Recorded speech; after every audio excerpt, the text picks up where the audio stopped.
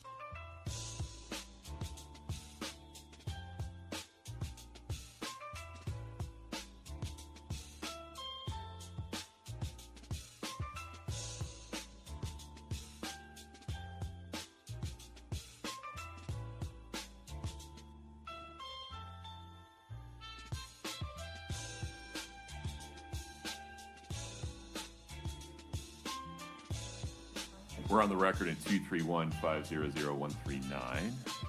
Counsel for the state are present. Counsel for defendant Ms. Richins are present along with Ms. Richins. Mr. Bloodworth, anything before we invite Ms. Lober back in to take the stand? No, Your Honor. Ms. Lewis? Of course. Oh, do you need a Band-Aid? No, no. It's a lipstick issue. Oh, okay.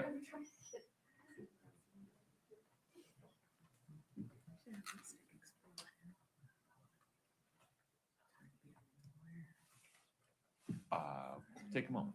That's fine. May we invite Ms. Lauber onto the stand while you're getting organized? Okay, very good. Let's do that.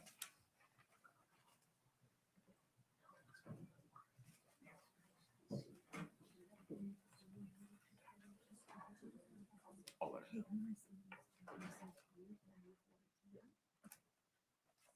Make sure you tell her we can't. Make sure you tell her we can't.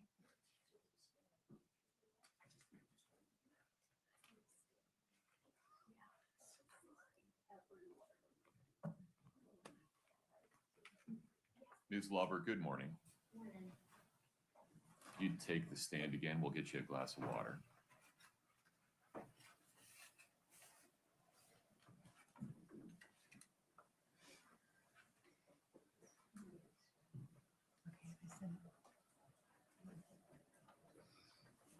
Thank you.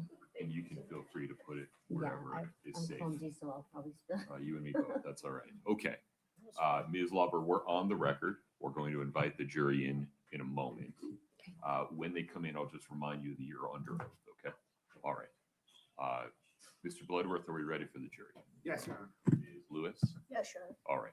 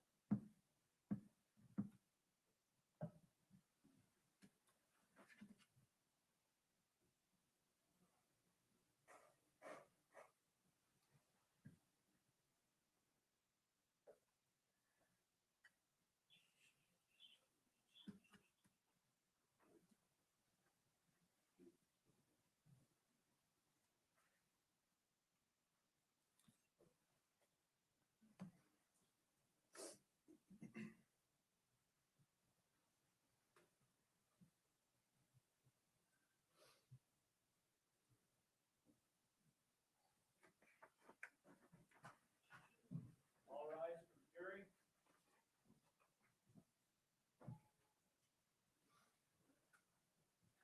Please have a seat as you come in. Thank you.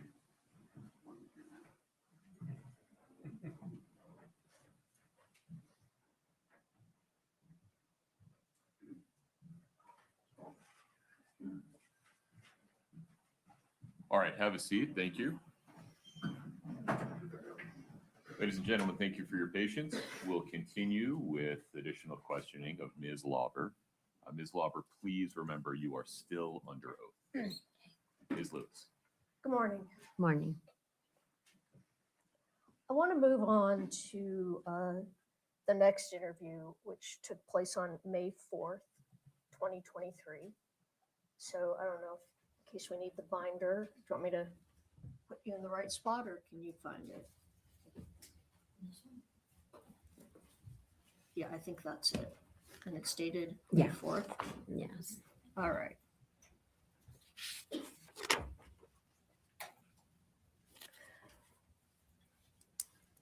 Okay. So you've stated that you worked for Kouri Richins for a long time prior to these events. I worked for her aunt. You worked for her aunt, but working through her aunt, she was one of your clients. You cleaned for Ms. Richins and Yes, worked she was for- one of her aunt's clients. Yes. Okay. And you had a lot of communications with Kouri over the years about cleaning. Yeah. And you were friendly with each other. Mhm. Fair. So I want to ask you, so there were, sorry, strike that.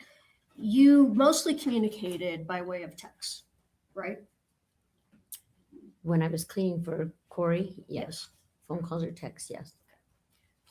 Hold the mic just a minute. No, sorry. Yes. All right. And you texted a lot, you sent a lot of emojis back and forth, fair? Yes. All right.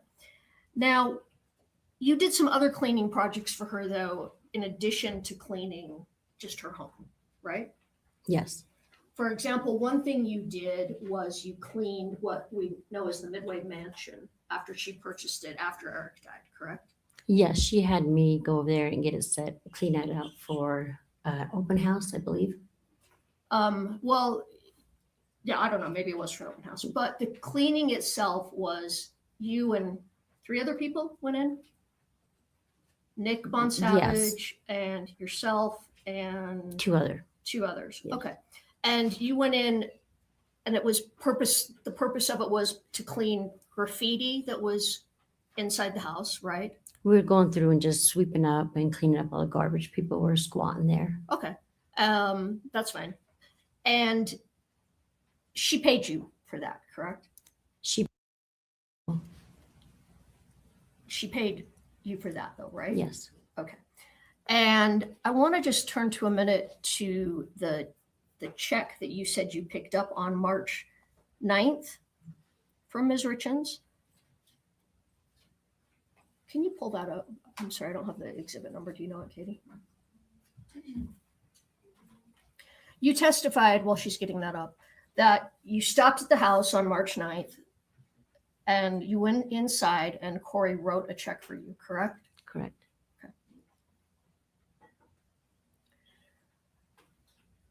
And this has already been admitted, so can we publish this? Now, do you notice on that check, the check is dated March 6th? Yes. So she didn't write it then. She already had it prepared, correct? No, she wrote it that morning On March 9th. when I went to her house. Yes. So you think she backdated it for some reason?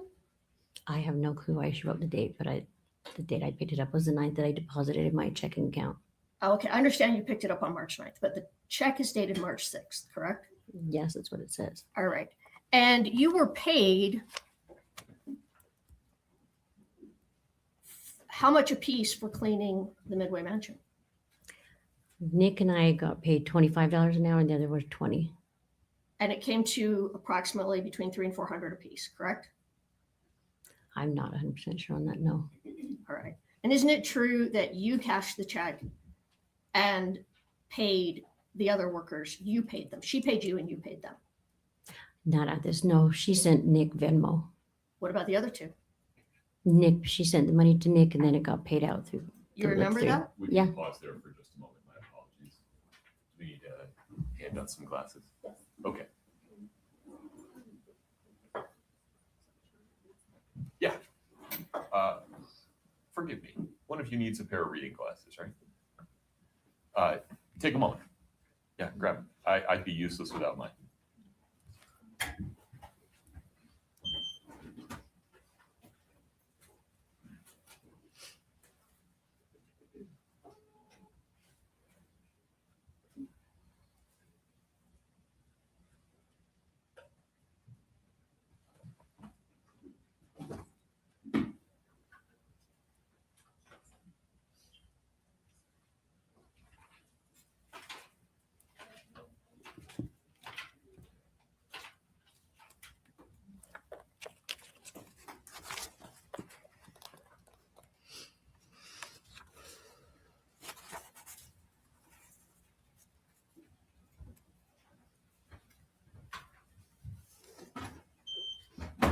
Ms. Lewis, please proceed.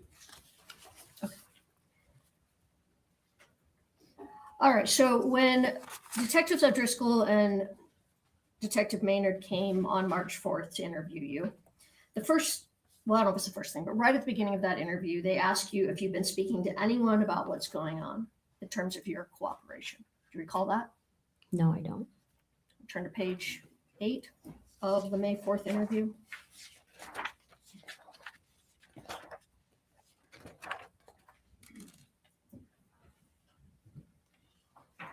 And it's towards the bottom of 8 and to the top of 9.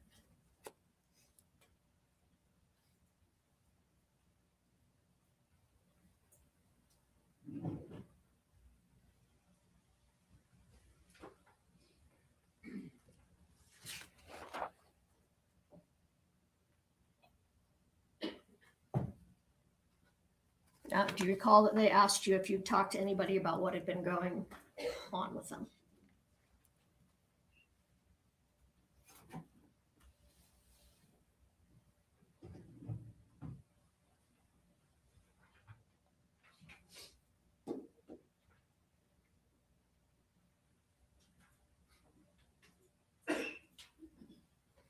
I don't see this on that page unless I'm on the wrong page. Let me see if I can help you out. See if we're in the right spot. Yeah. You're not on the right spot. Here we go. School Oh, here, you told me. May 4th. We're on May 4th now. All right, let's see.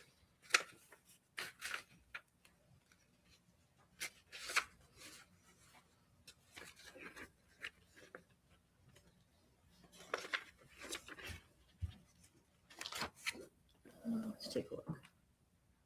You would back up and just ask the question.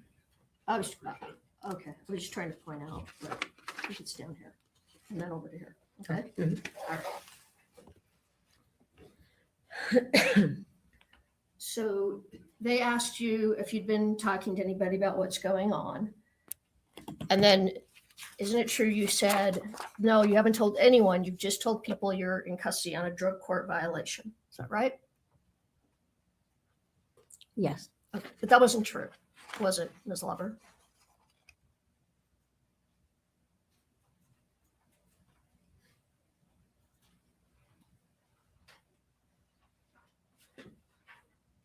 Ms. Lober? Yes. That wasn't a true statement to them, that you had only told people you were on a drug court violation, correct? correct. Because you had been telling people in detail that you were cooperating with law enforcement. No, I didn't tell anybody. I don't recall. You told Nick Bond Savage, correct? I don't recall. Well, you said yesterday that you had talked to Nick Bond Savage. You don't recall what you said yesterday? I had talked to Nick a little bit here and there, but not that I was cooperating, I don't believe.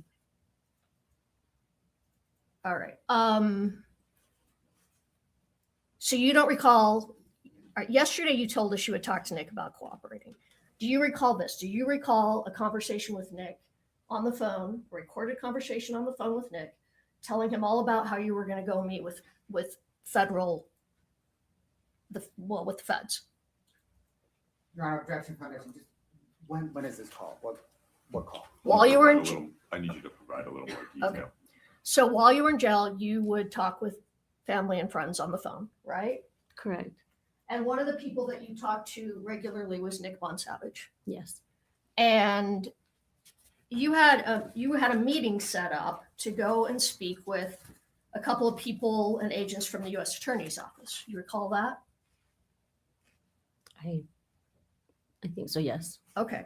And that, and you called Nick Bond Savage and you told him all about that you were going to go meet with the U.S. Attorney's Office.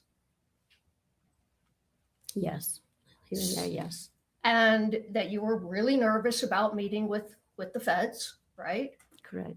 So you had told Nick all about what was going on. You talked in detail about what you were talking to Detectives Maynard and Detective O'Driscoll about.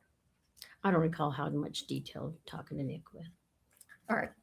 But when you told them, I've only said that I'm in jail on a drug court violation, you were not telling them the truth, because you had told people you were there cooperating and that you were there on new charges, specifically Nick Monsavage. Correct. All right. Not objection, I think that misstates both the evidence and the I reality. need foundation in order to rule on the objection for who them is in your question. I'm not sure what the objection is. The foundation, yeah. As to, When you say you told them, who is them in your question? Could you be specific about that? you told Detectives O'Driscoll and Detectives Maynard that you had not talked to anyone about this case other than to tell them you are in drug court violation, and that was not a true statement, correct? Correct. Okay. Is that okay? Thank you.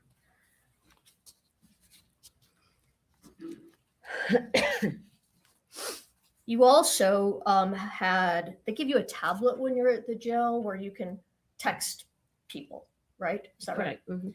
And you were also texting your friend Nick Monsavage, right? Correct. And do you recall texting him about how you absolutely can't lose your drug court? Yes. Okay. Do you recall what you said to him? No, not exactly. Okay. I'm going to show you. Just a text with him. I highlighted quick. I'm not introducing it. Just gonna use it. Yeah.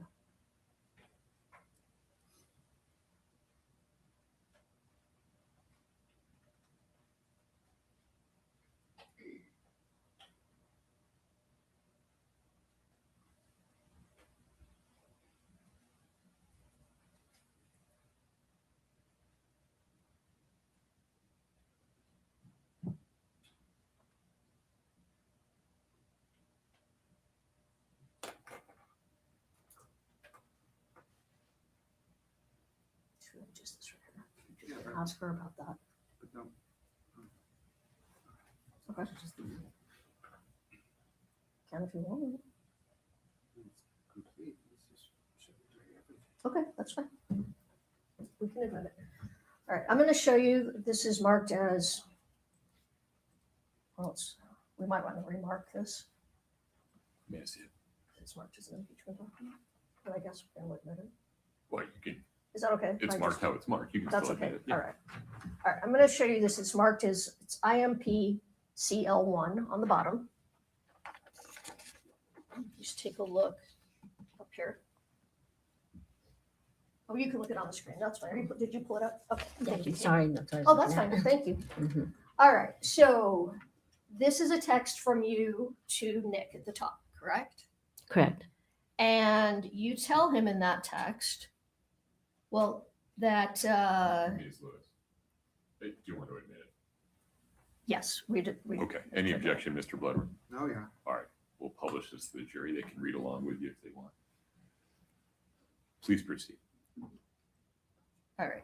And you tell him midway through, I have my ups and downs. I fucking can't lose my drug court. I fucking worked so hard to finally get clear-minded and get on a good path and live a straight life.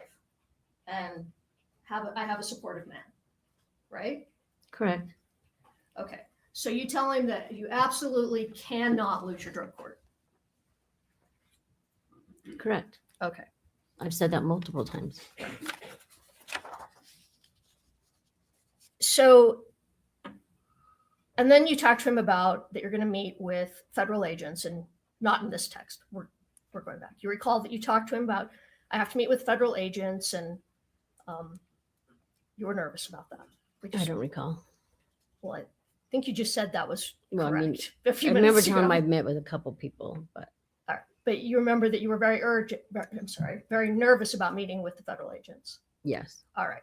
So on May 10th, which that's the thin notebook, which we're going to be referring to now, the one that you've got sitting on the.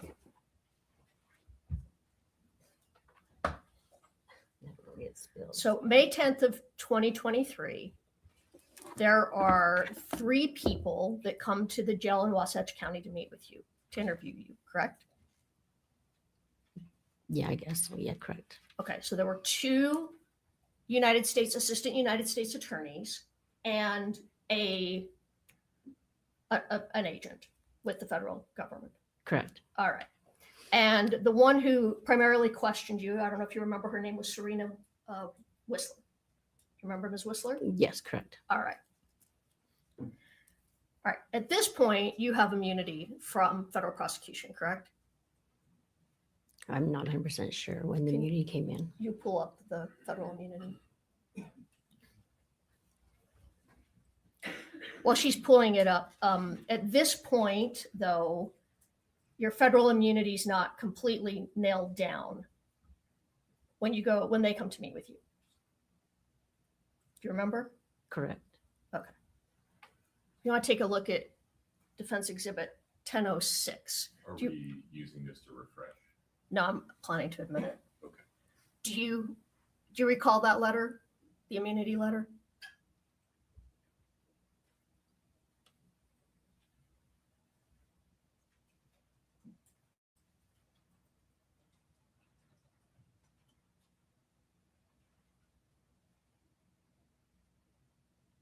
I don't recall seeing these letters. They might have went to my attorney. All right, you've never seen the letters giving you immunity in these cases? No, I have not. All right, we can just take that down then. She doesn't recognize it. But you know you have immunity. Yes. All right. So in this interview, it's you, Ms. Whistler, Mr. Holden, another assistant United States attorney, and Officer Tyler Parker. I don't recall their names, but yes, I know they were Okay, the Fed 2 men agents. and Yes. a woman. Okay. And Detective O'Driscoll and Detective Maynard aren't there to help you anymore, correct? Correct. And you have to give your statement by yourself. Correct. Nobody's there to lay it out for you, correct? Correct. All right.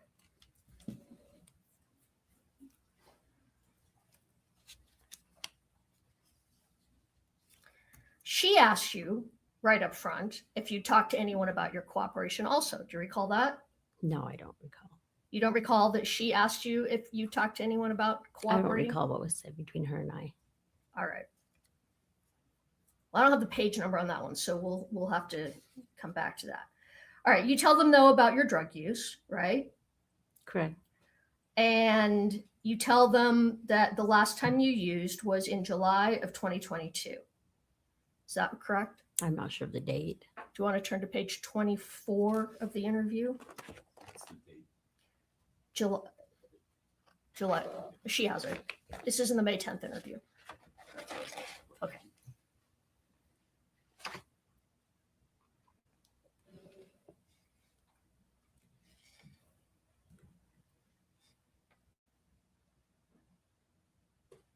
Oh, correct. It's right here. Okay. So you told them July of 2022 is the last time you used. Correct. Okay. And was that a true statement? It's been so long, I'm not 100% sure. Okay. So you don't recall the last time you used? Back then, I'm not 100% sure. You have the dates. All right. Can you tell us sitting here today when the last time you used was? 4 years ago. I'm clean for a little over 4 years. So that would put us at, we're in, I can't even think of what day it is, February of 26. Mhm. And so the last time you used, you're saying is February of 22? So hold on, I got to count back too. I mean, that's correct. I'm not sure of the dates. Well, you told them it was July of 22. Like I said, it was a long time ago. I'm not sure on the dates Okay. or what was said. All right. So let me ask you, I know, what phase of drug court was it that you were using other people's urine to have drug testing done? I never used anybody else's urine. You never used anyone else's urine. No, I've never used anybody else's urine. You realize you're under oath. Yes. Okay.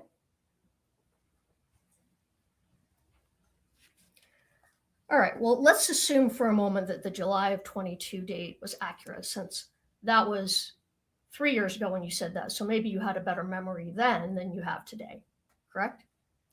Correct. All right. But again, that means the whole time of what we're talking about here, the time period of January, February, March of 2022, as we talked about yesterday, you were using consistently during that time period. Not consistently, no. Off and on. Well, we went over drug tests yesterday where you were having positive drug tests once or twice a week. In the beginning of drug court, yes. And all the way through March of 22. No, I was due to graduate probably 3 months when I got arrested. So it was not. That's not true. There was, Objection, Your Honor. Yes. I'll have a Pause, question coming. Ms. Lober. Yeah, I need you to ask That's the what questions. yes, Yeah. that's what I'm doing. All right. Any other objection, Mr. Black? That's the one. I just all need right. you to ask questions. Yes.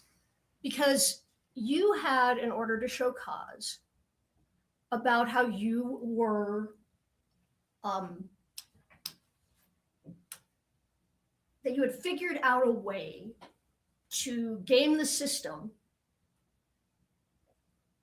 and you'd figured out an algorithm so you would know when you were being drug tested, so you would test clean, correct? No, that is not correct. It's not correct that that was part of your order to show cause. No. So if the prosecutor in your case testifies otherwise, he's wrong? Nobody figured out anything on how to do the UA system. You and Nick Savage didn't figure out how to game that system. No. There was a couple of us that would text each other, hey, don't forget to go do your UA today as a group. Nobody figured out anything. All right. It was a random phone call every day that you made. I understand that. All right.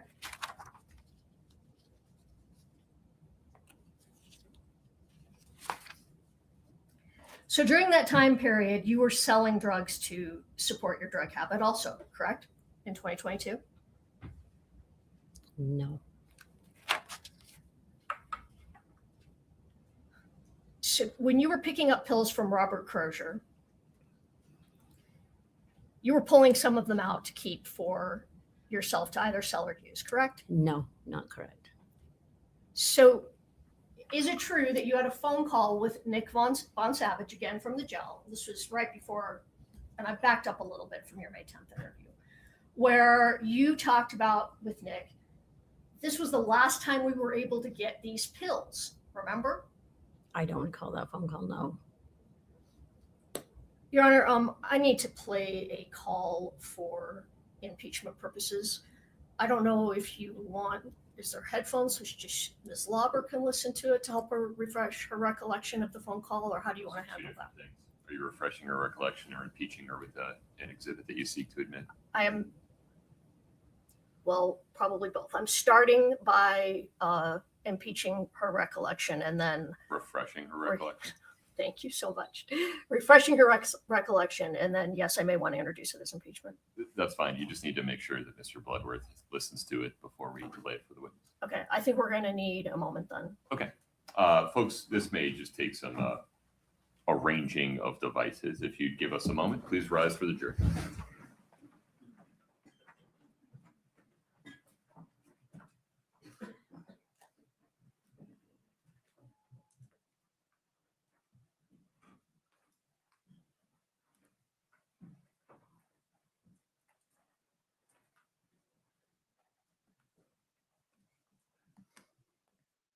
Let's get calls with Nick, and I don't know, do I need to play both of them for Brad, or is it just the one? Have a seat. Thank you. Where Ms. Lover, do you need a restroom break? she talks about, Yeah. this is the Yes. last time we were able All to right, get so- those, we tried to get. please do not talk to anybody during the I won't restroom have break. to, All right, so just affirmatively avoid I people. know. Yes? Yeah. Okay, you can take a restroom break. That's fine. It's just, yeah. I just want to make sure they're on the same topic. Why don't we go off the record for a moment?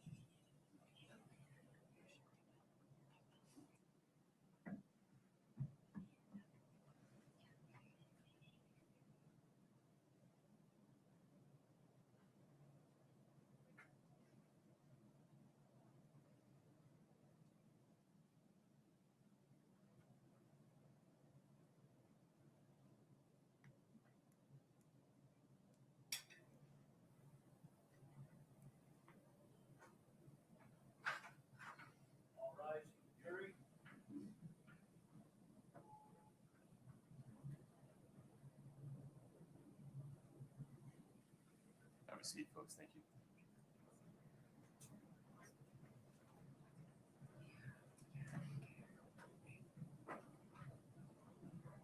All right, have a seat. We're on the record. Ms. Lewis, I understand you'd like to refresh Ms. Lauber's recollection with a couple of audio recordings, correct? Yes. All right. Ms. Lauber, if you put the headphones on, Katie's going to play 2 audio recordings for you. Just listen. And when they're done, Ms. Lewis is going to ask you another question. Thank you. Go ahead.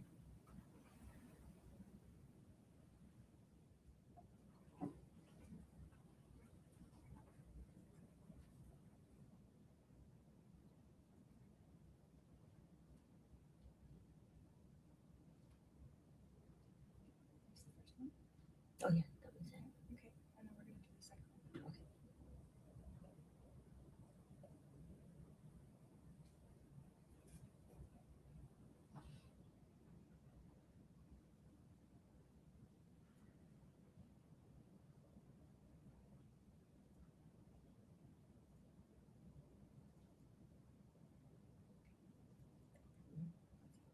Okay. Yeah. If you would hand those headphones back to Katie. Katie, if you'd take your seat again. Ms. Lauber, were you able to hear those 2 phone calls between you and Mr. Von Savage? Yes. All right. So you were having a conversation where Mr. Von Savage was saying to you, hey, remember, Carmen, we couldn't get any more of those pills after we've got those in March of 2022, right? Correct. And he said, remember, we tried to get more. We asked Kouri if she could get more. And she said she didn't want any more, so we couldn't get any more, remember? Correct. Why was it that you wanted more pills? I don't think I was the one asking for them. Nick did. Nick wanted to know because Nick benefited from it when he got made the $300. Nick said that was the last time we could get them, correct? Correct. Meaning you and Nick. Nick was the one that drove me down the last one. Yes. Correct. And that Nick and you wanted to get more pills, correct? I don't recall me on that video. It wasn't me asking for them. Your Honor, can we, I'd like to admit the recording. Mr. Bloodworth, you've heard it. Any objection?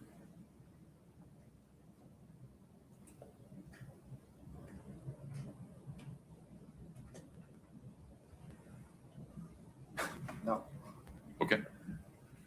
Pause for 1 moment. Katie, let me make sure you're connected. Let me know when you have them queued up. This should work.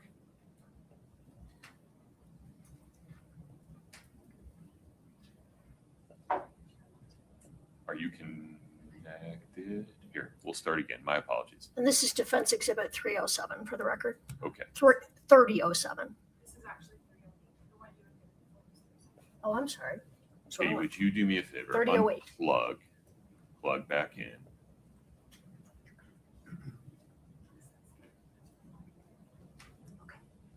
Let me know when you've plugged back in.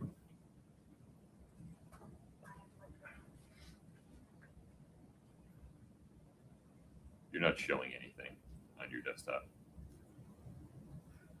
It's just the But forgive me, I'm not sure the audio player is connected. Can you drag it into?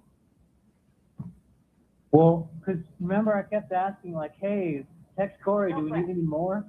And that, so me and you was the last time we were able to get any because she didn't want any anymore. Because remember her guy was out of town or whatever? I don't know. Can we play the next part? I mean, I know that like I kept asking like, hey, does her guy want more? Does her guy want more? So, and you were like, and she'd always say no. So like, I know you and me was the last time, unless you cheated on me and went with somebody else, which I don't never think you cheat would on have. you. Duh, you're Yeah. All right. So Nick said he's the one that texted, but then he said that's the last time you and me could get any of those pills, correct? That was the last time Nick and I had gone to the Maverick. All right, we listened to the call. He said that's the last time you and me could get any of those pills. That's what the call says. That's the last time him and I went to the Maverick. Correct. I'm going to try and ask the question again. Your Honor, objection. Asked and answered. It's in evidence. It says what it says. Sustained. Please ask your next question. Sure. All right, let's go back to the May 10th interview with Ms. Whistler and the others. maybe turn to page 26 and I'll ask you if you can remember this. And if you can't, you can look down at the page. Just wait one moment. She's going to ask you a question, Ms. Lauber. Oh, okay. So Okay. So Ms. Whistler asked you how often that when you were using drugs, how often you were using. And you told her hardly ever, like maybe once a month. You recall that? correct, Okay. But that wasn't true, correct? correct, Because you were using a lot more than once a month during February and March of 2022. correct. Okay. So you weren't honest with Ms. Whistler, correct? Correct. All right. So then she wants to talk to you about the first drug purchase, the one with Susan Kohler. And turn to page 34, just so you have it ready. But first I'll ask if you remember, and then if you don't remember, you can look at the interview, okay? All right. Now, you told Ms. Whistler that you couldn't remember when you sold pills to, or I'm not sorry, excuse me, when you bought pills from Susan Kohler, but it was wintertime, correct? Correct. And then you tell Ms. Whistler, the other guys, referring to Detective O'Driscoll and Maynard, they made it much easier because they drew it all out for me. Do you remember that? No, no. Okay, take a look at page 34.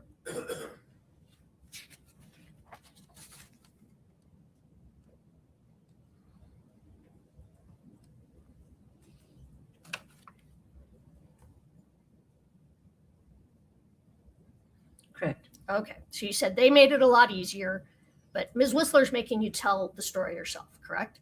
Yes. All right. So again, you say you went to Susan Kohler and bought oxycodone, correct? Correct. That those were prescription pills that Susan got for a friend, correct? Yes. And I take it you don't know how many milligrams of oxycodone those pills were. Do you know that? No, I didn't look at them. I didn't count. I didn't ask. Okay, fair.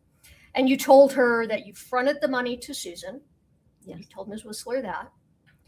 And then you told Ms. Whistler and the U.S. Attorney's Office that you were supposed to leave the pills in the closet in the Midway house, the small Midway house, and the money would be in the closet. But instead, you decided to leave them in the fire pit, correct? I don't recall. No. Okay, let's go to page 46. And if you take a look at that and look at where it talks about you were supposed to leave the pills in the closet.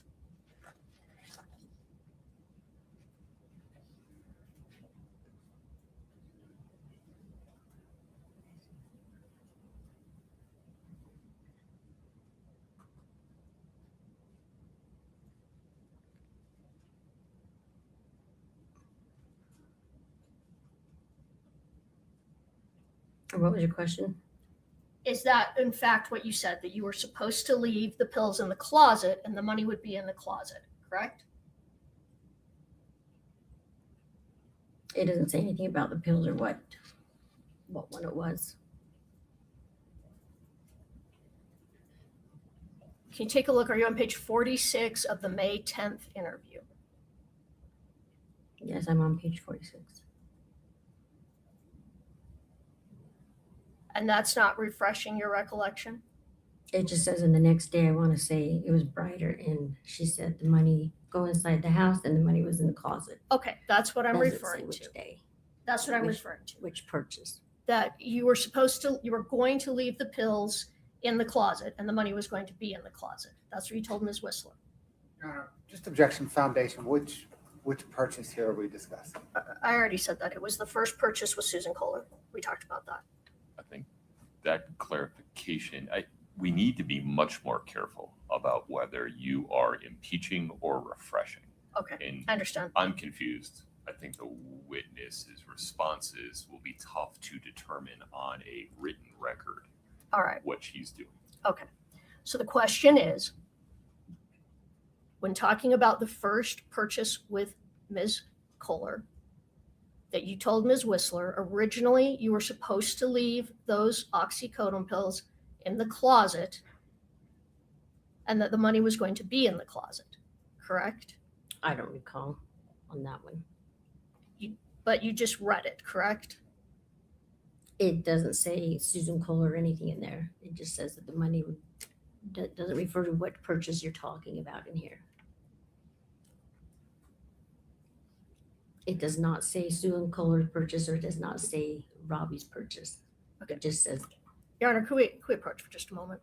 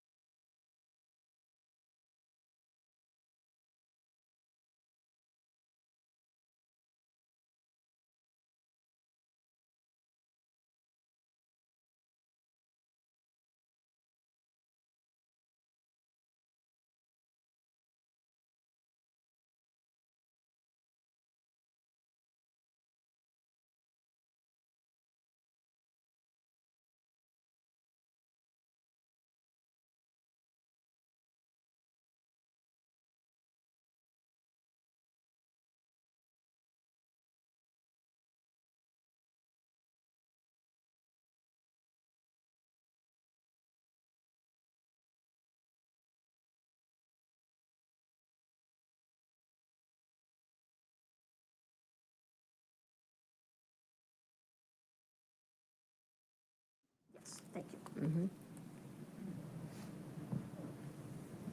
Okay, let's try this again. I'm sorry that this has been really confusing, but Ms. Lewis, if you don't leave it in front of her, she won't be able to read along with you.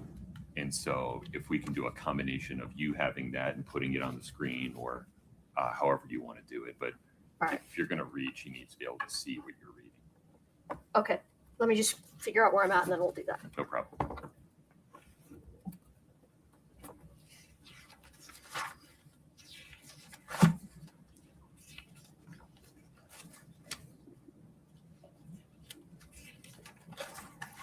All right, let me ask you this. The first thing you talk about with U.S. Attorney's Office is the first purchase with Susan Kohler. I'm not 100% sure.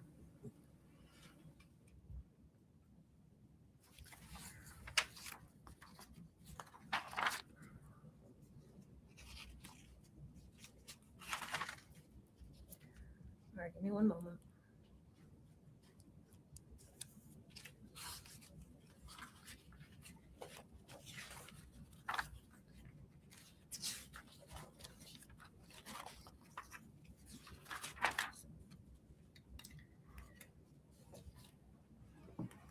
Katie, can you pull up page 34 of the May 10th transcript?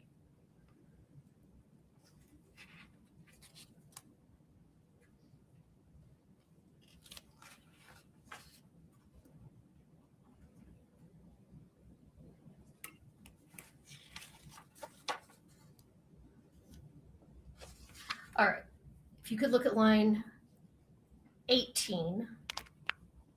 And this is early in the interview. Ms. Whistler asked you, okay, so when would that have been? Referring to the first time Kouri reached out for pills.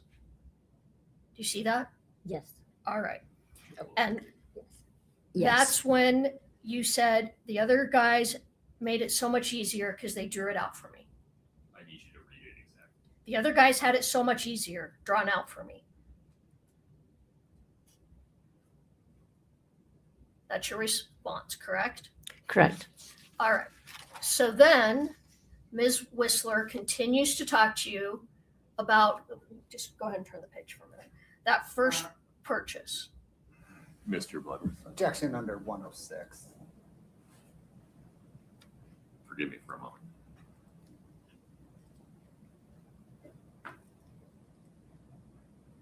Okay.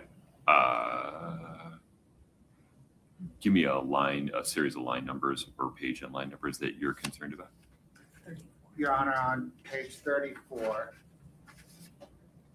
the response spanned lines 20 through 23.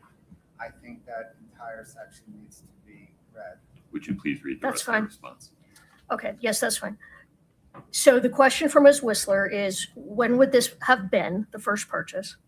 And you answer, the other guys had it so much easier drawn out for me. I want to say January or February. I don't know. You'd have to look at the phone records. Correct. Correct. And Ms. Whistler says of last year. Correct? You got to read or answer the question. Well, I was asking her to acknowledge that was the question from Ms. Whistler, that Ms. Whistler asked you of last year, correct? Correct. And you said, I think so. Yeah. Correct? Correct. Okay. So now you go on and you're talking about the purchase from Ms. Kohler, correct? Correct. All right. And while you're still talking about that purchase,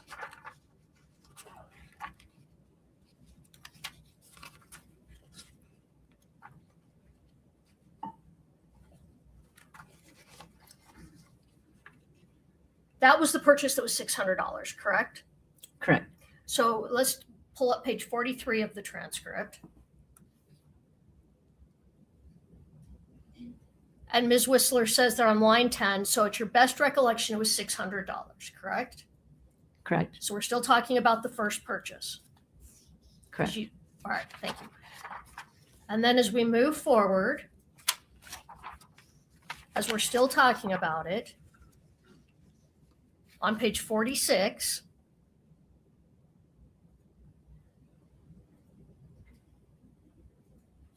you're talking about that the next, after you got the pills and you testified yesterday, you didn't give them to Kouri that night. It was the next day, correct?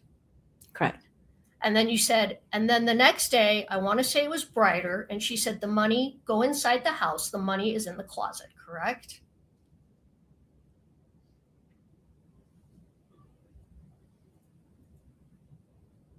Correct. All right. And then Ms. Whistler asks you, 2 lines down, 3 lines down, you took the pills you had gotten from Susan to that address, correct? Correct. All right. And so as you're talking about that, You have to read or answer. The question is not evidence of anything. well, now I forgot what the question was. So you're at line Oh, I'm sorry. 19. You took the pills you gotten from Susan to that address and you said yes, correct? Correct. All right. And she asked if you'd been to the house before and you said no, correct? Correct. All right. So then as we move to page 47, line 14, Ms. Whistler says, okay, when you got there, did you go inside, correct? Correct. And she's talking about the small Midway house, correct? Correct. And you said, no, it was late at night and I put them in the fire pit, correct? Correct. And Ms. Whistler says, outside, and you say, yeah, correct? Correct.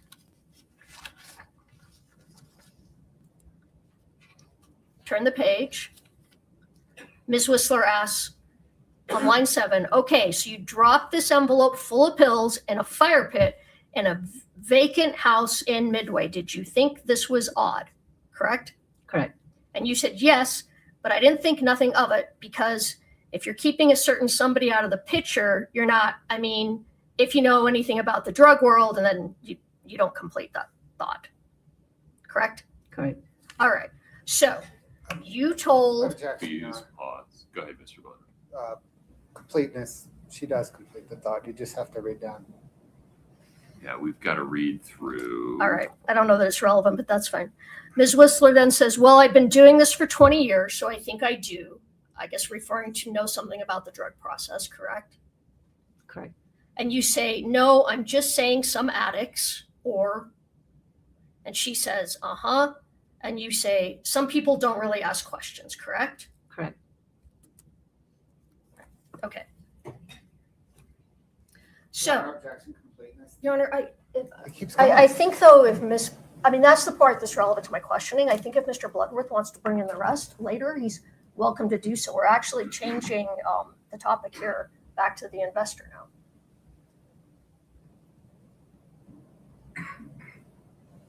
Why don't you just read through the sentence, the period on line 23?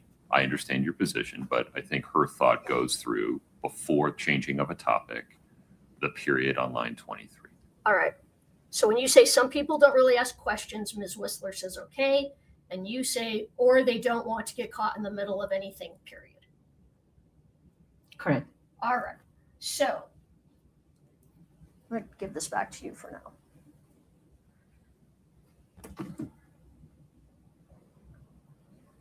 So back to my original question is, you told Ms. Whistler that the first pills you got from Susan Kohler, you left in the fire pit at the Midway house, correct? Correct. But that's not what you're saying today, correct? Correct. Now, is it fair to say when you were talking to the U.S. Attorney's Office, who could potentially charge you with a 20-year minimum mandatory crime, you were doing your best to tell them the truth? It was a lot to take in, so I probably had confused a little bit. Were you doing your best to tell them the truth? Yes. Is that fair? You Correct. were. Mhm. And this conversation was approximately a year after these events took place. The conversation with Ms. Whistler took place about a year after these things happened, correct? I'm not sure on the dates. Well, they happened in March of 2022, February, March of 2022, and you're talking with Ms. Whistler in May of 2023, so a little more than a year, correct? I'm not sure on that. Well, the date is on the transcript. You need to look at I don't think it was a year apart, but I can be confused on the date. If I represent to you that this interview was in 2023, are you comfortable with that? Yes. Okay, so it was about a year after. Okay. And fair to say, 1 year after the fact, your memory was probably better than it is here today, 4 years after the fact, correct? Correct. All right.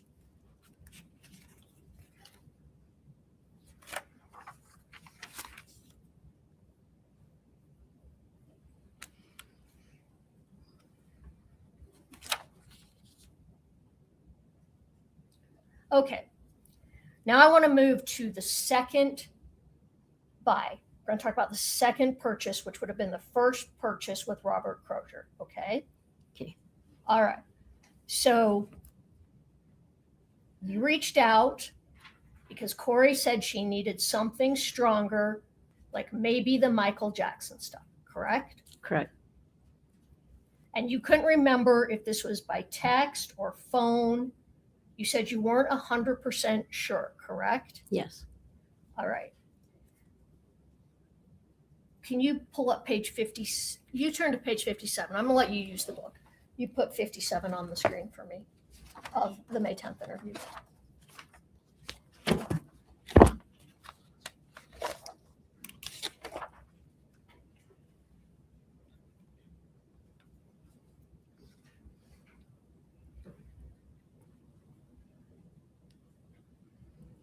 Okay, I want you to look at line. You're on page 53, Carmen? I'm on 57. Oh, I'm sorry. Maybe I gave you the You wrong told me page. 57. I might have. You're right. 57. I'm sorry. So do I need to go back or stay No, here? 57 is correct. I Okay. misspoke. I'm sorry about that. So line 7. Oh, actually, no. Let's go up to line 5. Officer Parker says, when you say by phone, are you saying a phone call or a text, correct? Correct. Talking about your communications with Ms. Richins, correct? Correct. You said, I'm not 100% sure the officers have it all, correct? Correct. Do you recall what you said after that? Well, let me ask it this way. Do you recall telling them they made it easier for me because they draw it out? Like they laid out the whole puzzle and they fit the pieces together. Do you recall that? Yes. So you recall that you said that. Correct. And do you recall what Ms. Whistler said to you? No.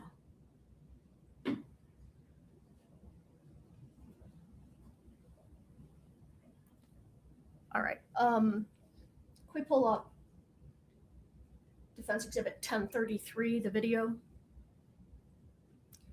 Do you recall that she, before you play that, do you recall that she said to you, well, we would rather you just tell what you remember? Correct. Then maybe we don't need to play it. It's not her objection. That's not what the question says. But that's her memory. So here we go. There's nothing impeachable happening right now. Okay. So again, Ms. Richins on the second time asked for the Michael Jackson drug, correct? Correct. And you told Ms. Whistler that you had to Google it, correct? Because you didn't know what it was. Correct. And that you discovered it was propofol, correct? I don't recall if that's what I remember, but Well, you said yesterday that you discovered it was propofol. yes. All right. And you can't buy propofol in the streets, correct? I'm not sure. To your knowledge, can you buy it on the streets? No, I don't go around asking for it. No. Okay, that's Not fair. that I recall if you can That's or fair. not. And I want to go back to the pills, the first set of pills you got from Robert. Can you pull up page 59? Yeah, I'm really not going back. We're still on the first set of pills you got from Robert. Page 59. If you would just wait for the question. Oh, okay. I was just trying to get to the page. Yeah, Okay. it'll be less confusing if we do it Okay. this order. Ms. Whistler asked you during this interview if you'd ever taken opioids. Do you recall that? No, I don't recall. All right, can you look at page, you're on 59, right? Yes. Line 4. Ms. Whistler says, and you yourself have never been an opioid user. I misspoke. She said, you yourself have never been an opioid user. Recall that? Correct. And you said, well, I was for my neck. Correct. Okay. And she says, okay, but I mean, and then you say, I had neck surgery, correct? Correct. And she said, I mean illicit opioids. And you said yes and no. Correct. So you're saying, yes, I had taken illicit opioids also. Yes. Correct? All right. She says, tell me what you mean by yes or no. Correct? Correct. And you say, I mean, I would take Roxy's or Oxys for my neck and stuff. Okay. Okay. And then Ms. Whistler says, were they, okay, but were they prescribed to you by a doctor? Correct? Correct. And you said they were in the beginning, but not after a while. Correct? Correct. So then she asked you roughly, when did you have neck surgery? Correct? Correct. And you said, I had neck surgery a year ago. Correct? Yes. All right. So your neck surgery was pretty close in time to when you were getting these pills from Mr. Crozier. Correct? No, my neck surgery was completed. I was out of my brace and everything. So when you were getting the pills from Mr. Crozier, your neck surgery was over, correct? Yes. That's fine. I mean, I didn't Yeah. know that. Thank you for telling me that. All right. So my question is, when you were getting oxycodone from Mr. Crozier, were you holding back any pills for yourself? No, I turned them in to my therapist. She kept track of them. When I had my prescription, my surgery, when I was done. Right, but you said you were getting some that were not prescription. You were getting illicit pills. I take it you didn't give those to your probation No. officer. All right. So were you holding back pills from Mr. Crozier to take for yourself? No, I was not.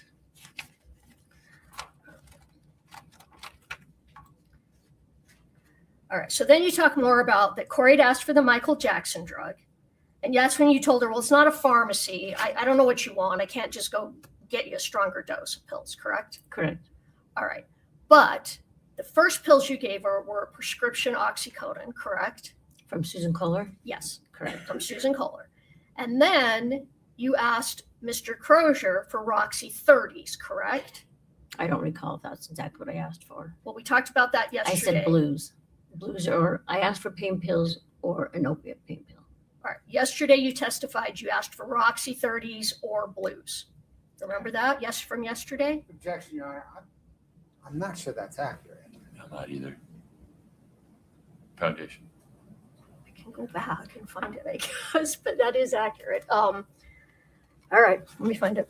I think the difference is whether, to be a little bit specific here, she testified to that yesterday or acknowledged having said it in a prior interview. That's fair. Yesterday you acknowledged that you had told Mr. Crozier that you wanted Roxy 30s or blues. We found that page number yesterday, and you acknowledged that, yes, that is what you had said at the time. Is that fair to say? Yes, Okay. So my point is, Roxy 30s, 30 milligram oxycodone, are a stronger variety of oxycodone than what you would typically get in a prescription, right? yes. Okay. So you could get her something stronger and still get her oxycodone, correct? I'm not understanding the question. All right. There are different milligrams of oxycodone, right? Correct. Prescription oxycodone, and then which are weaker, and then Roxy 30s are a stronger variety because they're 30 milligrams, correct? Correct. All right. So you could, in fact, get the same drug, oxycodone, and get a stronger version of it, right? If you knew somebody with the prescription. Okay. All right.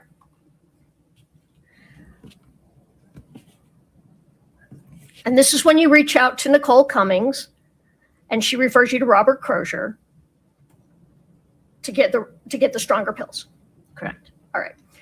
But you never did ask Crozier, and we talked about this yesterday, you never asked him for fentanyl, correct?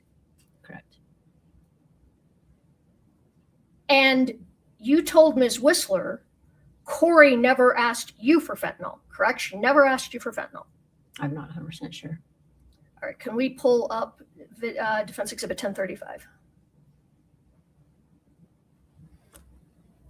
Do you need to see this? It was provided in discovery. Can you remind me? I don't. We'll put it on. I want to introduce this. So we'll preview it Okay. for council. What's it say? Can you put the transcript next to it so he can? Yeah, the transcript's more helpful. Can you scroll through? Katie? And why is it that No. Not yet. Just let him read the transcript of what is in the video. If you take the video down for a moment, Katie, let Mr. Bloodworth review the transcript.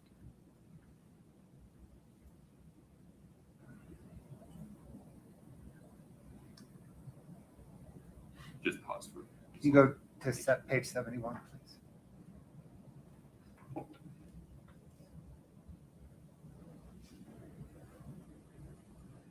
Right, through line 25. So we only have that one page. So just 71. Whatever page you had up.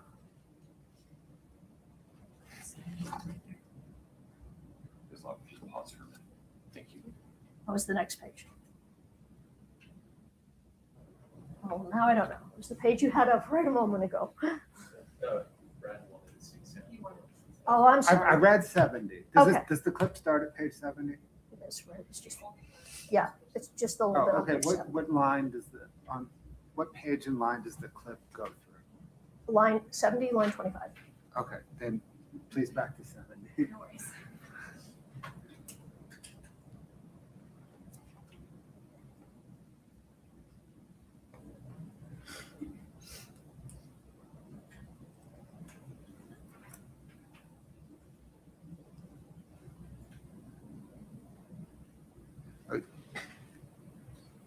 Okay, the state objects under completeness. If you look at 71, page 71 of the transcript, it continues. Well, go ahead. Let me see page 71.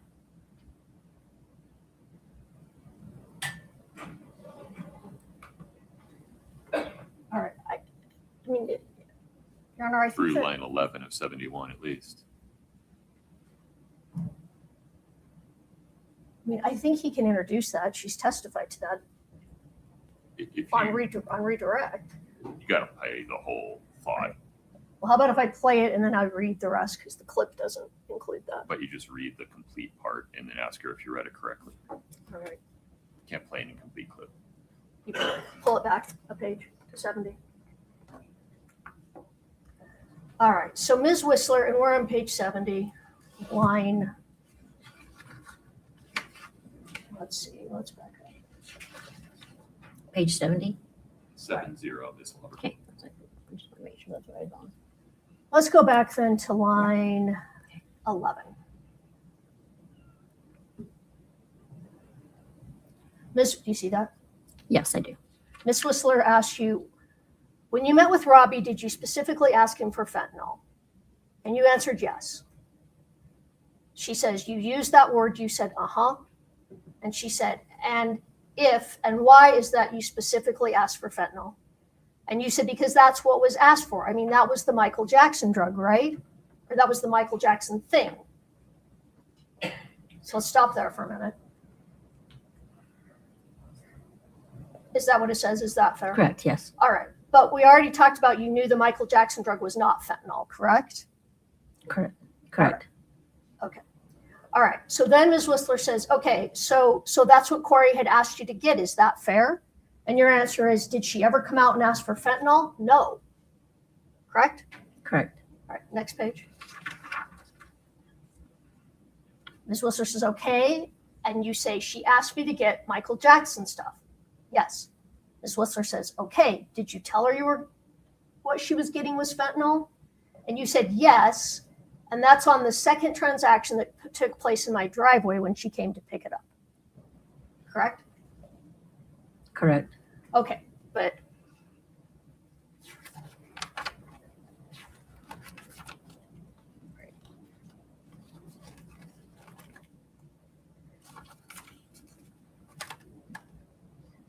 all right, we're going to come back to that because I don't want to confuse you by jumping around in sequence. So we'll talk more about what you said about that in a few minutes, okay? All right. Now, you told the U.S. Attorney's Office when you interviewed with them that you purchased drugs 1 time from Susan Kohler and 2 times from Robert Crozier, correct? Correct. You didn't tell them you purchased 3 times. You told them you purchased 2 times from Mr. Crozier, correct? Correct. All right. You told them that the first time from Mr. Crozier, you got light green pills, correct? Correct. And the second time you got light blue pills, correct? Correct. That you got his number from Nicole Cummings, correct? Yes. Told him you needed Roxy 30s or blues, correct? Correct. Met him at the Maverick, correct? Correct. Picked up the money to pay him, correct? Correct. You said it was $1,000? Yes. And that means he was charging, my math I don't do, but I think it's approximately $30 to $35 a pill, correct? Maybe more? Probably yes. And that's about the running rate for oxycodone. Might even be a little high, but for oxycodone, correct? Yes. Correct. Are you aware what fentanyl So typically? you got to pause so we can get a response on the record. I apologize. That's okay. Was your last answer was? Correct. Sorry. It's okay. All right. Now, are you aware what fentanyl sells for? I'm not 100% sure. Because you've never It- bought fentanyl? It's a street drug. I'm not 100% sure what it's out. Do you know that it's really cheap? At least it was in 2022, 2023, 23. No, I didn't know. Okay. I just went off the price he told me. Okay. And you picked up the money at the closet in the Midway house for the purchase for Mr. Crozier, correct? Correct. In a closet, correct? This one might have been the box. I'm not sure which one.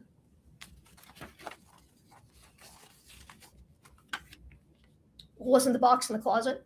Yes. Okay. So in a closet in the Midway house. Correct. And you got approximately $1,000. Correct. And that same day you brought the pills, you bought the pills from Mr. Crozier.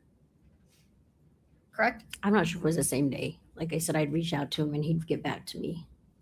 Okay. Do you recall if you picked the money up the same day you bought the pills? I'm not 100% sure. So you might have picked the money up first and then taken it a day or two later. Maybe, yes, Okay. correct. Tell me again. So that time you go in the house, which it's a little unclear. You've said different things. If it was the first time or the second time, what was in the house? There was nothing. It was being remodeled. It was one that she was flipping. Wasn't it already remodeled? I'm not 100% sure. She said it was a house she had done. that Are was you flipping. aware? I'm sorry, I didn't mean to talk over you.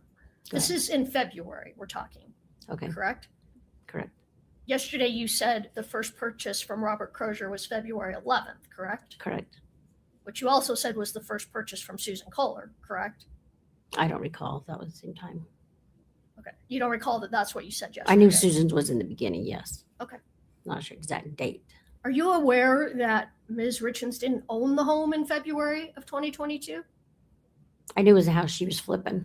Are you aware that she'd already sold it at the end of January of 2022? No, All right. So you meet Mr. Crozier at the Maverick, correct? correct. Give him the money and he gets you the pills, correct? Correct. Well, he leaves. He has to go somewhere close by to get the pills, right? Yes. And then he brings them back to you, correct? Yes.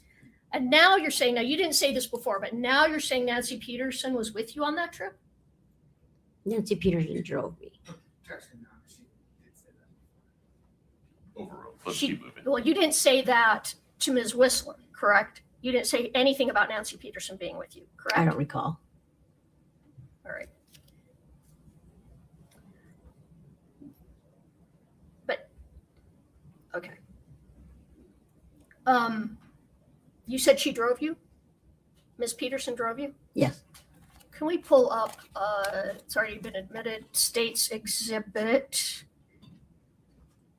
I think it's 3-7D, 3-7D3? Can we publish that, please?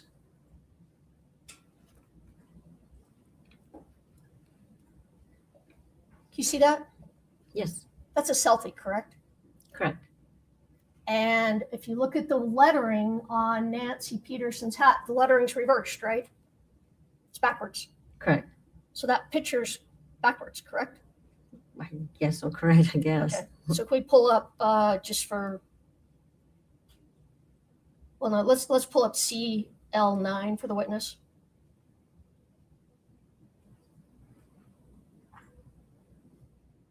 Can you make it so it's not split like that? That's how that picture really looks, correct? Because now it's not backwards. Correct. So you were driving, correct? On the way back, I drove back. Yes. Well, on the way there, the first picture was, On the way down, Nancy drove. On the way back, I drove because she wanted to get high. okay, well, you testified yesterday that this photo was of Nancy driving and you in the passenger seat. Recall that? Correct. But you're in the driver's seat and she's in the passenger seat, correct? I guess so. Correct. Okay, can we publish IMP-CL9 to the jury? We'd move to admit it and publish it. Mr. Bloodman. Yeah, 3,000.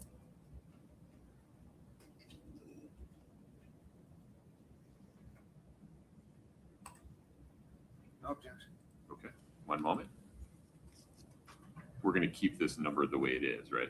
Sure, that's fine. So you testified yesterday that, Hold on a second. Why are we renumbering them? It makes it harder on Brittany. All the 3,000s are impeachment documents that were not on the witness list, so to make it easier at the end. And we've been bringing the next day ones that have a new sticker on them and giving them to Brittany. Okay. Defense 3009 offered as IMP_CL9 is admitted. all right, so yesterday you testified that you had Nancy drive you because you didn't have a driver's license, correct? Correct. But in fact, you're driving, correct? Down the mountain, Either way, driving up. you're driving without a driver's license, correct? Yes, I always did. Okay.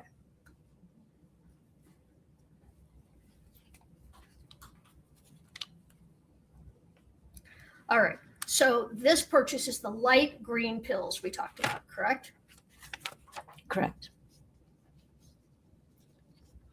And then you tell them that the next time you bought from Robert was after the death of Eric Richins, correct? I'm not 100% sure. Well, at this time you said you did one purchase from Susan and two from Robbie, correct? Correct. So 2 purchases in February, 1 from Susan, 1 from Robbie, and a 3rd purchase on March 9th, correct? I'm not sure of the date, but yes, there was You testified there was a purchase March 9th, correct? correct. All right. No, Your Honor, Foundation, I'm sorry, I need you to be more specific about when you say you testified. Yesterday, you testified that you did a purchase on March 9th, correct? yes, But back when you were talking to the U.S. Attorney's Office, I mean, you also said you did a purchase on March 9th, correct?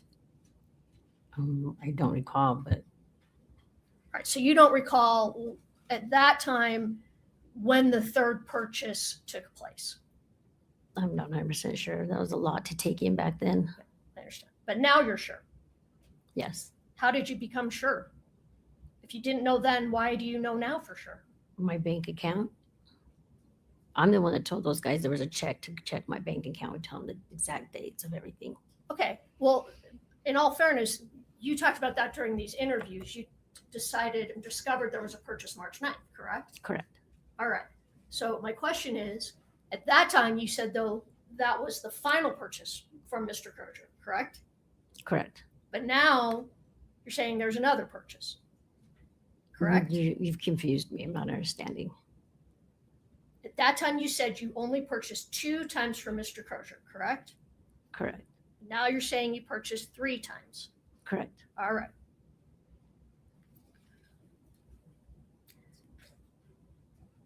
So now you go back and you're going to make your 3rd purchase from Mr. Crozier, correct? Correct. And in that purchase, you didn't tell him you wanted something stronger, correct? In the last purchase, Yes. you've confused me. Well, it's kind of confusing because we you have a bunch of bounce, statements you that bounce they're- back and forth. It's confusing. All right. We're going to talk about in May of 23 when you said there were only 2 purchases from Mr. Crozier. Okay. The first purchase you said was light green pills. Correct. And then the second purchase, you actually said, just give me the same thing, correct? I don't think those are my exact words. I think he just Okay, let's kept look at purchasing page. through him. I'm sorry. I just kept purchasing through him. Okay, let's look at page 86.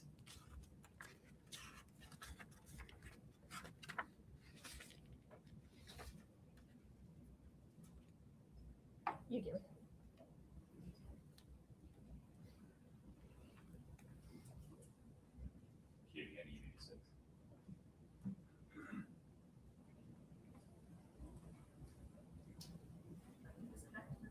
Sure. 1 second. Ms. Lober.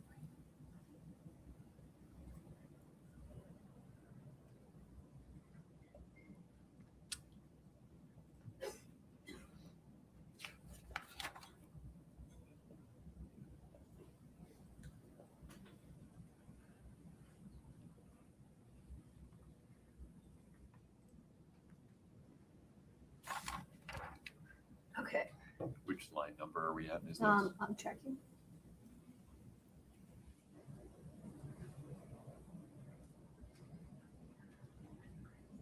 Just where it makes the most sense. Okay, line 8. Ms. Whistler says, did you contact Robbie a second time? And you say yes. Correct? Correct. She says, same phone number that you used to contact, and you say, uh-huh. objection, Your Honor, I think we're refreshing at this point, not impeaching. Fair, sustained. If you would just give her a page number and line range to read and then ask your next question. All right. Can you just read that page, please? Start from what number? Right where we were just talking about, line 8 through the end of the page. You want to read 8 all the way down? Yes. Just read it to yourself. Okay. I thought you meant out loud. I'm like, No, my okay. apologies. Okay, yeah.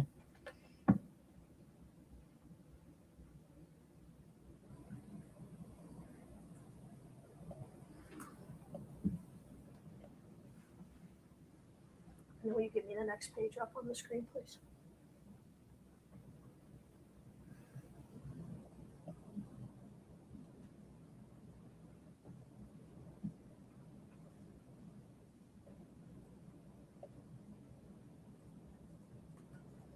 If you can tell me when you've reached the bottom of that page. I've reached the bottom. Can you turn to the next page and read through line 5? Katie, I need 88. Thank you.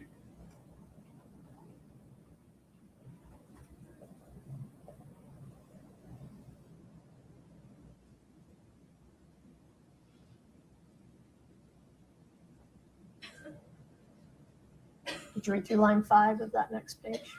Yes. All right. Hold on. Okay. Okay. Can you see this? Yeah, I can, Your Honor. There's going to be a completeness problem if we get to a page here. Yeah. Well, can we just? Okay. That's fair. Ask your next question, Ms. Lewis. I don't have the right page up here. Can you? That's okay. It Okay. just has. I apologize for interrupting. Please ask your next question. All right. So the second time you went back to Mr. Crozier for pills, you did not ask him for something stronger, correct? Through Robbie? Yes. I'm confused on what purchase we're on.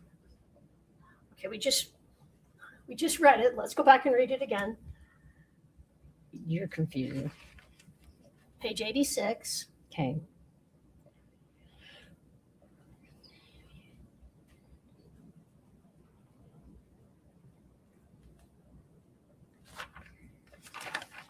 And the top of 87. Through line 5. Correct. All right.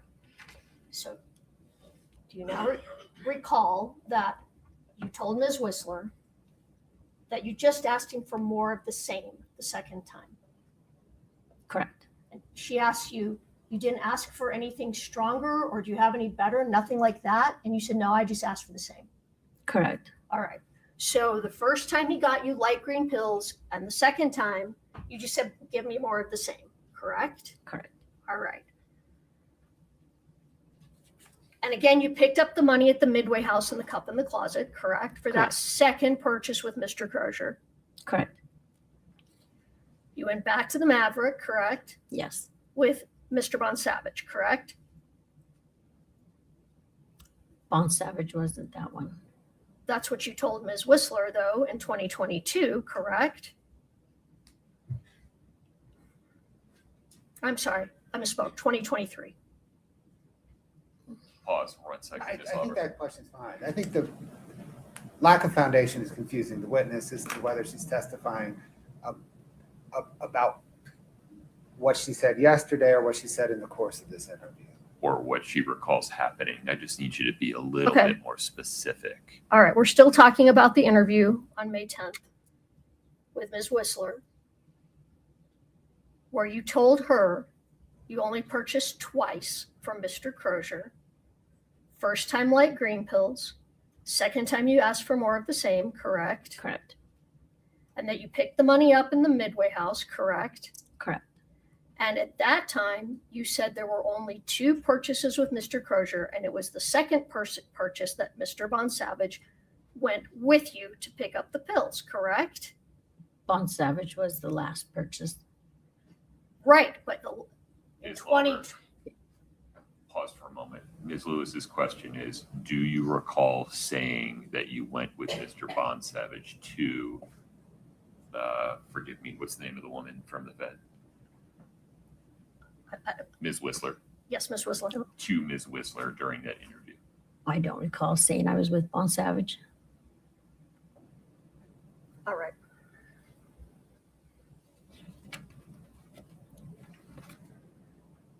Carmen,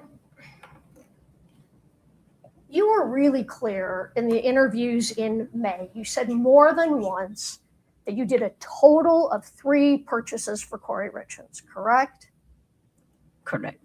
1 from Susan Kohler, 2 from Mr. Crozier, correct?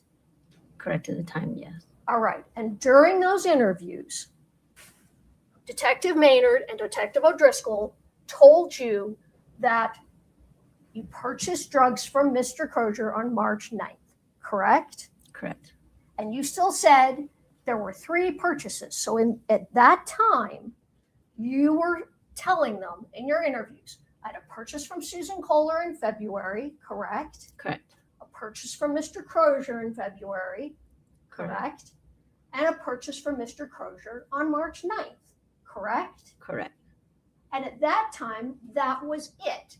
You said in these interviews, that's it. Those were the purchases I did for Ms. Richins, correct? Correct. All right. So that's what we're talking about right now. I know you've changed your story and you're now saying there was another purchase, but we're talking about what you told them a year after these events. Is that, do you understand? Yes. Okay. So you meet with the U.S. Attorney's Office on May 10th of 2023, correct? I'm not sure of the date, but All right. Well, you get me confused on the dates, but let me just show you. Maybe this will help.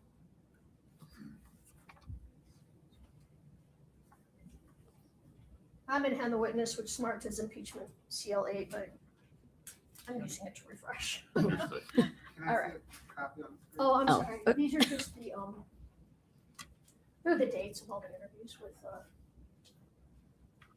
it's just the first page of each transcript. Oh, it doesn't have May 10th. Oh, it does. It's at the end. Oh, it's out of order. May 10th, May 12th, May 13th. I'm gonna put that in the right order. But it doesn't say who the interview's with. Transcription of interviews with Carmen. I'm just gonna get the dates straight. I just Right, wanna we get know the Carmen's dates. at all the interviews. We don't know who is interviewing her I by don't the face of even- these transcripts. Doesn't matter right now. I'm just asking her for the dates because she can't remember any of the dates. All right, let me see what she Counsel, would says. you pause for a Let me minute? just see what she says and then I'll Two clarify. notes for the jury.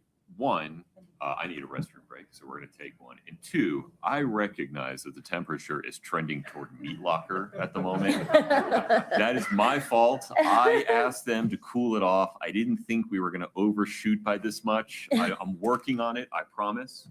Please rise for the jury. I wondered why my toes were getting cold.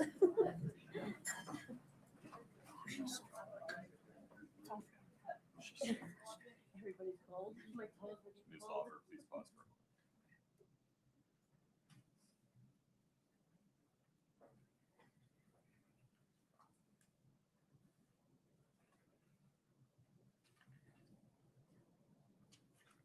Okay, we're going to take a restroom break. Everybody can have a seat for a minute. We'll be in break until 10:20. Ms. Lauber, I have a thought here. Ms. Lauber, same rules. You cannot speak to anybody. If you need to use the restroom, that's fine. Otherwise, you got to keep to yourself. You're allowed to stand next to Mr. Moffitt, but you can't talk to him about your testimony, okay? Mhm.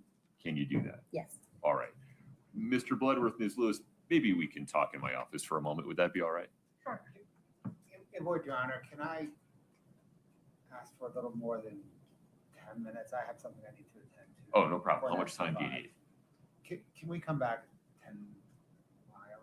How long am I going to be in your chambers?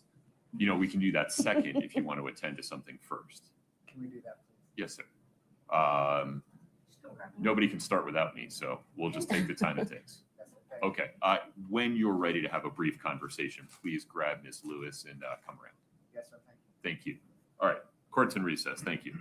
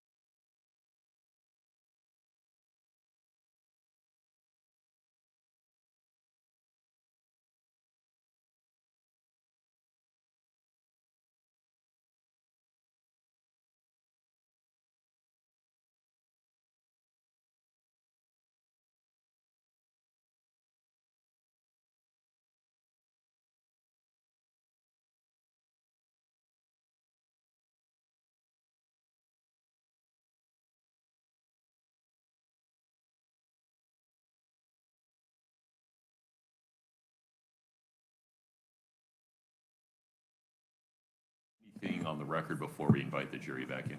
No, Your Honor. Ms. Lewis? No, no. Okay. Ms. Lober, you are still under oath. Okay. Let's invite the jury back in, please.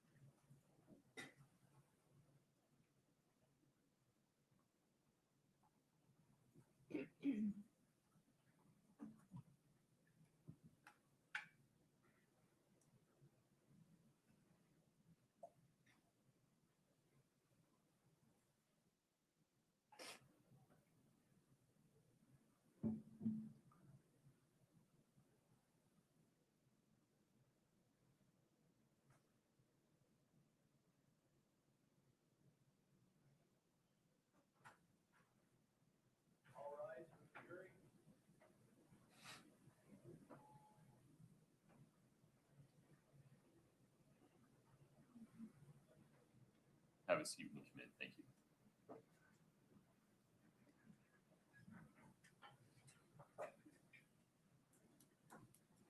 All right, folks, have a seat. Thank you. Ms. Lauber, you're still under oath. Ms. Lewis, please proceed. All right, we just finished going through the interview you had with the U.S. Attorney's Office, right? Correct. Okay. It's a little painful, but we got there. Yes. A little confusing. All right. Yes, I know. I'm sorry. But let's just summarize that interview and then we'll move on. So in that interview, you told them that you bought pills from Susan Kohler one time, that you bought pills from Robert Crozier 2 times, and that you bought the same pills from Robert Crozier on each occasion, correct? Correct. All right. And in that interview, you said that the pills were left at the Midway house, either in the fireplace or in a cup in a closet, correct? Correct. All right. And you don't know who picked up the pills from the Midway house, correct? No, I do not. So you don't know if Kouri picked them up, correct? No, I do not. Or if Eric Richins picked them up? No, I do not know. I do not know who picked him up. Okay. All right, fair.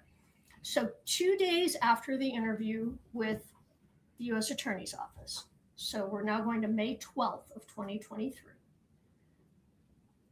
you called Detective Maynard and asked him to come see you. Do you recall that? I don't recall calling him. I think they were just there. Well, it might have been a text. You either called him or texted him on your tablet. Do you recall that? I you don't needed recall. to see him. All right. That's fine, but let's get the May 12th interview out, which is in the binder number 2.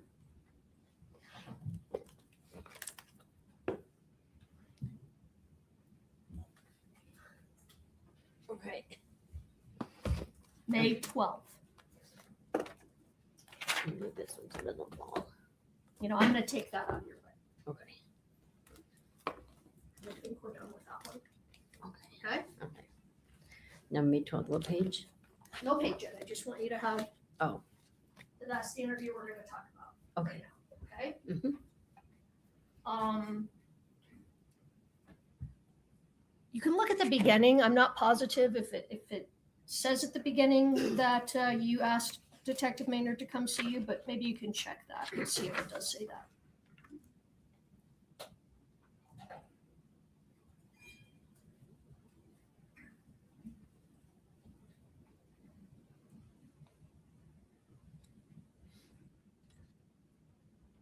And if not, that's all right. Yeah, it doesn't say that I Okay. asked to see him. They were already there. All right. So either way, you talked to him on May 12th.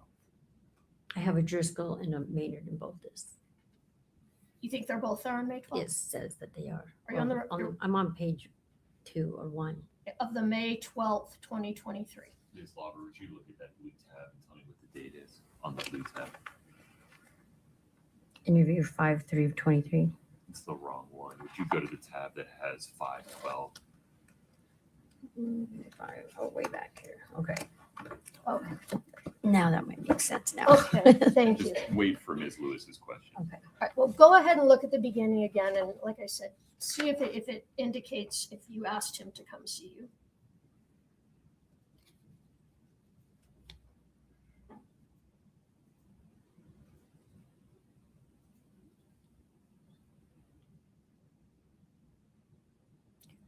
What page is that, Katie? Page 3.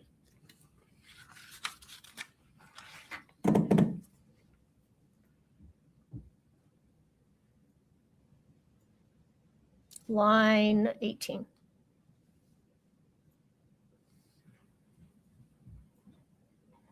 Okay, correct. All right, so you asked Detective Maynard to come and visit with you that day. Correct. All right. And part of the reason you wanted to talk to him is you were very worried about being charged federally. Fair? Actually, he was shocked that they were there. What do you mean? Because I told him I had just met with some feds, and he's like, "You did." So he was acting shocked that they were even there. Okay. You still though were telling him you were worried about it, I had told him I had a visit with him. Yes. and that you were worried about what might happen because of that. I don't recall what All right. that conversation was. So look at page 7 and 8.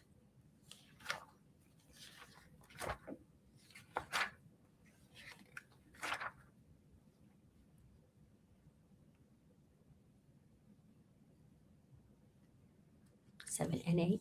The bottom of 7. Okay. Oh, I can't see the top, Katie.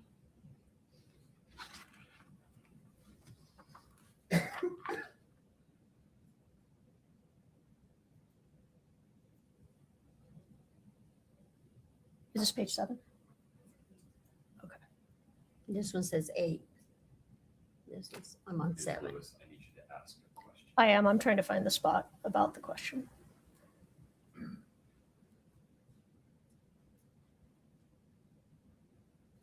All right. So on page 8, you're talking with Detective Maynard again about getting it laid out for you. Correct?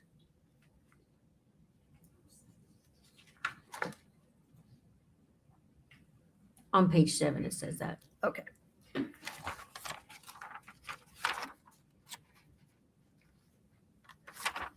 And that's because up to this point, they'd been explaining to you what had happened, correct? They were explaining more to me what happened. They've had the data from my cell and everything, correct? All right. Yeah, that's true.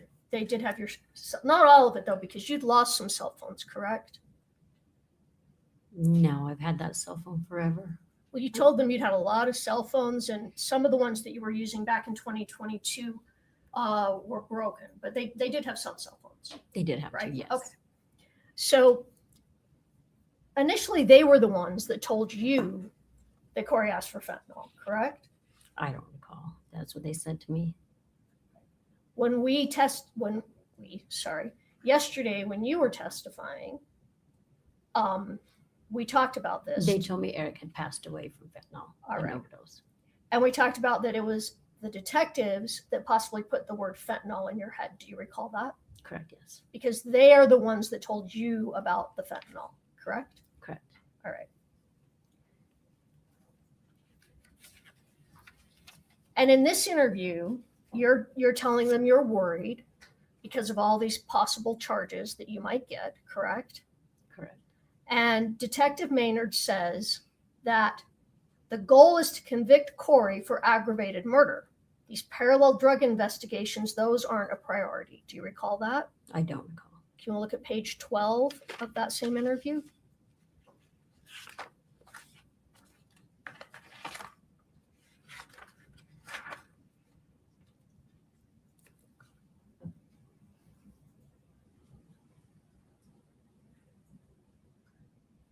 It's at the top. Yes, correct. So Detective Maynard told you the goal here is to convict Kouri of aggravated murder.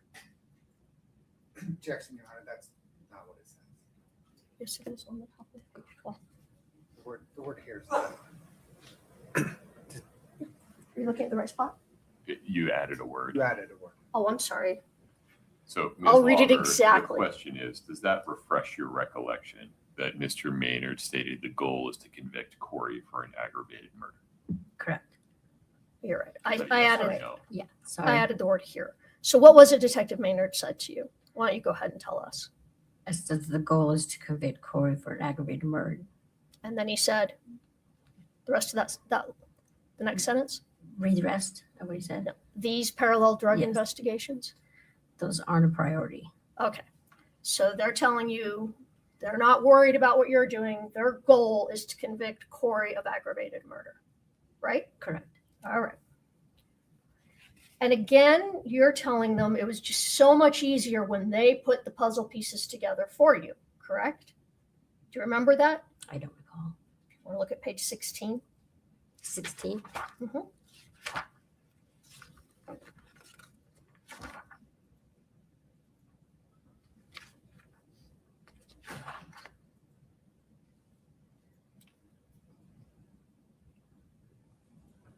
She at the top? Yes. Okay. Line 3. Yes. Does that, so now do you remember you talked about them putting the puzzle pieces together? Correct. All right. And didn't you also tell them that you were talking to your daughter, Kelsey, and that your daughter asked what was happening, you didn't even know. You didn't know what had happened, is what you told her. I don't Correct. recall. So I'm not. On a jail call or Yes. okay. Well, no. Let me rephrase that. That you were telling Detective Maynard that you had been talking to your daughter, and you were like telling her, "I don't even know what happened." Correct. I don't recall. All right. Let's look at page 16.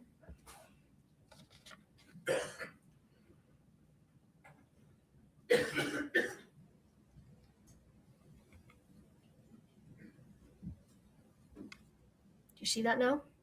At the very bottom, yes. Okay. So you said your daughter had asked you what happened, and you're like, I don't even know. Correct?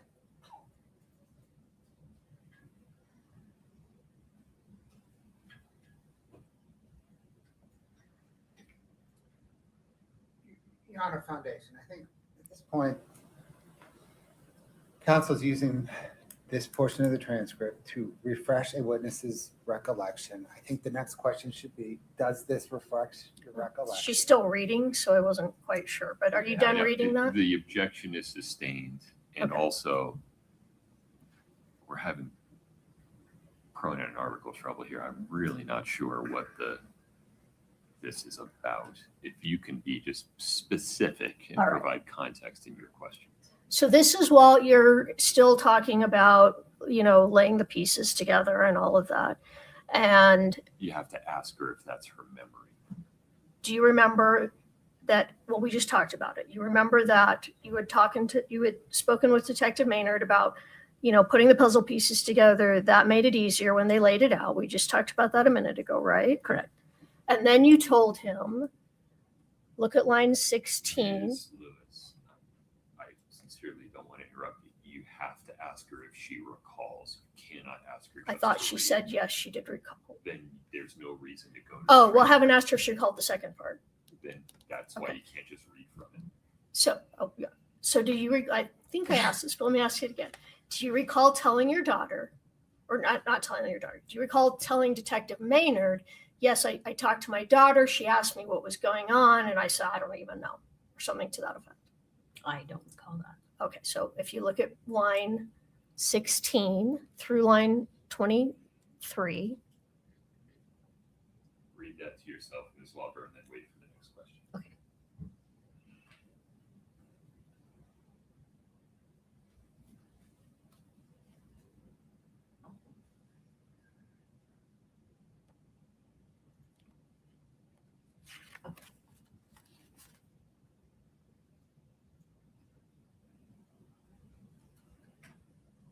Okay. all right. Do you remember now that you said that? Correct, but I'm confused on what she's actually asking me. What I'm asking you? What we're talking about in this conversation. It doesn't say exactly what we're talking about. Okay, so you just don't recall exactly what that was about. That's Not the fine. If you don't conversation. remember, that's Yes. fine. Yeah, I don't recall what we were talking about. It just says, Okay, I don't know what happened.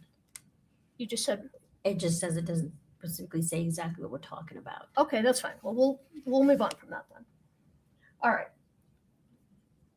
Why don't you turn to page 20, and then I'm going to ask you a question, and then if you don't remember, you can see what it says there on the page. Okay. So Detective Maynard at the end of this interview tells you just something to the effect, don't worry, we're going to get you through this so you can get on with your life. Do you remember that? Yes. Okay, great.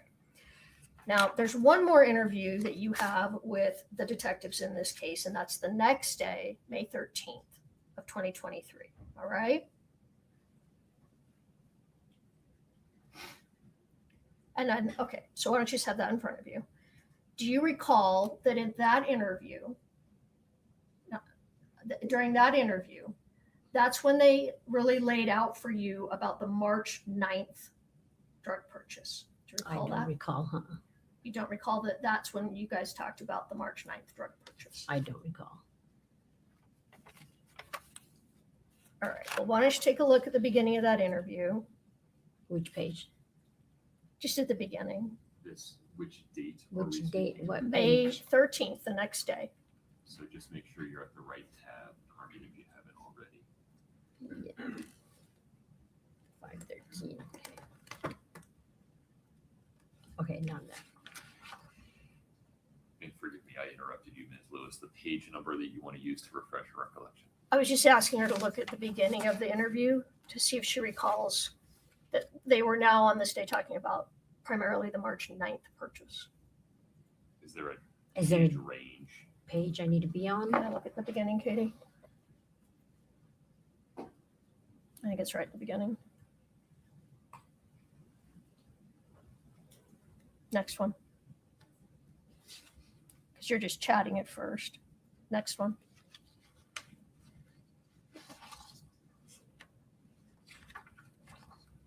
Okay, well, let's start here on page page 5. Okay. This is when they tell you that they've met with your friend Nick Bonsavage. Do you recall that? No, I don't recall them. Do you recall, let me ask it this way. Do you recall conversations with Detectives Maynard and Detectives O'Driscoll where you talked about they had talked to Nick Bonsavage about the last purchase that he went on with you? I don't recall them saying that they talked to Nick yet. All right, well then take a look at page 5, line 9, 10, 11. Does that, take a look at that?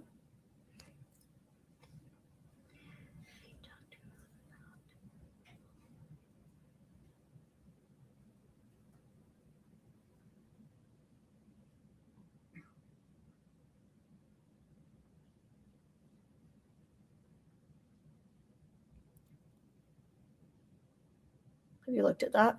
Correct. All right, so they're talking to you about how they'd met with Nick Bonsavage. Yes. All right, and isn't it after their meeting with Nick Bonsavage, it's through Nick, they decide that that last purchase was March 9th. Remember that? Correct. Okay, there we go. And at that point, they ask you, is it possible you bought pills a total of 4 times? Once from Susan, 3 times from Crozier. Do you recall that? I don't recall that. Okay. Let's look at page 13.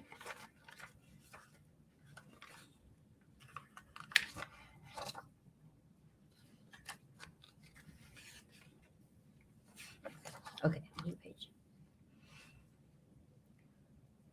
At line 7, Detective Maynard.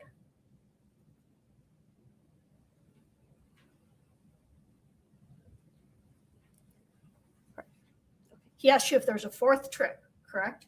Correct. And you said absolutely not. There were only 3, correct? Correct. All right. And then you've told them again in that interview, I just know totally there were only 3 total purchases. Do you recall that? I don't recall. All right. Let's page 29.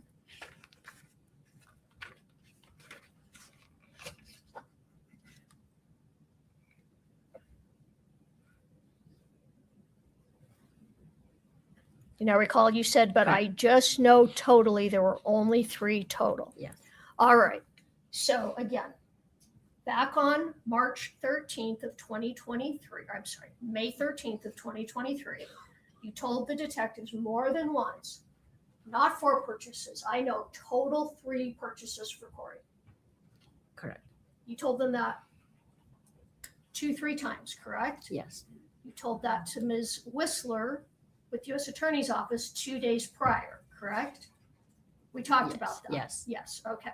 But today you're saying there were 4 purchases. Correct. So even though you were totally sure in 2022 there were 3, your testimony now is that there were 4. Yes. Okay.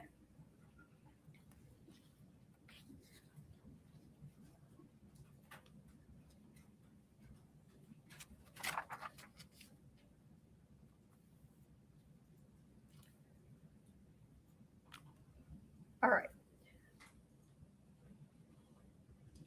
At the end of that interview, I think it's page 30. Let me ask you if you remember before we read that. They tell you that they are going to bring you a timeline of everything that happened. Do you remember that? I don't recall. Do you want to take a look at page 30? It's line 16, well, line 11 through 18, 19.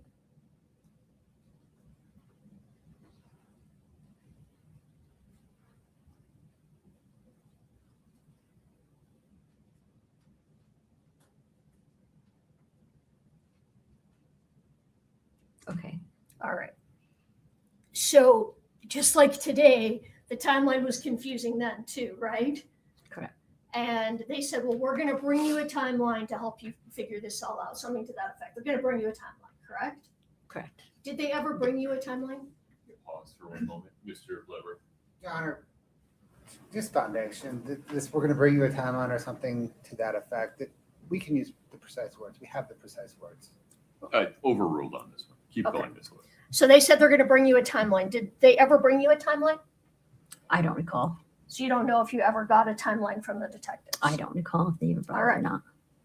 So it's after this, I'm not sure if what day, and I don't know if you remember, but sometime after this interview, they released you from custody. Correct? I had to be on ankle monitor. It had to be approved through Judge Maybe to be on ankle monitor. I could not leave the jail without that being on my Okay. ankle. So they put an ankle monitor on you and they released you from custody. Correct? Correct. And you went back to see Judge Maybe, correct?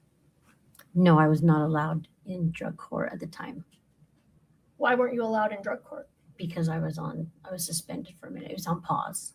Because you were a cooperating witness? Because what? Because you were a cooperating witness for the state? That's why you weren't allowed back in drug court? Yes. All right, but you did go see Judge Maybe, not in drug court, but you appeared in front of Judge Maybe to get conditions for your release, right?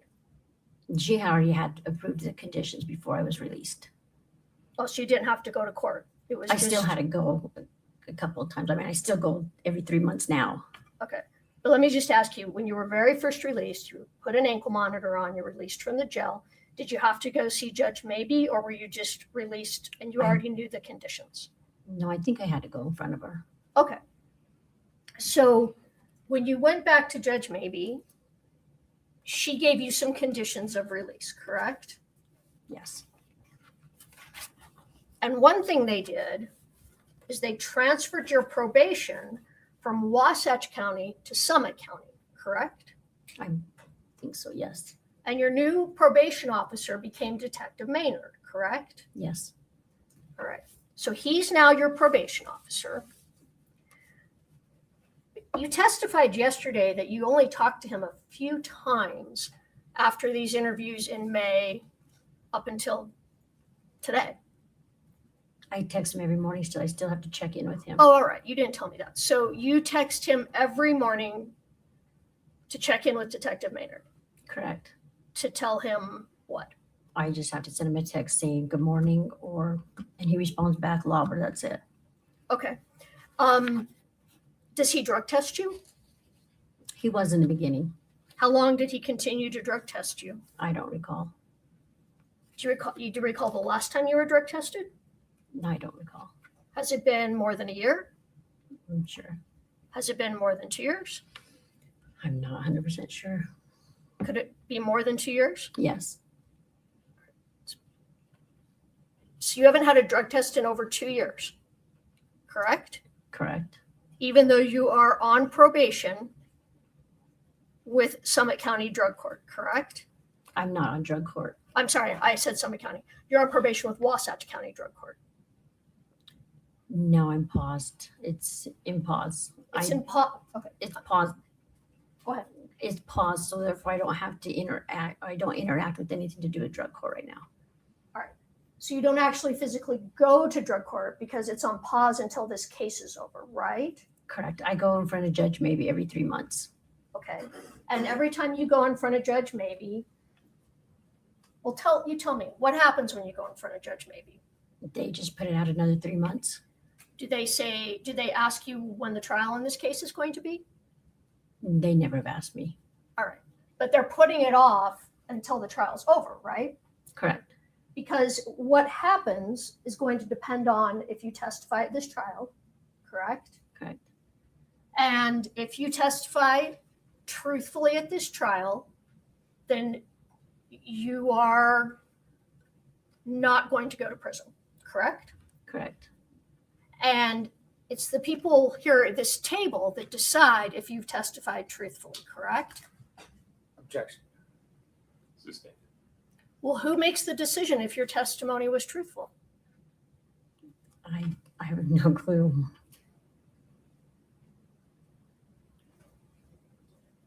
So if you got up here and testified today, I never bought pills from Robbie, I never gave pills to Carmen, would you? I'm Carmen. I'm sorry, I never gave pills to Kouri. Would you still be not charged in drug court? Everything would be fine, you'd just be done? I don't know. Okay. I don't know the answer to that one. All right. So one of the conditions of your release is that there were certain people that you were not to have any communication with, right? Correct. And one of those people was Nick Bonsavage, correct? I'm not 100% sure. Well, let me show you. It's been marked as IMPCL 7. Right here where it says the defendant is ordered. Just wait for the next question after you read it as well. Yeah, read it and then I'll ask you the question.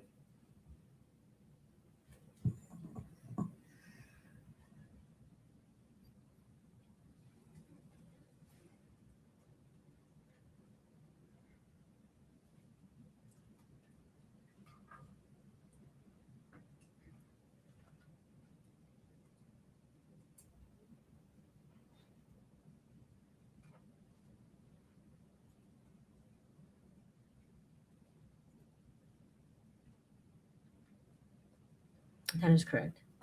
So one of your conditions was that you were not to have any contact with Nick Bonsavage. Correct. You were to talk to Nick Bonsavage, Correct. but you did talk to Nick Bonsavage. You've been talking to him for the last 3 years, correct? Correct. It was only until I had the ankle monitor on that I was not to have contact with my kids or Nick Bonsavage. It says right there with the ankle monitor on. I had the ankle monitor on for a year. That's not what that says. And maybe I misread it. I think you misread it.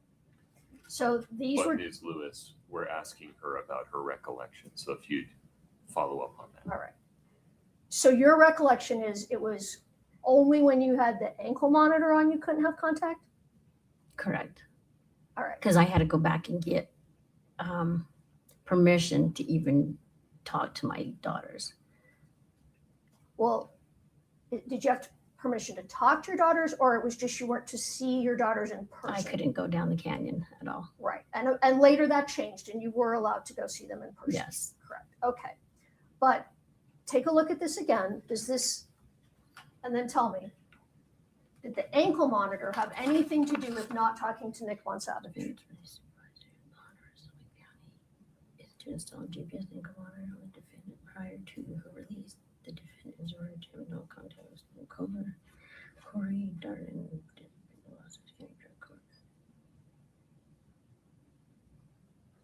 Yeah, I'm confused on that, but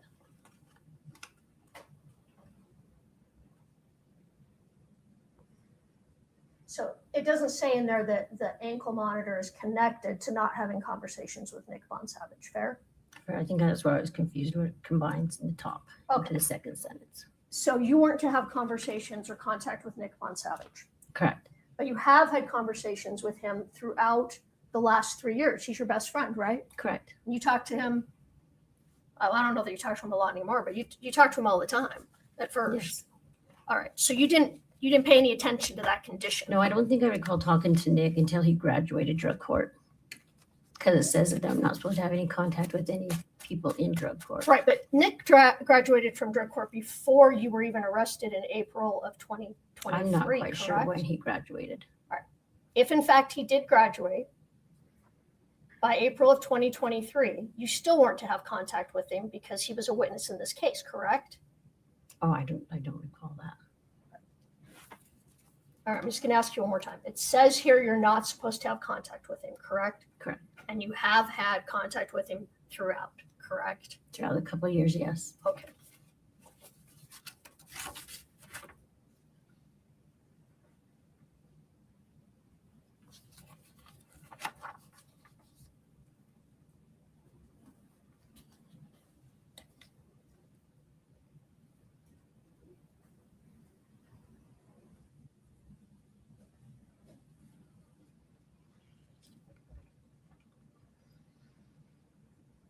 Oh, let me ask you, yesterday it came up that Kouri Richins wrote you a couple of letters saying you'd completed community service that you hadn't really completed, right?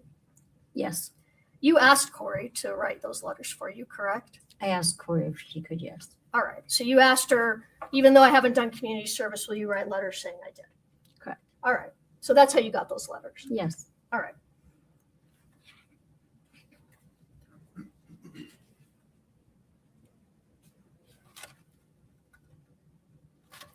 So, Carmen, isn't it fair that you really don't have a memory about what happened in February and March of 2022?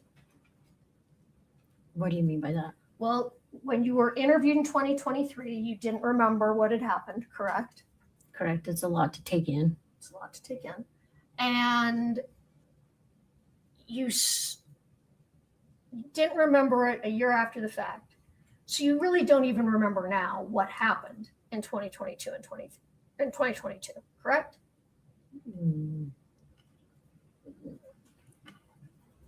Rephrase your question, that kind of confuses. You didn't remember in 2023 what happened in 2022, and you don't now remember what happened in 2022, right? Yes and no. It's been laid out for you by someone else, correct? Due to data and cell phone data and everything, yes. All right, so whatever memory you have is what was, you don't have a personal memory, it was shown to you. No, I have partial memory. You have a partial memory. I have memory, yes. All right, fair to say your memory was better 1 year after the fact than 4 years after the fact, right? It is confusing later on, years later, yes. Okay. And you were using and selling that whole time in drug court, I was not using and selling the whole time. the whole period we're talking about of February and March of 2022. Yes.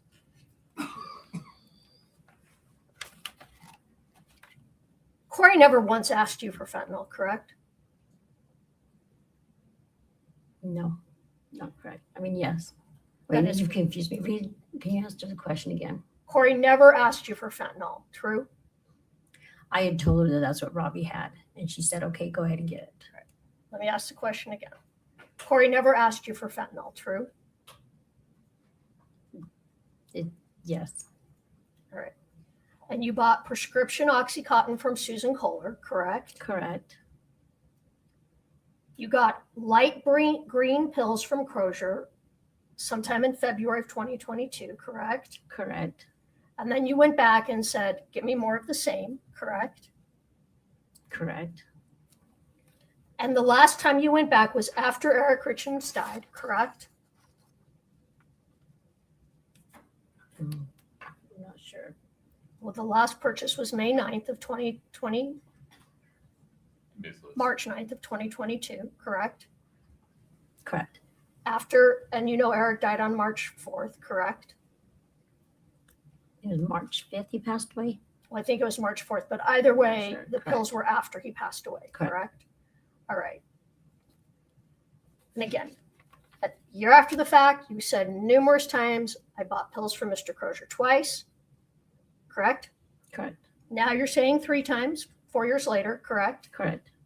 Because that's been told to you because of some data you saw, correct? Yes, correct. But you don't remember that. No, I don't recall. Okay.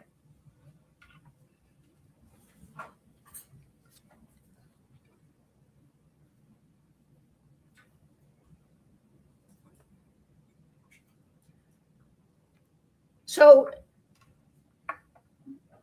after you said you were willing to cooperate and they said you were getting a big jail get out of free card, you got your big jail get out of free card so far, right?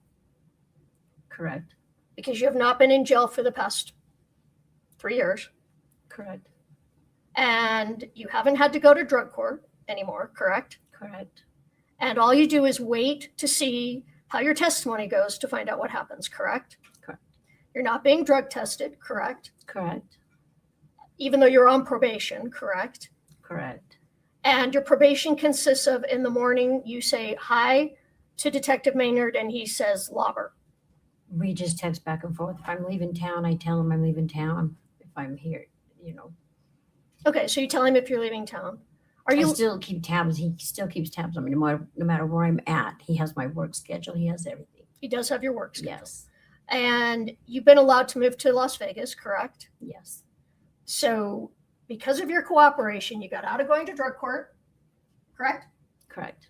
You got your probation transferred to Summit County with Detective Maynard, correct? Correct. You got to stop your drug testing, correct? Correct. You got to move to Vegas, correct? Correct. But I'm not living in Vegas. I'm living here. You're here right now. Judge maybe approved me to move to Vegas, but I'm still here in Utah. You haven't moved to Vegas yet? No. Okay. You've been allowed to go to Vegas numerous times to visit, though, right? Correct. All right. And you haven't done any time for any of the crimes that you committed, correct? Correct. I was incarcerated. I stayed in jail for 23 days. Well, I mean, that's it. 23 days when you were arrested in April of 2023. Yes. And it was during that time period you were in jail because you were getting your story together with Detectives Maynard and Detective O'Driscoll. Yes. Okay. And the pills that you bought from Mr. Crozier, you don't know what those pills were, correct? He had told me that he had fentanyl. You didn't look at the pills, correct? No, I didn't sit there and play with them. No. You didn't know what they were, correct? Correct. You didn't have them tested. No. Okay. You didn't take any, you said, No. correct? Correct. You did or you did not sell them to anyone else? I did not sell them to anyone else. Okay. You don't know what happened to those pills, correct? I don't know who picked him up, if that's what you're asking. Right. You don't know who took those pills, correct? Correct. And you have, sitting here today, absolutely no information about what happened to Eric Richins other than that what you were told that he died of a fentanyl overdose. Correct. And you have no idea what happened the night that Eric Richins died. I do not. And you have no knowledge if Ms. Richins killed Eric Richins. I do not. Can I just have a moment?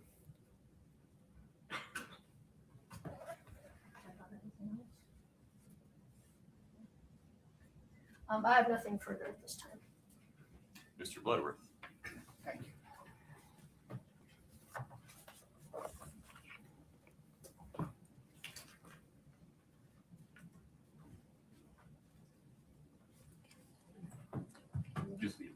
Just listen to the questions. Thank you.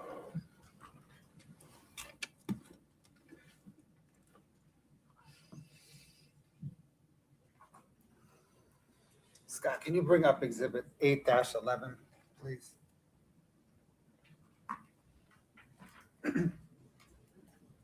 For the witness. For the witness and counsel, Your Honor. Okay. One moment. Your Honor, the state moves 8-11 into evidence. I don't have any objection. 8-11 is admitted and published. Ms. Lauber, can you see 8-11? Yes, I can. Do you recognize that? I know you said you didn't earlier, but has Mr. Moffett shown you that exhibit? I don't recall seeing them yet, but I know they were given to me. They're given to him. And they're dated, you see, April the 19th, 2024. Do you think they were given to him? Or do you know what day they were given to him? I don't. Thank you. Mhm.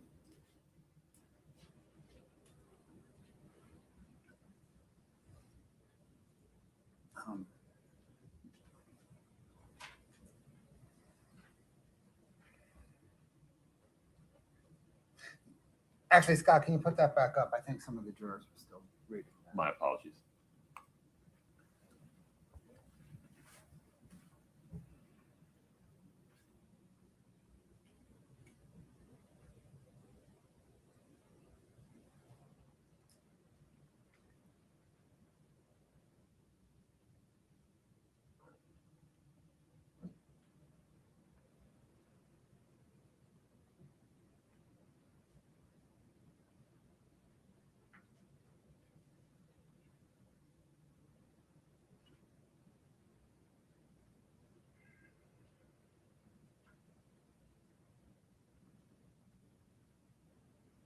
Okay, thank you. Ms. Lauber, do you recall testifying yesterday that you met with prosecutors a few times over the past few weeks to prepare for testifying in court? Yes, Was your lawyer present with you every single minute of every single meeting? yes, Do you recall yesterday mentioning that you had anxiety? yes. Have you seen a medical doctor for that anxiety? Not recently, no, not Have for you me. ever seen one? I did in the beginning of drug court, yes.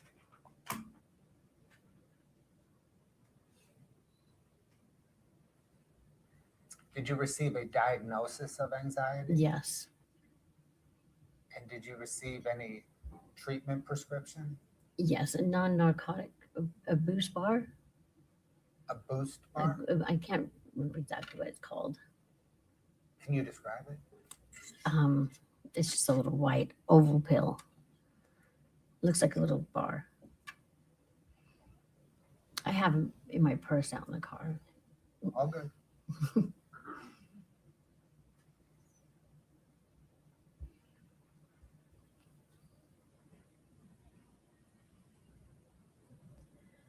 Was that your personal physician that you consulted with? In drug court, yes, they provided one through Wasatch Mental.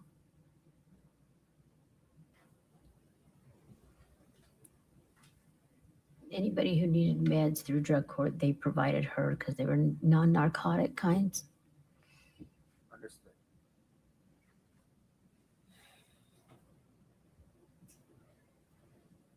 From the time of your entry into drug court in September 2021 until your arrest in April of 2023, did you continue to behave like an active drug addict? In the beginning, I'm kind of confused what you asked.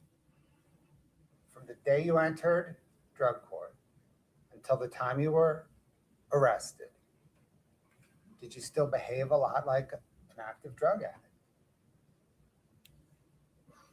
I'm kind of confused on that one. Well, did you occasionally use drugs? Yes, Did you lie about using drugs? yes, an active user will lie.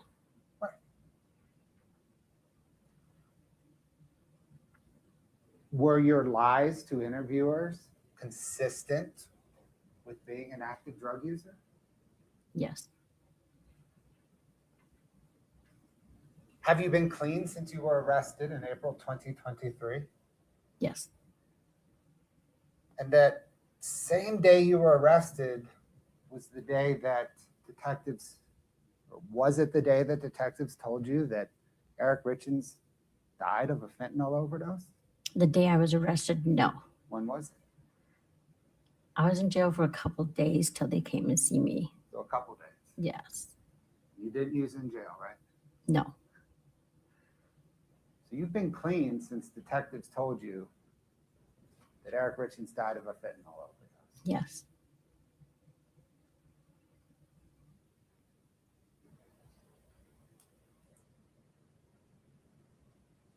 Has your memory become cleaner?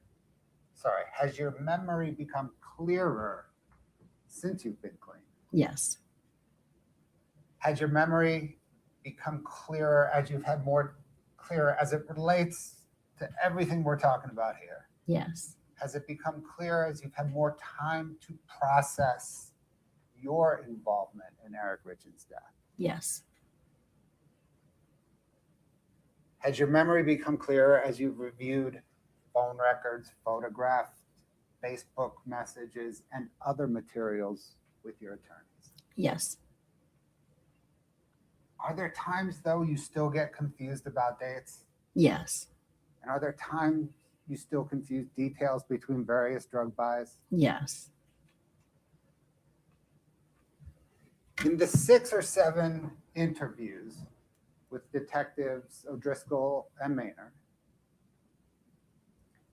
did those detectives repeatedly stress to you their need to corroborate any information that you provided? Yes. And did you repeatedly stress to them how much you loved Eric and how much he did not deserve what happened to him? Correct.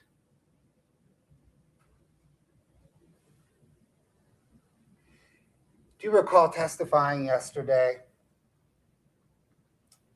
and again today actually, where detectives said that you could get a big, giant get out of free jail card? Correct. Do you recall what you said to detectives immediately after that? I don't. If I were to show you a transcript of that interview, would that refresh your recollection on that point? Yes. Scott, can you please publish 8-59, page 113, lines 11 through 15? Ms. Lober, if you could read that and then let me know once you've read that. Okay, I'm done. I'm done. Does that refresh your recollection? Yes. After detective said, do you realize you could get a big get out of jail free card? What did you tell them? I told them that even if that was the case, I felt like I still needed to step up and take accountability if this is really what happened to Eric. Thank you. When considering the 6 or 7 interviews with detectives O'Driscoll and Maynard, in their full and fair context, do you think that did you think at the time, do you think now that detectives O'Driscoll and Maynard were trying to plant information into your memory? Your Honor, objection, speculation. Overruled. No, I do not. Do you think that they were trying to help you recall information from your memory? Yes. You've reviewed all of those transcripts, and just to be sure, is it April 27th? Do you have the binders up there? I do have them, but Is it April 27th?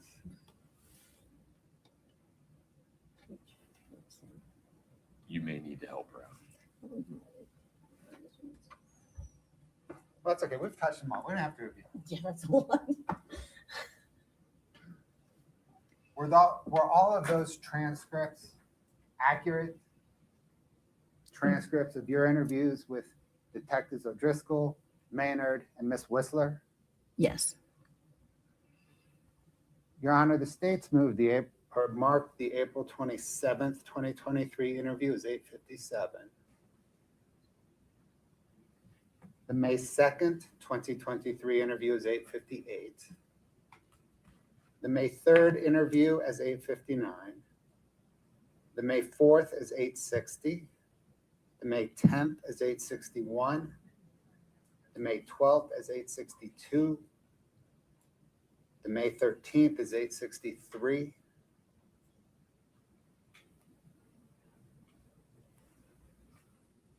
State moves 8:57 through 8:63 into evidence.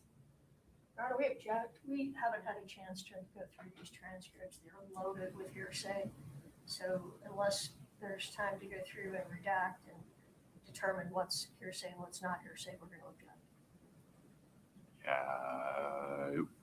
I'm going to not rule on that motion at this time. There are multiple rules of evidence we need to have a conversation about there. So if there's any other foundation you want to lay, I'm not suggesting that you need to, one way or the other, do that now, but we'll have that legal discussion at a later time. Understood, Your Honor. I don't need to lay any additional foundation. Understood. Ms. Lauber at bottom. Let me back up half a step. Your Honor, can we have that legal discussion during the lunch break? Yes. Because it May impact what you may do. impact additional redirect. Understood. Ms. Lauber at bottom, did you purchase drugs at Kouri Richins' request 4 times? Correct. Did you deliver drugs either hand to hand or by placing them somewhere at Kouri Richins' request to Kouri Richins 4 times? Correct. Did you testify yesterday and today truthfully to the best of your recollection? Yes. What do you think happens to you if you did not testify truthfully? Everything I have on would be revoked. And what happens then? I go to prison For how long? a long time.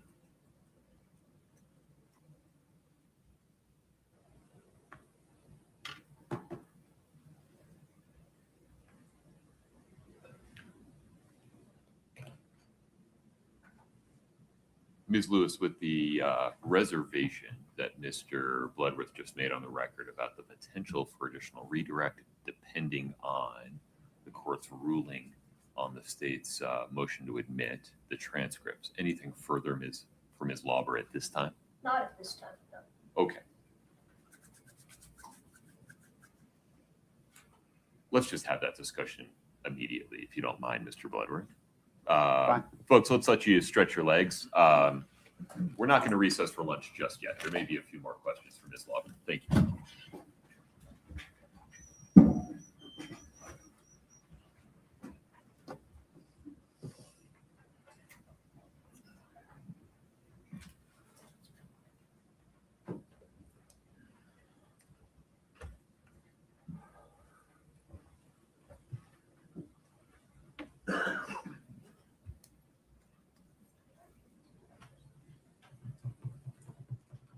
Folks, have a seat. Thank you. Ms. Lauber, I need you to step into the lobby during this legal discussion with the lawyers. Please don't talk to anybody about your testimony, okay? Stay in the lobby, though. We may have a few extra questions for you in a few minutes. Okay. Thank you. Yes.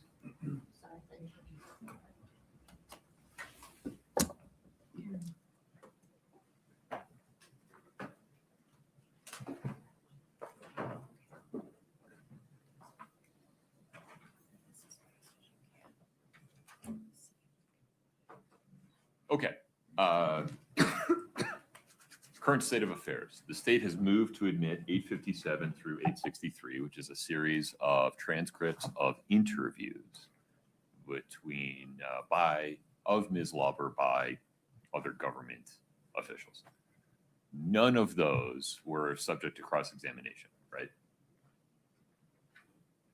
No. They were all just interviews. At the time, no. Correct. At the time, they were not subject to cross. Okay. So they are categorically hearsay that will need an exception for, or another rule that would allow them to be admitted, correct? Correct. Okay. The defendant objects to hearsay. If you would respond to that and then tell me which rule you think they come in under. Your Honor, the defense has cherry-picked certain statements that Carmen Lober made to impeach her credibility, to rehabilitate her credibility. The state needs to enter all of the interviews because they show essentially an ongoing iterative discussion, which when you understand the full arc of, it is clear that she is being credible. While she may be confused, she is not untruthful. So the full scope of Ms. Carmen Lober's statements need to be admitted for rehabilitation purpose. Any other statements by, the questions essentially, right, by the various interviewers, that all goes to the effect on Ms. Lober. Everything you say is true, but I still have to contend with Utah rules of evidence. And so they are out of court statements. You could call the other half of those conversations, Detective Maynard, Detective O'Driscoll, presumably, maybe the federal official, and ask how this went. And if they didn't remember, you could refresh their recollection. All I need to contend with right now, and it is a genuine question, I don't think I have a basis to just admit them wholesale. There may be a basis for you to ask Ms. Lober about other prior consistent statements that she's made to rebut the argument from the defense of a recent fabrication. And I'm not suggesting otherwise, but we can't do it through the wholesale. We can't do that through the wholesale admission of the transcripts.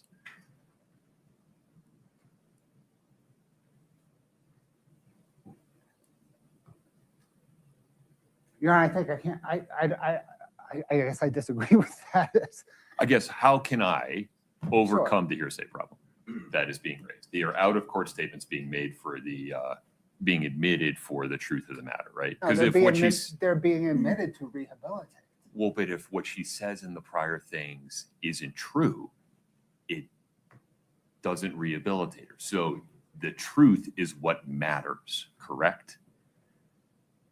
No, in rebutting recent fabrication, what matters is what matters is the full arc of the discussion to show that this was not a recent fabrication. That if you understand Carmen Lober's statements, not cherry-picked, but over the scope of a series of interviews over 2 weeks or whatever it is, you can understand that she is credible and not recently fabricated. I need you to tell me how this comes in over a hearsay objection or through some other rule regarding prior statements of a witness. If they're out of court statements. 80.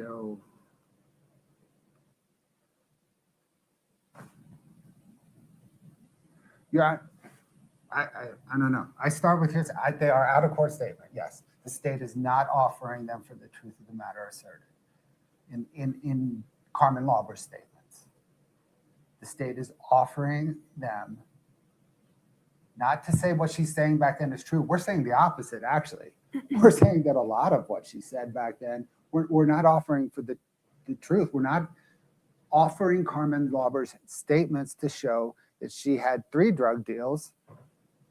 We're offering Carmen Lauber's statements to show, regardless of whether they were true or not, this is the evolution of the detectives, of her providing information to the detectives, whether or not that information is true.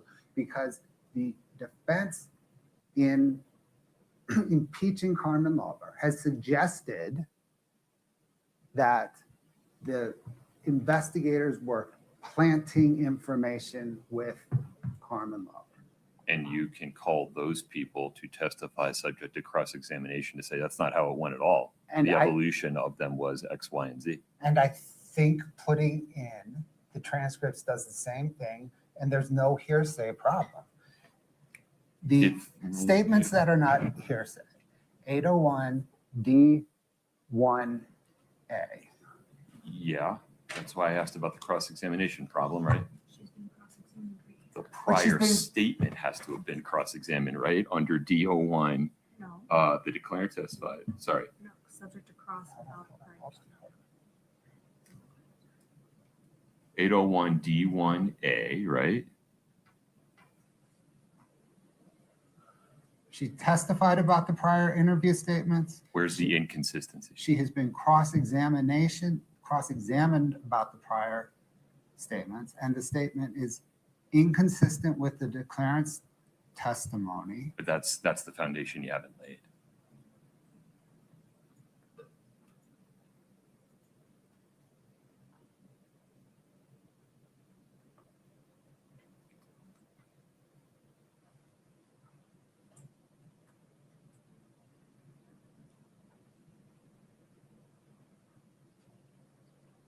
The interviews are,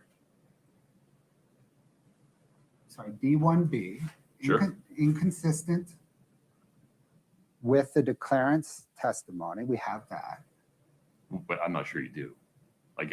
These transcripts are 100 pages long, maybe less, maybe more. There's how many of them? There isn't foundation for all of these statements being inconsistent with her sworn testimony. Consistent, I'm sorry. Sure, D1B, that's fine. D1B is consistent with. Right, and there isn't foundation for all of them being consistent either. You just have to lay foundation. That's the problem with the wholesale admission.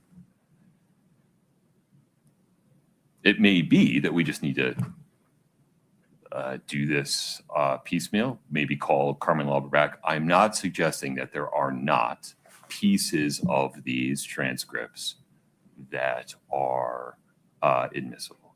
There certainly are likely to be pieces of these transcripts that are admissible as a non-hearsay exhibit. Wholesale admission of them, there is not foundation for that.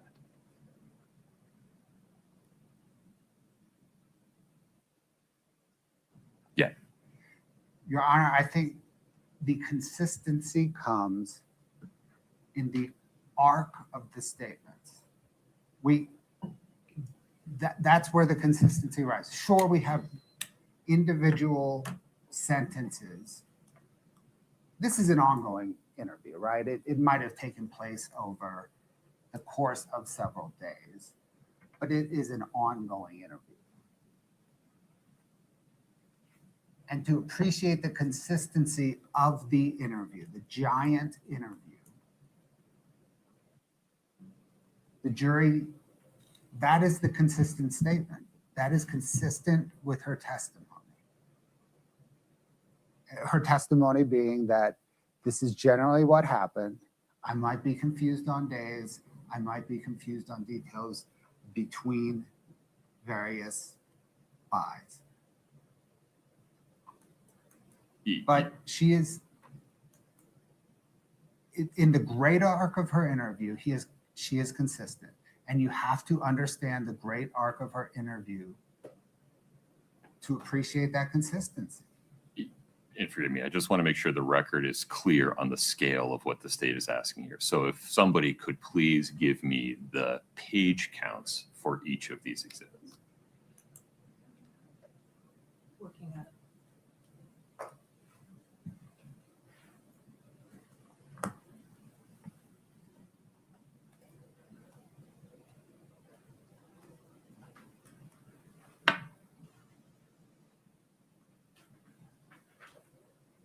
And I appreciate that. I guess it is somewhat voluminous, and the jury, it might go back to the jury room and they're like, too much. We're not even touching it. That's not my concern.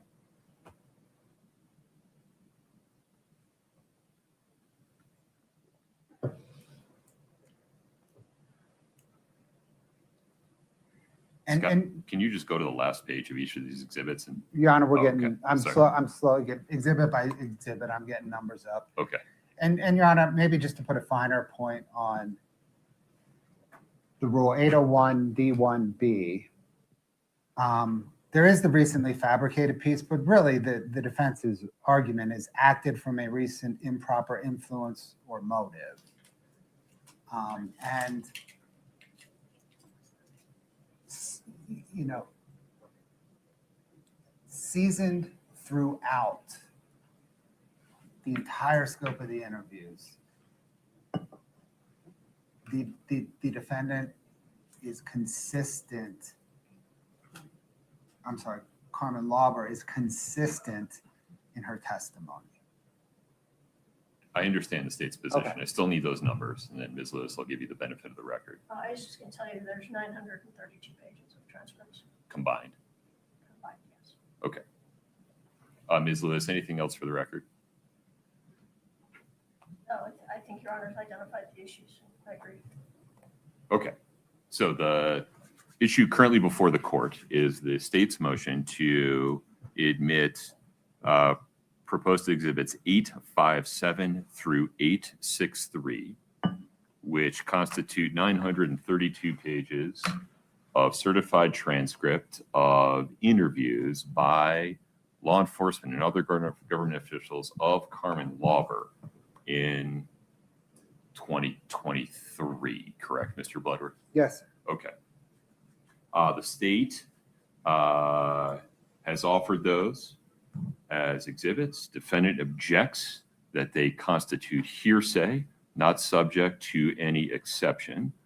In response, the state points to the definition of hearsay under 801 and argues that these 932 pages are categorically not hearsay under 801 D1B, which states that a declarant witness's prior statement is not hearsay when the declarant testifies and is subject to cross-examination about a prior statement. That occurred here on the record through Ms. Lewis's cross-examination of Ms. Lober regarding these prior interviews, and the statement seeking to be admitted, the out-of-court statement under D1B, is consistent with the declarant's testimony and is offered to rebut an express or implied charge that the declarant recently fabricated it or acted from a recent improper influence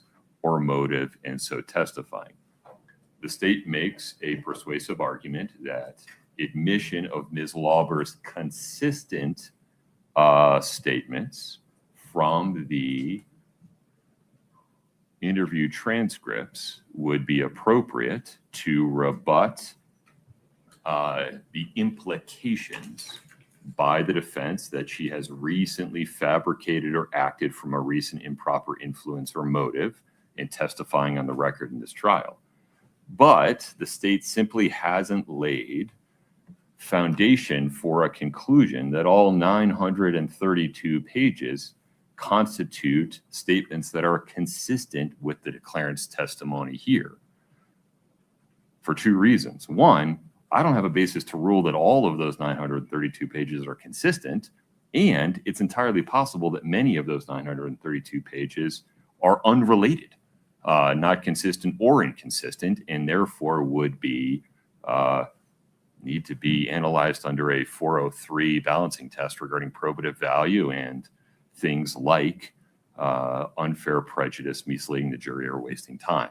So based upon the foundation laid so far, the court simply doesn't have a basis to rule that all 932 pages being offered are not hearsay. In so ruling, the court acknowledges that there is likely portions of each of these interviews that is consistent and would be admissible under 801 D1B. I just don't have that designation in front of me at the moment. Ms. Lewis, anything further? Okay. May not be the last time we have this conversation, Mr. Bloodworth. Yes, Okay. doubt it will. Understood. All right. With that ruling, anything else for Ms. Lober? Your Honor, not today. Can I propose, though, that we keep her under subpoena? We will address the interview transcripts and then revisit this. Understood. I'll tell her that on the record. Okay. May we invite Ms. Lober back in, please? Your Honor, can the court advise her that because she's being held, she still can't talk about her testimony? Yeah, I Thank think you, that's Your fine. Honor.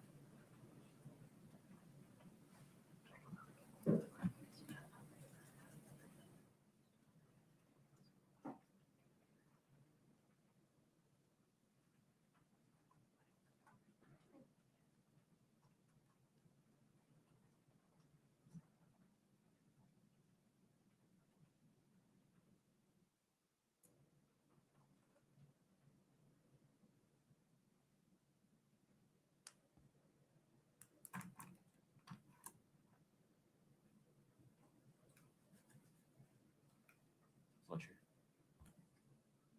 Okay.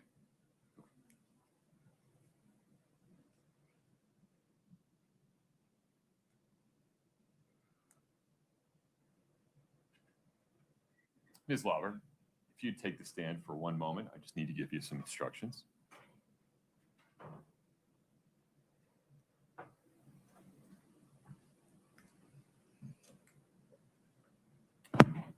Thank you for your patience. The lawyers don't have any additional questions for you today. We may need to call you back at some point in the next 4 weeks. You'll get notice. You're still subject to subpoena, which means if you get notice that you need to come back, you have to do it. Okay. All right.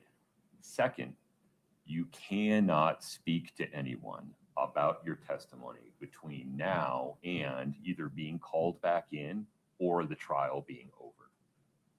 You have to affirmatively avoid talking to anybody about your testimony. Okay. So if anybody asks you about it or asks you about this case, you have to say, the judge told me I can't talk about it. Do you understand? Yes. Can you follow that instruction? Yes. All right. Mr. Bloodworth, anything further with Ms. Lauber today? No. Ms. Nestor?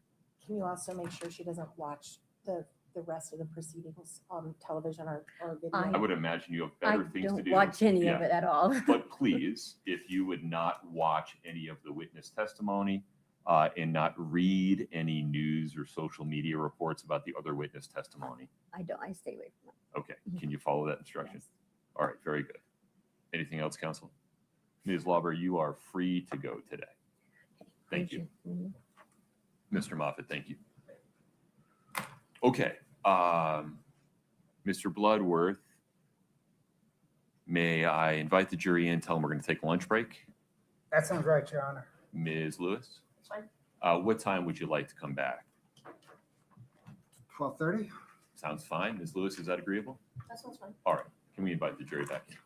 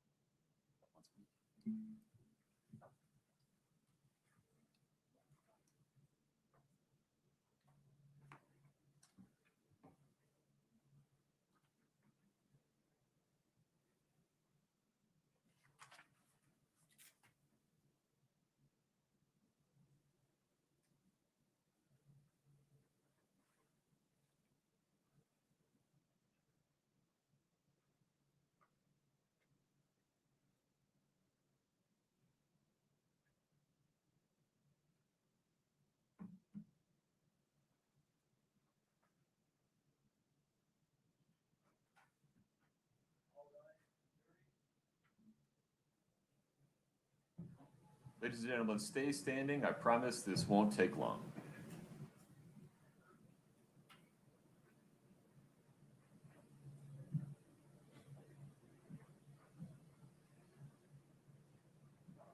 Thank you for your patience. We needed to handle a legal issue. It was efficient. We're going to take a lunch break. Lunch is either here or imminently arriving. During the lunch break, please do not talk about the case. Please don't read, watch, or listen to anything about this case. Please don't do any internet searches or other research about the case. Please enjoy your lunch break. We'll be back on the record at 12:30. Thank you.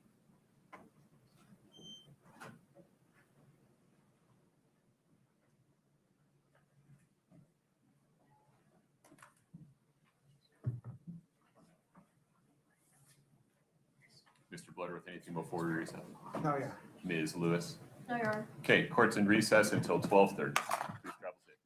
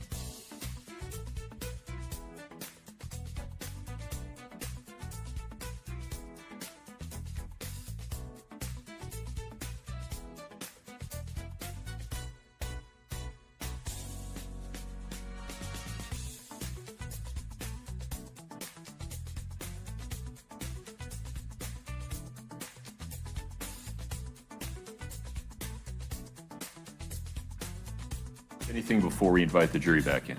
No, Your Honor. Ms. Lewis? Okay, let's invite the jury back in, please.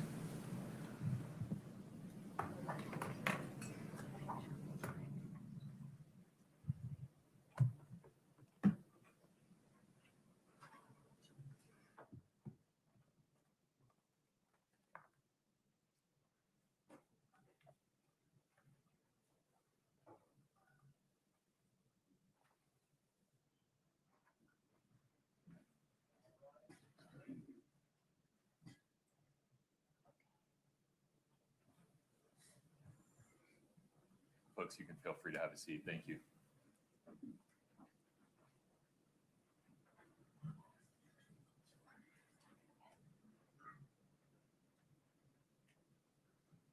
All right, have a seat.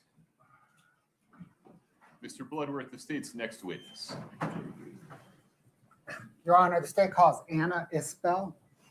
Miss Isbell, if you'd step in front of Brittany, we'll get you sworn in.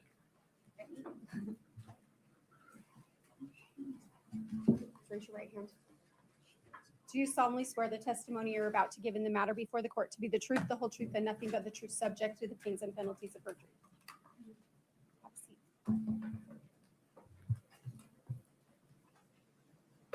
Thank you. Please proceed. Thank you, Your Honor. Good afternoon, ma'am. What is your name? Anna Isbell? Do you spell your last name Isbell? Yes. Do you know who Kouri Richins is? Yes. How? Knew her from Ms. high school. Isbell, I apologize for interrupting. Turn that mic towards you a little bit. You can sit wherever you're comfortable. It's easier to move the mic. There you go. Knew her from high school. Just living in the same area. Do you know who Hayden Jeffs was? Yes. Who was he in relation to you? My significant other for 13 years. And he passed, didn't he? And it was a motorcycle accident? Okay, I can see you're nodding. Yes. Sorry. Try not to say yes because it'll start making me cry. But yes, he did. I appreciate that. I'm sorry.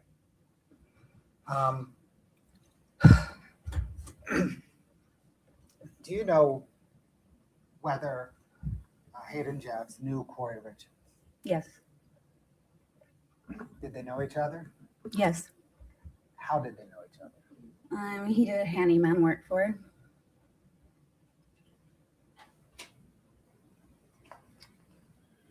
Were you with Hayden Jeffs on January the 22nd, 2022, when he received a call from Kouri Richins? Yes.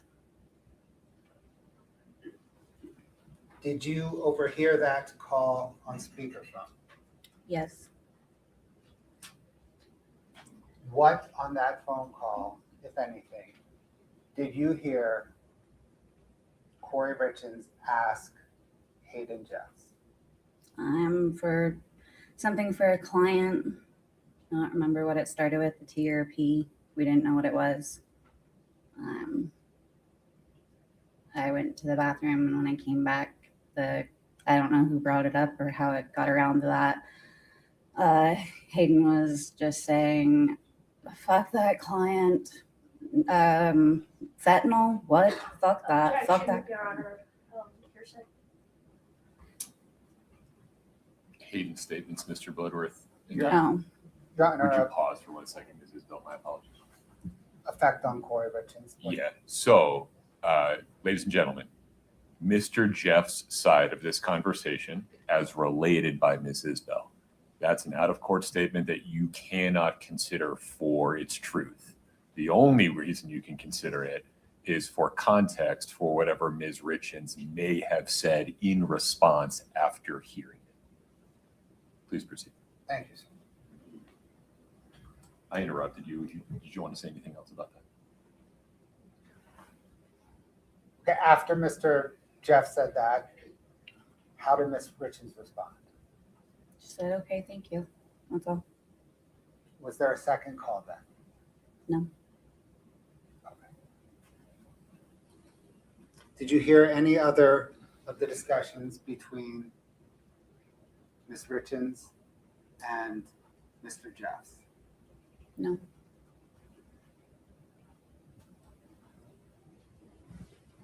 Thank you. No further questions.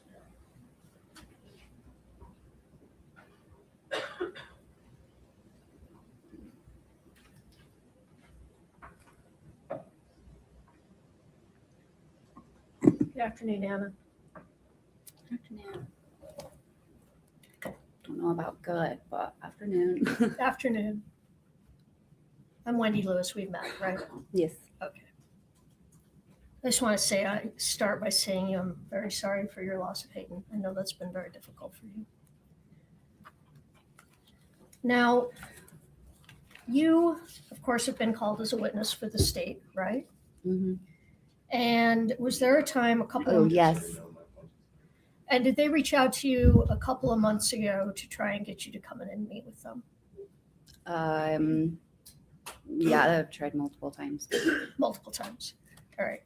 I'm going to show you just for what's been marked as Defense Exhibit 1002.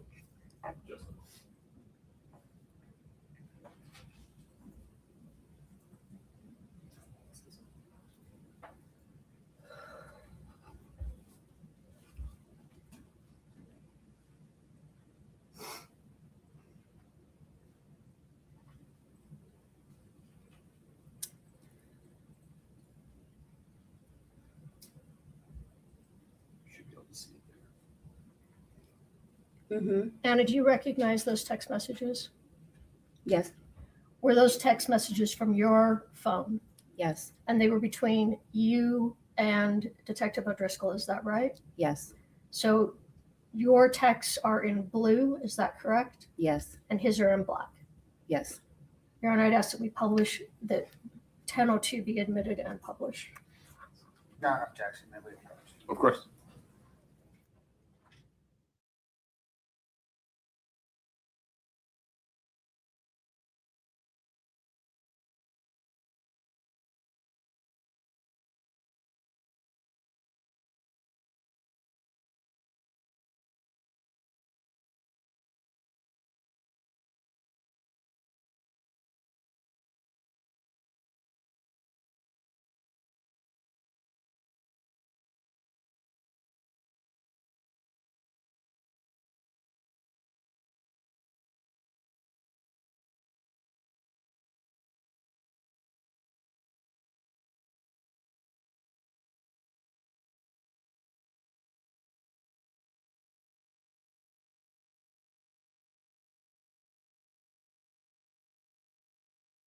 Back.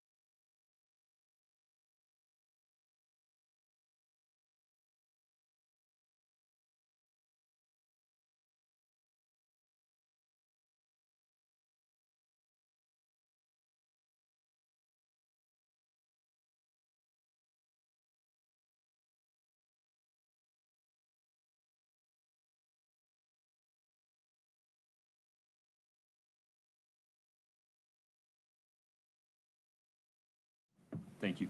You got a glass of water? Okay. Katie, can you, or Your Honor, Oh, I can do it. whoever's controlling the screens? No problem.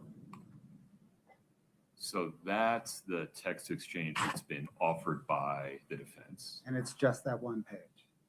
Yes. Oh, There we go. Mr. Bloodworth, no rush. Take a moment, make sure that's what the state regards as, is it 2 pages, Katie? 4. Okay. repeats because she sent it, you know, Sure, electronic. Screenshots. Yeah. All right, I'm sorry, Katie, I don't read that fast. Can we start at the top, please?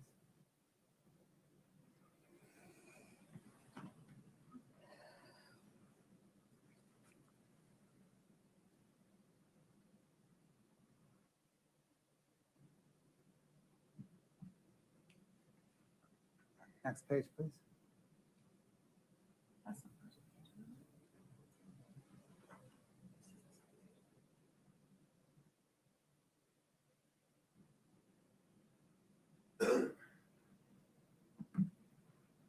Next page, please.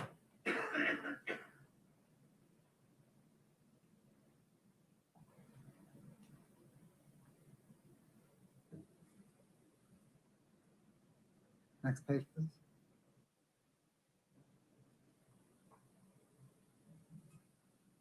No, you asked it. Go back.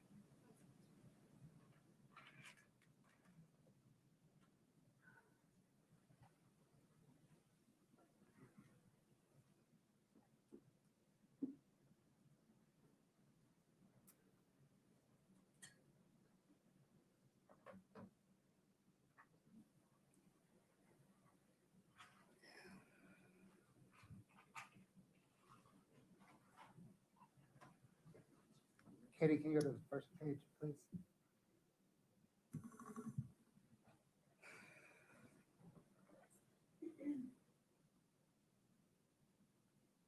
Are these out of order? Am I Yeah, reading? I can't figure out the order.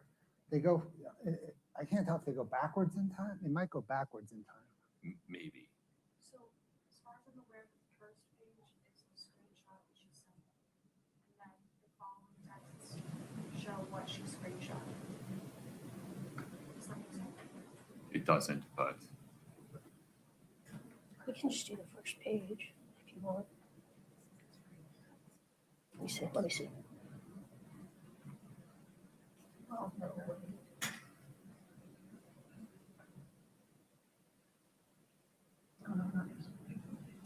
It's because it looks like 2 different texts. pause for a minute. Thank you. Let me just do that. I can do that because it's confusing. Because I do think it repeats. I had a hard time. So. She said this. Well, but it looks like there's stuff above this. That this is a midstream discussion.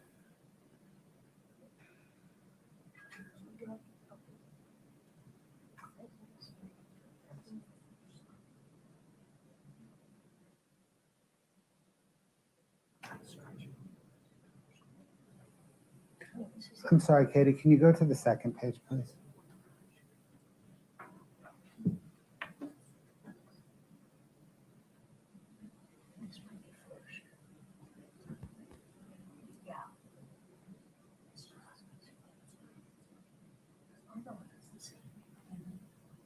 Go back one more page, please. It's the same thing. Go back to the first page one moment, Katie. Wendy, I think the 4th page is the first. It just has a text message before. I think the 4th page goes 4, 1, 2, 3. Counsel, I'm not persuaded that the first page of this proposed exhibit is in a form that would exist on an iPhone. Pages 2, 3, and 4 seem more consistent with how iPhone text messages That's fine. exist in the world. That's fine. All right, let's go 2, 3, and 4. We see 2, 3, and 4.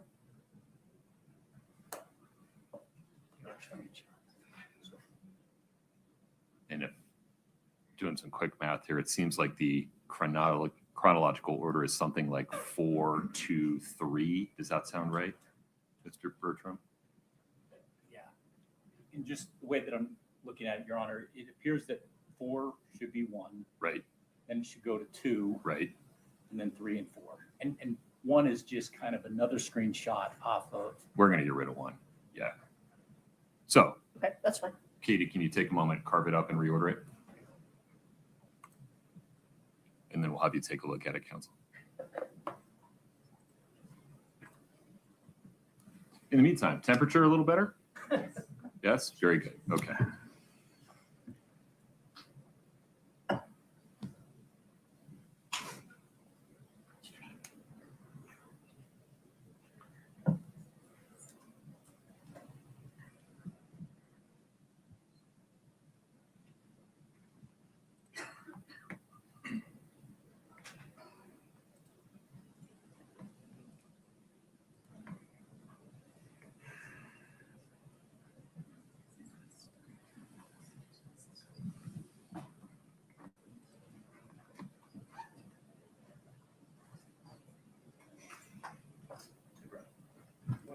Yeah, sure.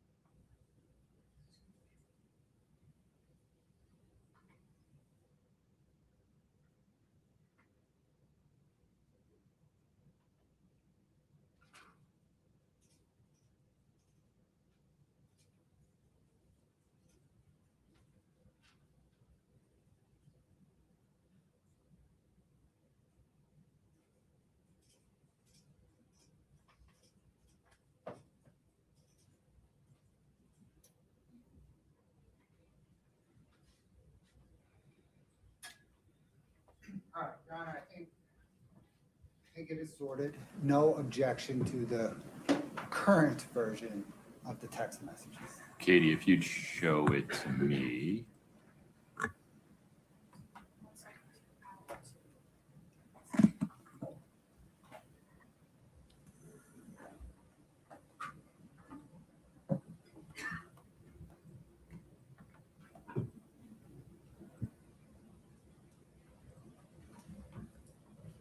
you go to page 2 for me? Oh, wait a minute. Go back to page 1.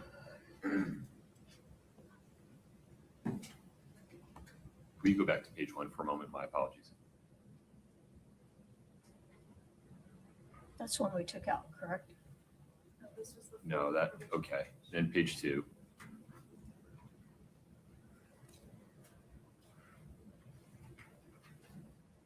Then page 3, please.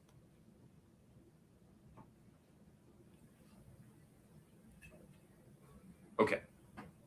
I'm going to show this to the witness. If you would lay some foundation, Ms. Lewis. So do you recognize this as text from your phone? Yes. And they are texts between yourself and Detective O'Driscoll. Is that correct? Yes. And his original text at the top was sent in December 30th, correct? Yes. And then you responded sometime later, which was sometime in January, correct? Yes. And you recognize all of these text messages? Yes. And are they accurate as far as you recall? Can we show our pages 2 and 3, Yeah. please?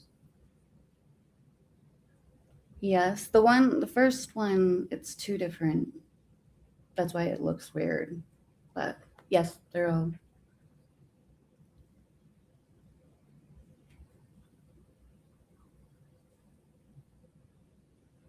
Yes. Okay. We now move to admit defense exhibit. I'm sorry. Your Honor, just foundation. There's two different phone numbers that appear. I think we just need foundation on whose phone number is who.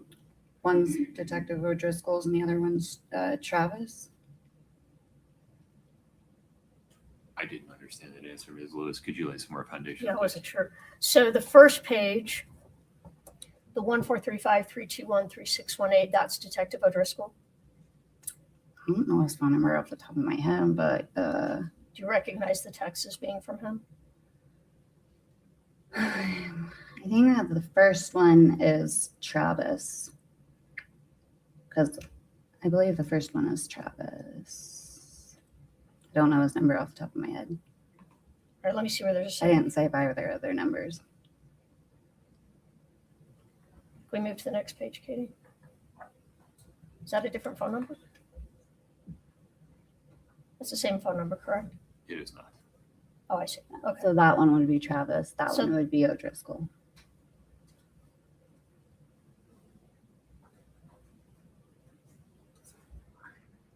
Are you sure? Because they say the same thing. I'm not, the one is because I sent it to Travis to show him how Detective O'Driscoll was handling himself through this. Oh, I That's why- understand. yeah. All right. So the first text is from Detective O'Driscoll. What is pulled up right now? That one is. And then that's when you that's sent the text. That one's Travis. I had To Travis. screenshotted it to show him. Why don't we consider these separately?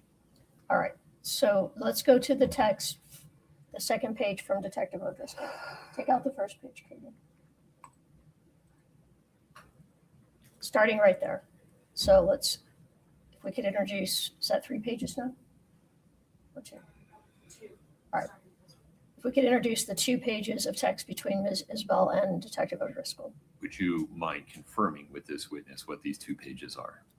And these 2 pages are text between you and Detective O'Driscoll, correct? Yes. And the black bubbles are from him, the blue are from you, correct? Yes. And that's an accurate representation of the text conversation you had with him at that time, correct? Yes. I think this is still Defense Exhibit 1007, if we could introduce, or at least mark it as 1007, this particular version. Say it again. Well, I don't know what it is. How are we marking it? 1002, maybe we can do 1002. So, Mr. Bloodworth, Defense Exhibit 1002A, a text message streamed between Ms. Isbell and a number ending 6267, 2-page document. Can I see the second page? Of course.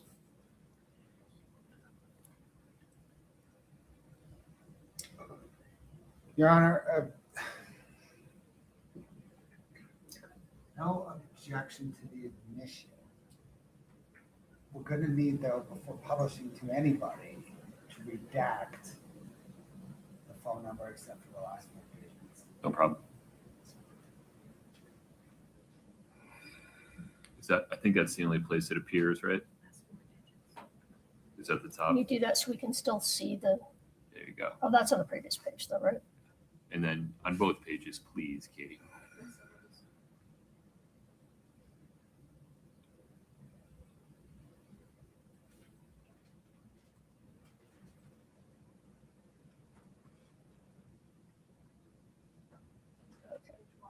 Okay, we just show me page 2 again.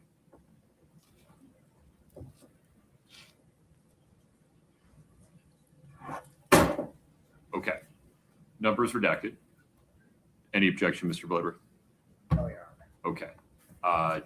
Defense 1002A, a 2-page text stream involving phone number ending 6267 is admitted. Let me publish. Ms. Lewis, take it from there. Thank you.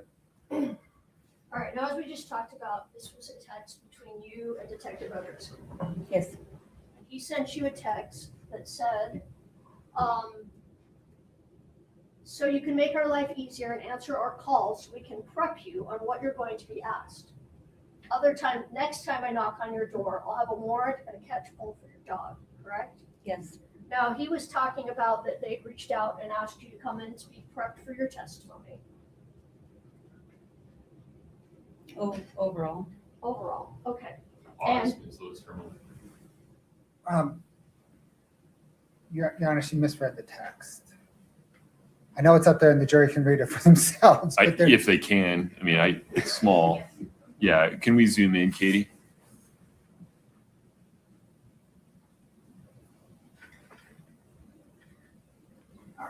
Pause for 1 second. Can you folks read that? I might have misread because some of it's covered here. Yeah, I think the redaction might have been part of the problem, but Can we maybe go to, I think because we blocked out the number, I can't see Okay. the first line. all right.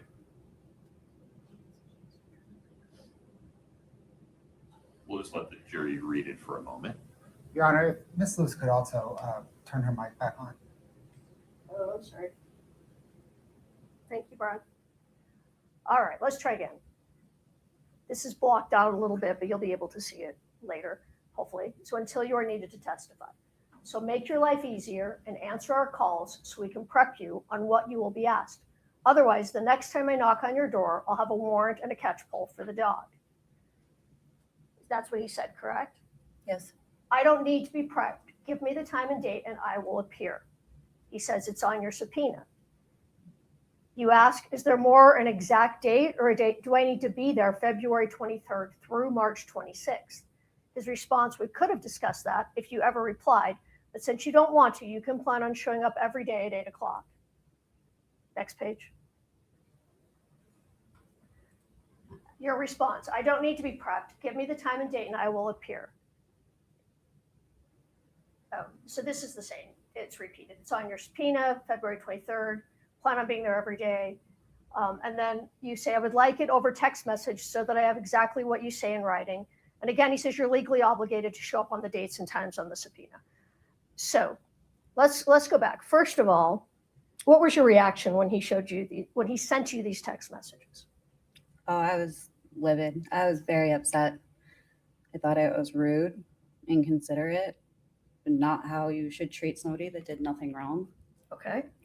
And you were asking if he would give you an exact date to show up to court instead of telling you to be here every day, correct? Yeah. And he said, well, nope. Yeah.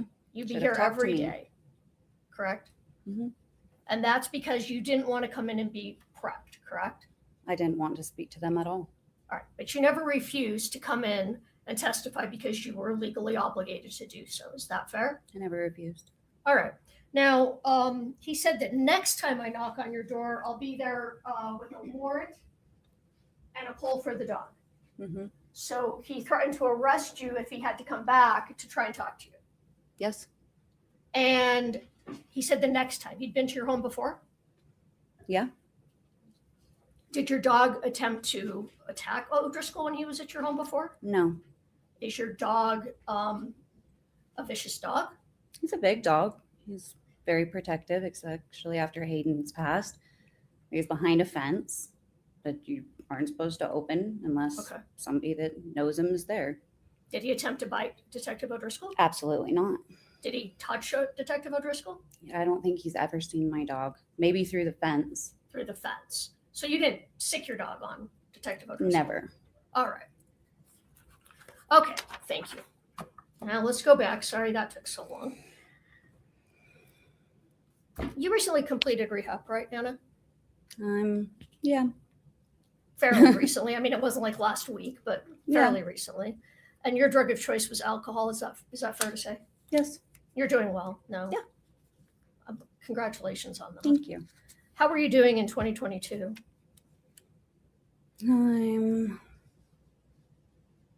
Sorry, what year was that even? I like base my years off like was Hayden dead or not at that time. I'm 2022. Let me make it simple. Yeah, give me a point of date. During the time when this phone call happened, were you sober? What phone call? The phone call you're here to talk about between Hayden and Kouri. I had just got done with dinner, so I think like Hayden and I had went to Sushi Blue that night. I probably had like a drink there. Okay. So before we get to the phone call, just a couple of other questions. So you said Hayden did handyman work for Kouri. Yes. Did he work on a number of projects for her? Do you know? Didn't I know of? Yeah. All right. And was Kouri good to him while he was working for her? Yes. She would help him out at times? Yeah. What kind of things would she help him out with? Like just advice, helping with like she had helped him get insurance, like liability while he worked for her, so that she wouldn't be liable, like those kind of things. All right. She seemed very nice to him. So you said in January of 2022, Hayden got a phone call. He was on speaker and you could hear part of the call. Mm-hmm. Because you did go into the bathroom for some of the call, correct? Yes. All right. So is what you heard Kouri say that she was asking him for the Michael Jackson drug? That was part of it. Because you didn't know what that was, correct? Yeah. And were you Googling on your phone trying to figure that out during the phone call? Going to, but I didn't because I was like trying to figure out what the first thing that she said because I thought it was a muscle relaxer. And then I was like, oh, it's Michael Jackson stuff. So you thought she was asking for a muscle relaxant? That was what I was thinking she was talking about. Okay. And then you went into the bathroom, right? Mm-hmm. And did you ever at that call hear Kouri ask for the drug fentanyl? I did not. Okay. I have nothing further.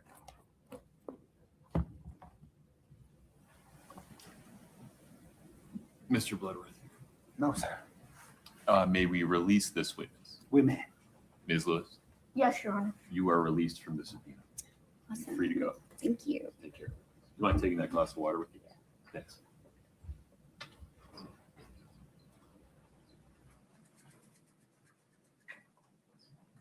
Mr. Bloodworth, the state's next witness. Your Honor, the state calls Robert Crozier.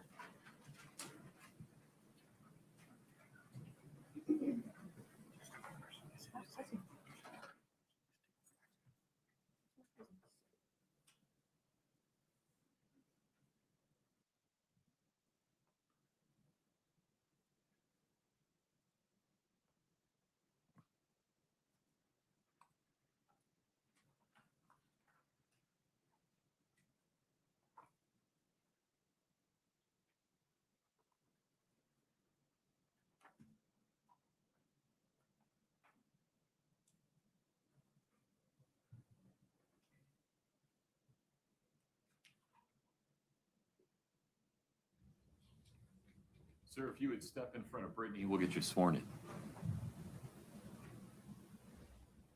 Step up here. In front of Brittany. You'll please raise your right hand.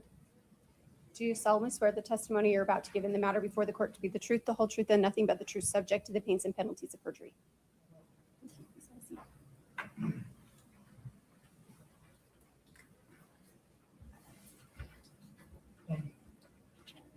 Good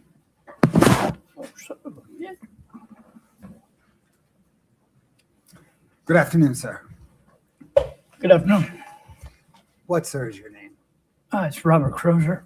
You spell your last name Crozier? Yes, sir. Um, Sir, do you have a criminal drug history? I do. Can you please explain it to us? I had a distribution charge in December of 22, and 2 possession charges in 23.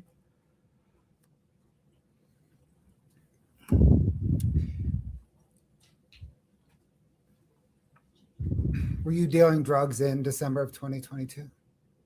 Yes. When did you begin dealing drugs? I'm not sure, sometime around 2020, maybe. And were you dealing drugs throughout early 2022? Yeah, I was. Mr. Lober, I apologize for interrupting you. Would you and Ms. Lewis approach for one moment? Just All right. apologies.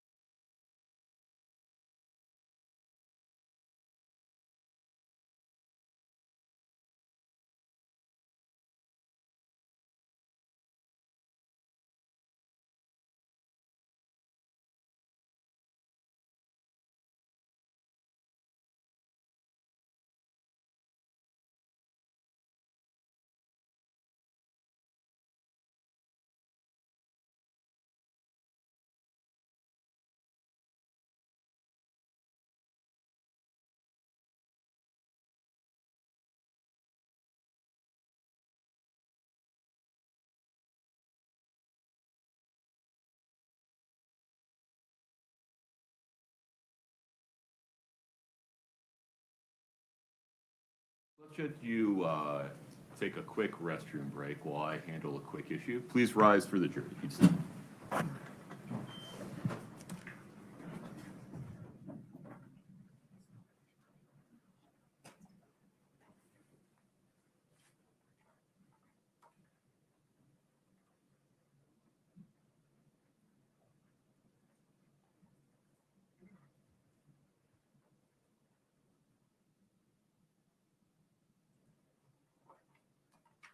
Have a seat, Mr. Crozier. Thank you. All right. We're going to be in recess until 1:25. Who I have present? Watts, be careful for a minute. Court's in recess. If you want to stretch your legs, now's the time.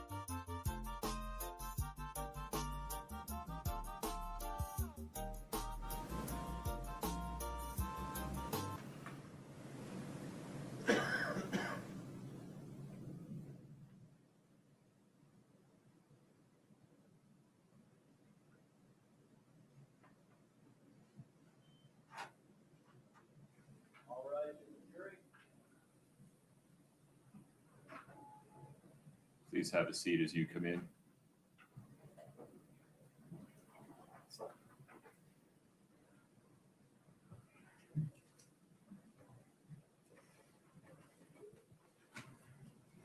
All right, please have a seat. We're on the record. Thank you for your patience. Mr. Crozier, you're under oath. Okay. Very good, sir. Thank Need you. a glass of water, just let me know. All right. Mr. Bloodworth, please proceed. Sir, are you represented today by counsel? I am. And are you testifying pursuant to 3 grants of immunity? I know that there's immunity. I don't know how many of them. Yes. Understand. Are you aware of immunity from Summit County, Yes. from Salt Lake County, Yes. and from the federal government? Yes. Did your attorney assist you in getting those grants of immunity? Yes. As far as I know, yeah. Okay. What is your understanding of those grants of immunity? That I need to be honest, or they're void, I guess. Okay. Do you also understand that you have to testify not only honestly, truthfully, Mhm. but also fully and completely? Yes. And did your lawyer advise you regarding your obligations under the grants of immunity? I don't understand what you mean. Did she tell you what you had to do? You told me I had to come to court and be honest, and Did she tell you what would happen if you weren't honest? that the immunity would be void, or so that I could potentially be charged with a crime.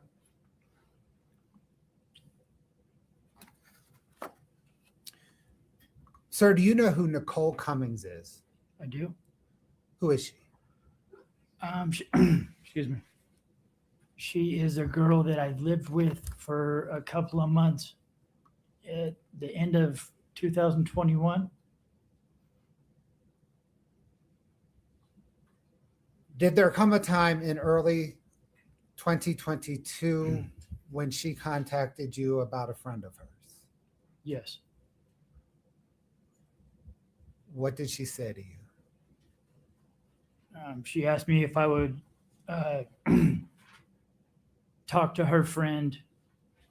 I don't remember her name, and get some Roxy's for her, the oxycodone.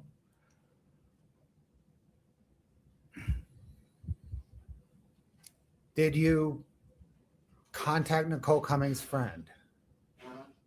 I think Nicole asked her if she could give her my number, and then she contacted me.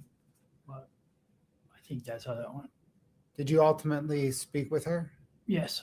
Did you text with her? I think it was mostly phone calls, but yeah, it might have been some text. I don't know. That was 4 years ago. Sure.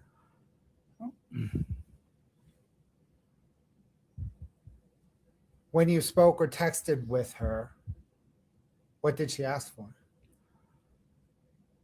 As far as I remember, she was asking for Roxy's for the oxycodone.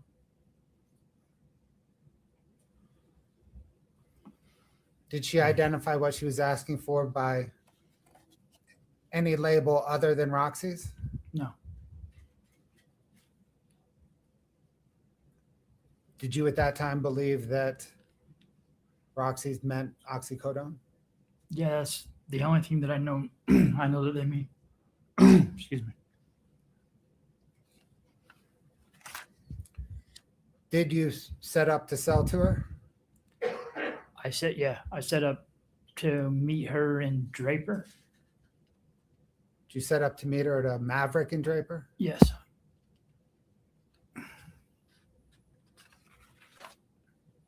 Did you ultimately meet her at that Maverick in Draper? Yes.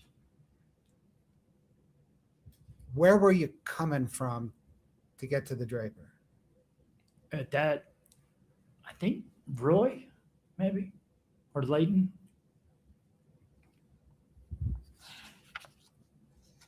Do you remember how many times you agreed to meet her at the Draper? Like I said, it was 4 years ago. I remember once clearly, maybe twice. Could there have been a third time? I don't think so. So let's talk about the first time you can recall. Is that the one you recall the clearest? I mean, yeah. Yeah, I believe it was raining that day, and she was coming from quite a distance, so we met in Draper to make it easier. Once you met at the Maverick in Draper, Mhm. did you meet up with her personally? I mean, she was in a car. Okay. I went up to the car. She handed me the money. I gave her the pills, and then went our separate ways. Did you have the pills with you, or did you have to go get them from somebody? I don't remember. Do you remember what she looked like? I really don't. I think she was Mexican, kind of short, but I don't know if she was in a car the whole time. Like, I don't even think she got out because I remember it was raining. Have you come to learn that her name is Carmen Lober? I have heard that. Yeah, like You said she handed you the money. Do you remember about how much money? I don't remember. You said you handed her pills. What do you remember, if anything, about the pills? It was like 30 or 40 of them.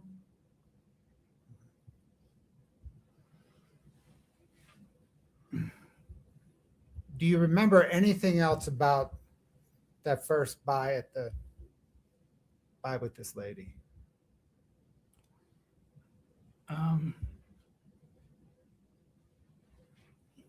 No, she was in like I want to say like a Civic or something, like a Honda Civic, but yeah. Okay.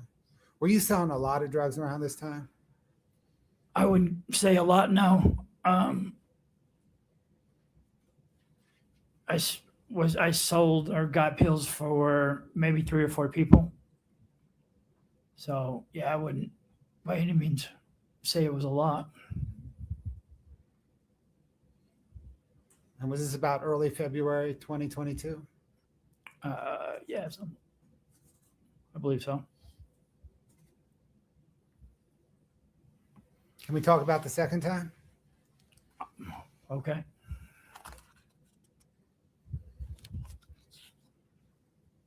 How did the second time come about? I really don't remember. Like, I'm not even real clear if I had met her a second time. Oh.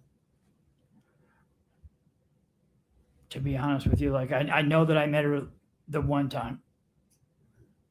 And it might have been twice, but I really, like, it was like 4 years ago. So, like, I don't really remember if I met her more than once. But if it would have been the same thing, like, I would have gotten the money from her, given her the things, and left. Like, there wasn't a lot of interaction. We didn't, get a drink together or anything. It's a drug deal. Yeah.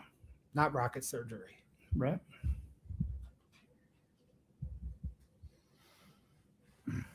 Had you met her at the Maverick Draper for anything else other than a drug deal? No.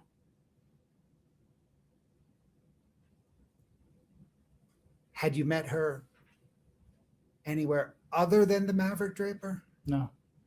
So am I right that the only times you've met Carmen Lober is at the Maverick Draper? That's right. And the only times you've met her at the Maverick Draper was to sell her drugs? That's correct.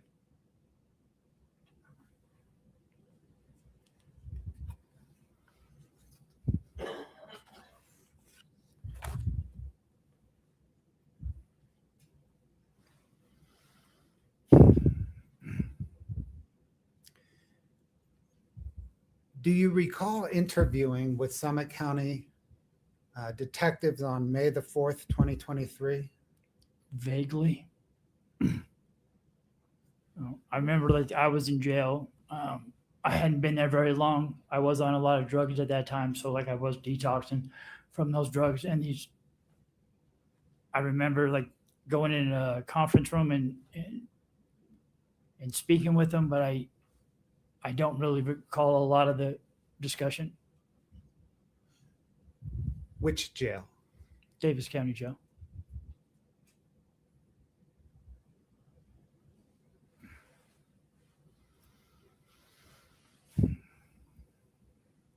Do you recall whether they asked you if Carmen asked for blues specifically or fentanyl specifically?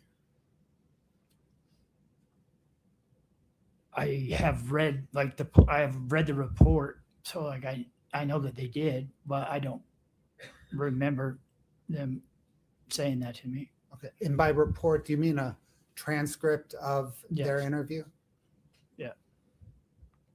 So you know from reading a transcript of their interview that they asked you whether Carmen asked for blues or fentanyl on one hand or oxys on the other hand? Yes.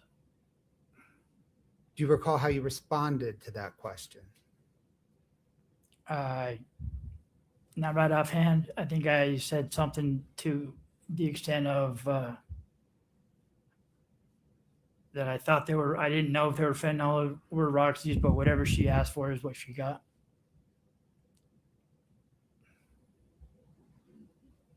Do you recall your answer to that specific question of theirs, whether she asked for blues specifically or fentanyl on one hand or oxys on the other hand? No. If I were to show you that transcript again, would you be able to recall? I mean, I'm not going to remember it, but, like, I can. Would that help see you it. Like, refresh it? I can see, like, what it says. Okay. Yeah. So, but as far as remembering that, that was 3 years ago, or however many years ago, and I was in a rough state at the time that I had that conversation with them. Scott, can we bring up for the witness, please, 8-46, Tango?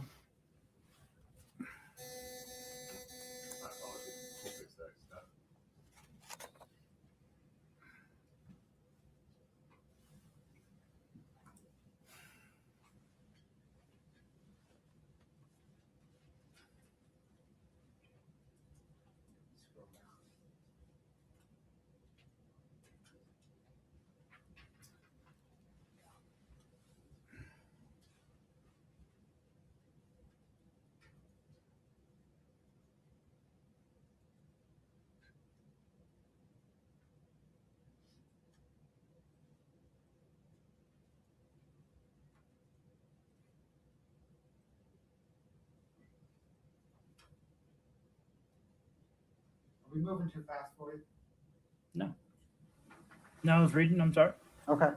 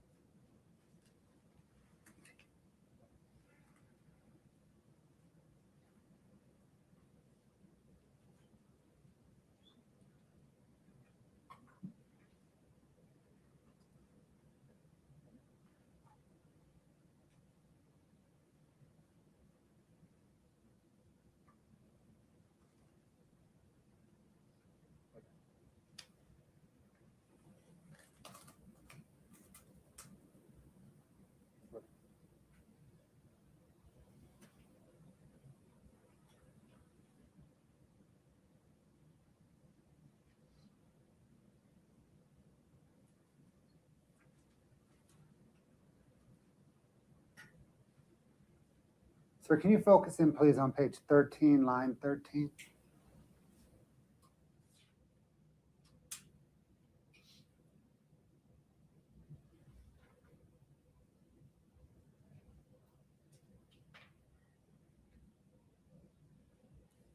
Okay. Does that help refresh your recollection on how you responded to the investigator's question of whether she wanted blues or fentanyl specifically, or oxys? Yeah, but it says that It's a yes or no. yes. Okay. Sir, how did you respond to that? Can I take this witness on voir dire for just one moment? Not at the moment. You got to let him answer that question. We approach. Yes.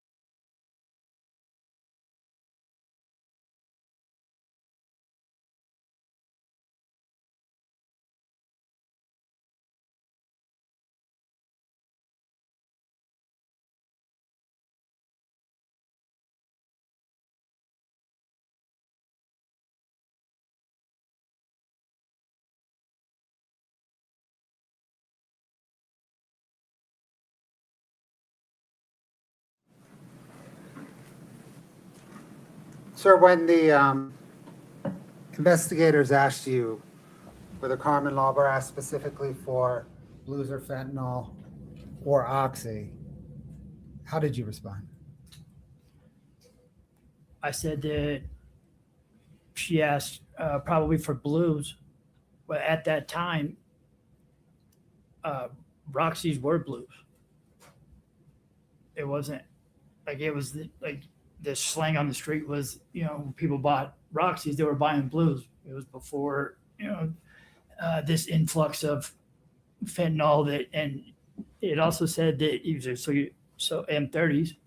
Yeah, that's what the Roxys were stamped with was M30s. That's the manufacturer stamp. It's not just a fentanyl thing.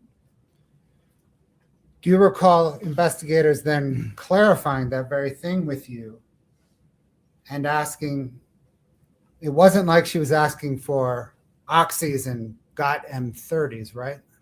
Do you remember the investigators asking you for that clarification?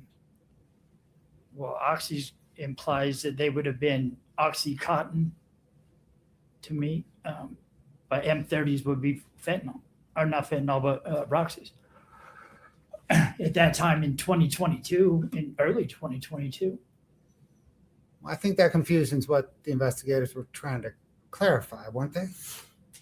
I don't know what they were. Do you recall the investigators asking you? It wasn't like she was asking for oxys and got M30s. Do you recall them asking you that? I have read it, but I don't recall them asking me that. No. But you know that they asked you that from having read the transcript, right? Your Honor, asked and answered. He said he doesn't recall. That is true. And if you would answer that question, please. I'm sorry, can you repeat the question? Do you know that investigators asked you, it wasn't like she was asking for oxys and got M30s? Yeah, that's what it says. Yeah. Do you recall your answer to that question? I do not. Would it refresh your recollection if I showed you the transcript of the interview? Sure. Scott, can I get 846T again? Which page do you want to go to? If we can stay, please, on page 13. And sir, if you could read from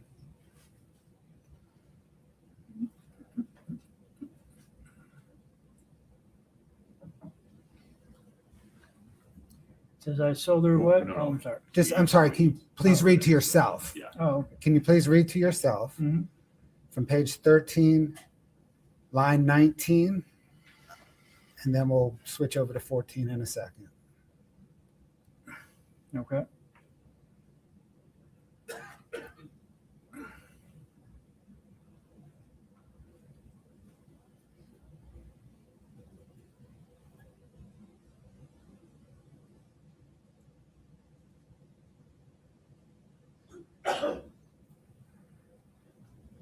Okay, if you could take that down, please, Scott. Sir, does that help refresh your recollection? I mean, no, but I can see what it says, but I don't remember having this conversation. But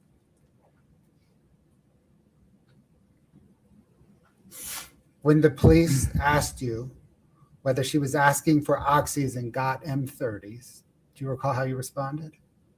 it says no, she would have got what she asked a for. moment. Okay. He said he doesn't recall. Sustain. Sir, do you recall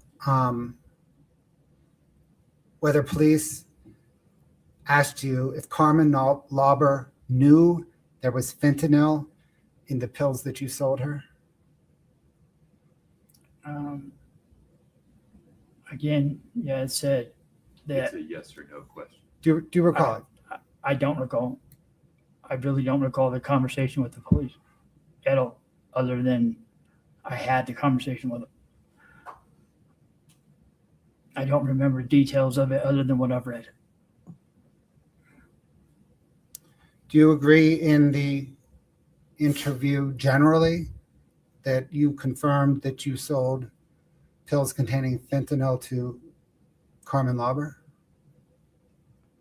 No, I said that from what I read, I said that she knew what she got what she wanted. Whatever she asked me for is what she got, but I'm pretty sure it was Roxy's, and it was the whole questioning with those cops was them kind of telling me what I had been doing.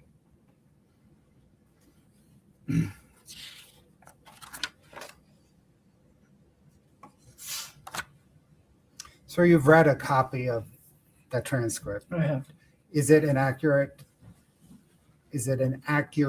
transcript of your interview with detectives that day? Well, I'm going to let him answer it. You're objecting to foundation. Your foundation's overruled. It's a yes or no question, sir.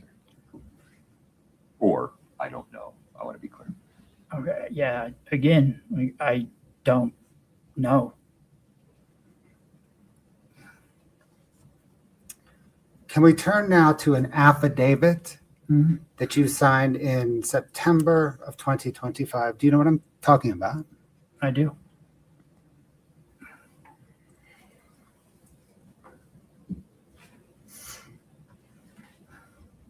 Did you swear to the affidavit saying that it was true? Yes. Did you read the affidavit before swearing to it? I believe it was read to me. In that affidavit, did you say that you sold drugs to Carmen Lober 2 times in February 2022 at the Maverick in Draper? I believe it said the same thing I've been saying, that it was once, maybe twice. Like, I don't recall if it was more than that. But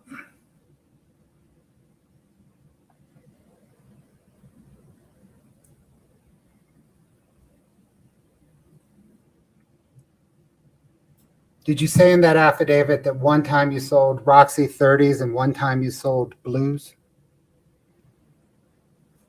yes, but again, blues are, at that time, blues are Roxy 30s. Like, they're synonymous. That was Yes. your understanding of what Blues are, right? Yes. At that time. Yes. And if I sold somebody blues, then they were the Roxy 30s.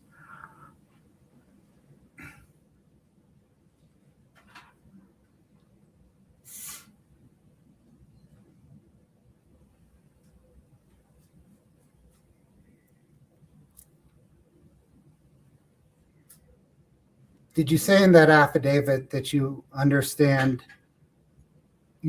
actually at that time in early 20?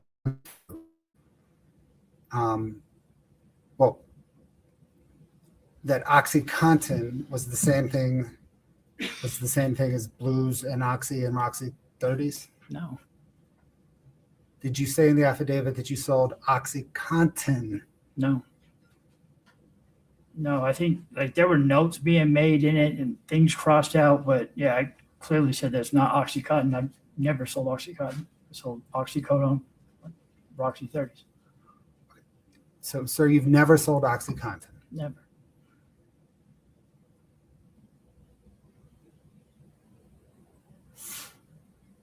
Scott, can I get 847, please?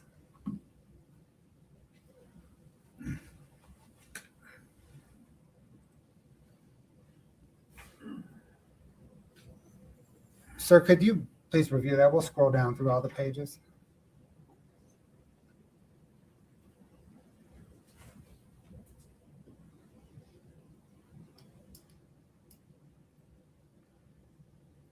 Scott, can you go down one? Yeah, that's a typo. I'm sorry. Go down again, please.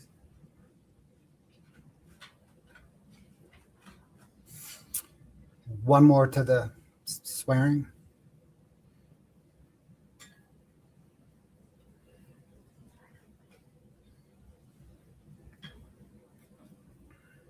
Can you go back to the top, please, Scott?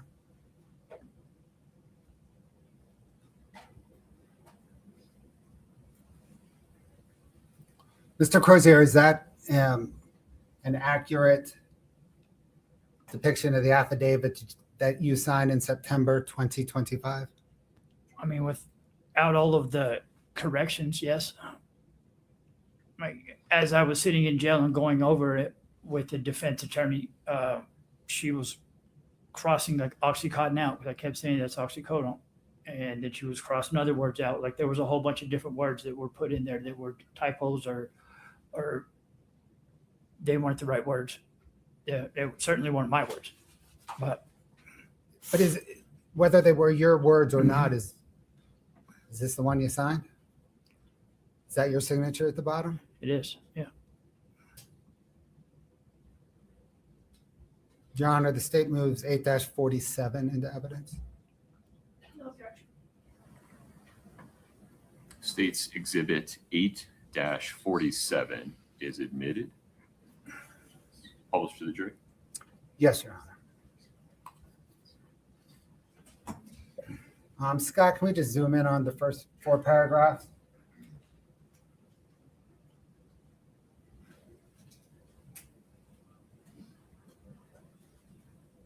So is that first paragraph accurate? Yes, Is the second paragraph accurate? yes, Is the third paragraph accurate? yes,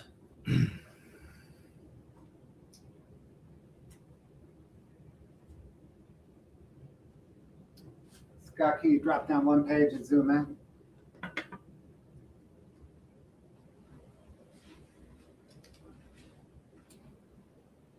Is that fourth paragraph accurate? no, it's got a, yeah, it's got the, or it says oxycontin and not oxycodone.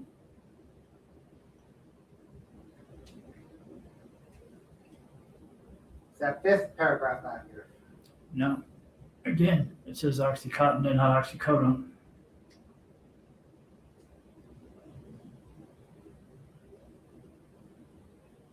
Is that sixth paragraph accurate?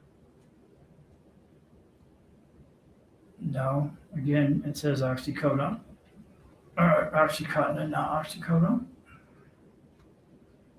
Seventh paragraph accurate?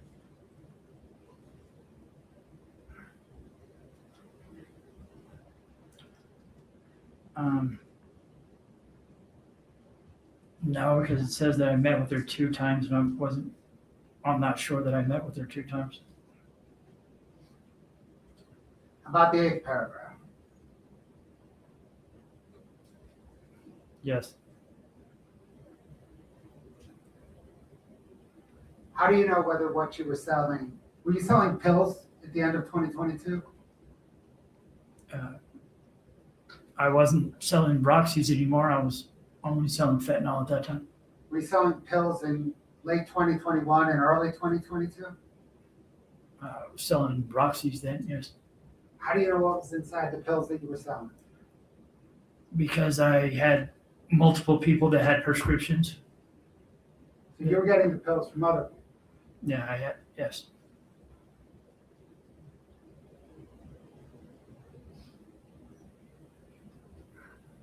Who did you get the pills from that you sold to Carmen Lober? I don't recall. Like I had multiple sources that I was getting them from. So you just had a guy. I had a few guys.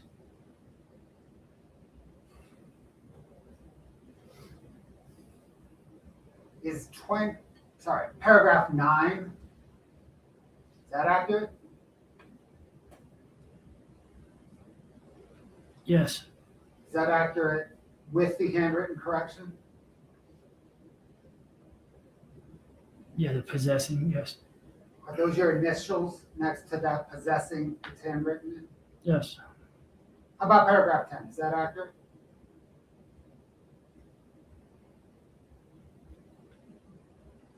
yeah, yes, How about paragraph 11?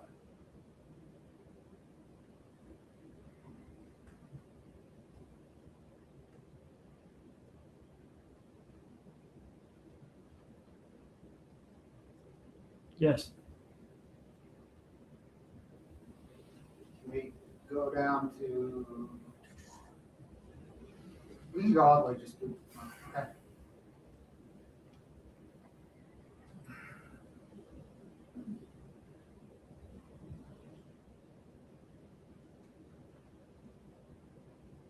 Paragraph 12 accurate?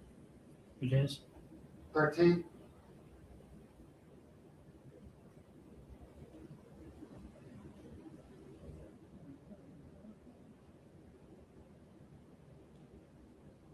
With the exception of the Oxycontin again, instead of oxycodone.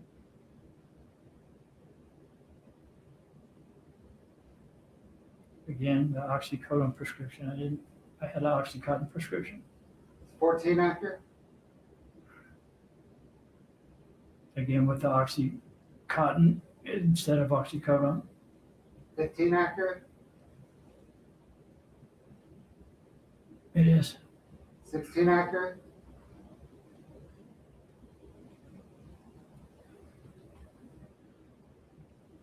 With the Oxycontin instead of oxycodone. Let's scroll down to that's your signature?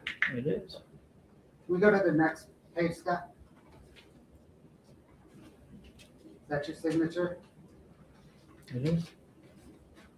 Now in there you say that you read the foregoing. Did you read it? It was read to me, yes. Is the foregoing a power of attorney or is it something else? I'm sorry, I don't know what foregoing is. What's above there? First three things. I'm sorry. What was your question? It says right there that I read the foregoing power of attorney and understood the contents thereof. You're telling me that you didn't read it, right? Saying that it was read to me, and at every time it said Oxycontin, like we were saying, okay, that needs to be oxycodone. But those changes weren't made. Yeah, apparently not. Thanks, Scott.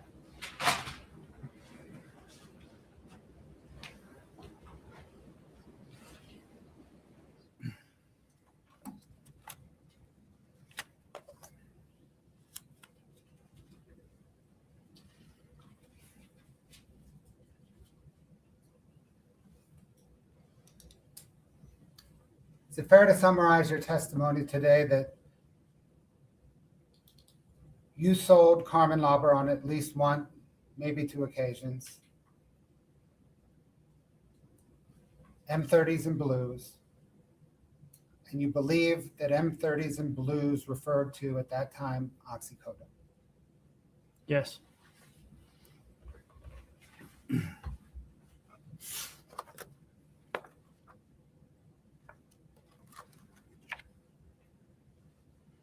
Thank you, sir. You're welcome. Ms. Lewis.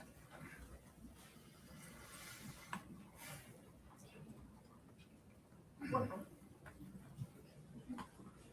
you have a glass of water? I do not, thank you.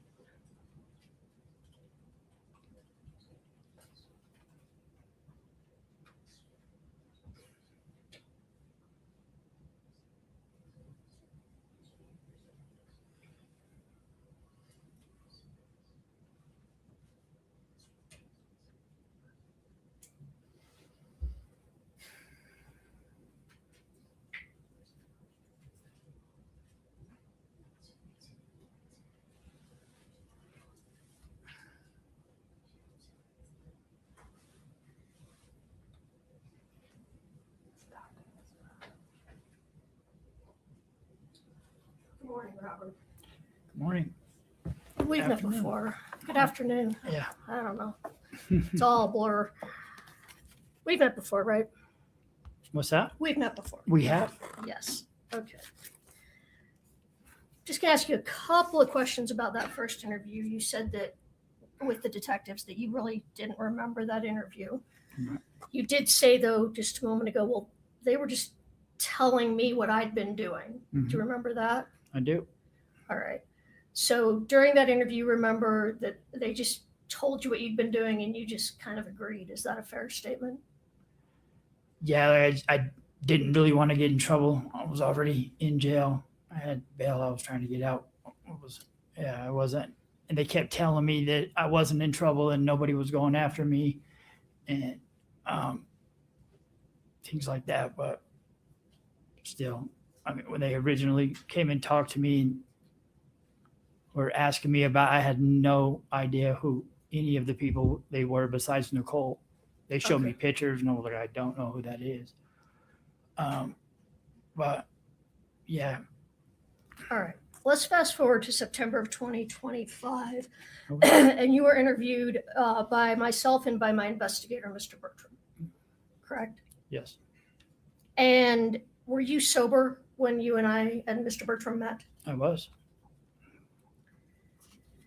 And do you recall at that interview you told us you thought you had sold to Ms. Carbon 2 times? I think I said once, maybe twice. All right. Same thing I've been saying. You said once, maybe twice. Mhm. And that the first time was Roxy 30s, which you've explained, Mhm. right? I'm sorry. Yes.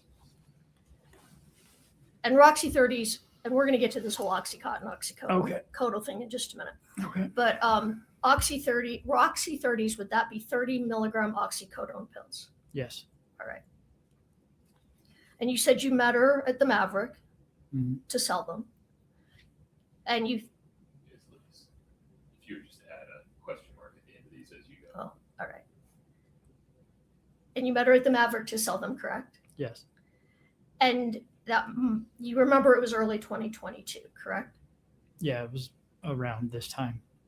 Okay. There was snow then. So Okay. So can you remember what you were charging per pill for 30 milligram oxycodones? like either $25 or $30 a piece. $25 or $30 per pill. Mhm. You weren't selling fentanyl at that time, but when you did sell fentanyl, what did that sell for?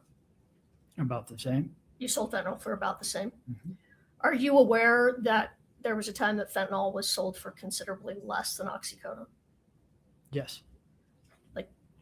And would that have been earlier when fentanyl first started in the market, or would that just depend on who was selling it? It just depends on who was selling it, Okay. where you got it from. You know, if you know a Hondo that'll give them to you for 80 cents, then yeah. But All right, that's fair.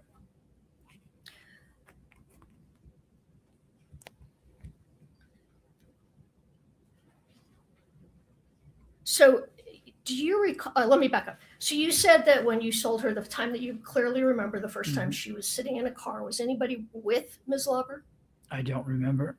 You don't I remember don't. there being anyone, or you just don't know?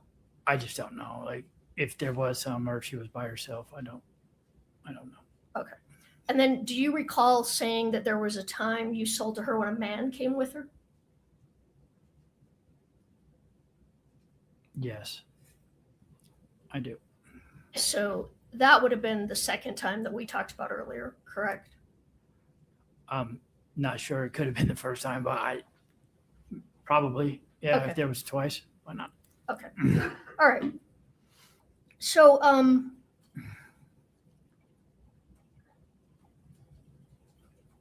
if Ms. Carmen Lauber testified that you told her, these are fentanyl pills, I'm selling you fentanyl pills, would that be true? I mean, if I said it to her, then it would be true, but I don't know that I said that to her. Well, were you selling her fentanyl pills? I don't believe so, no. Okay. And let's go over that again, because I know this was, you were using during that period. Mhm.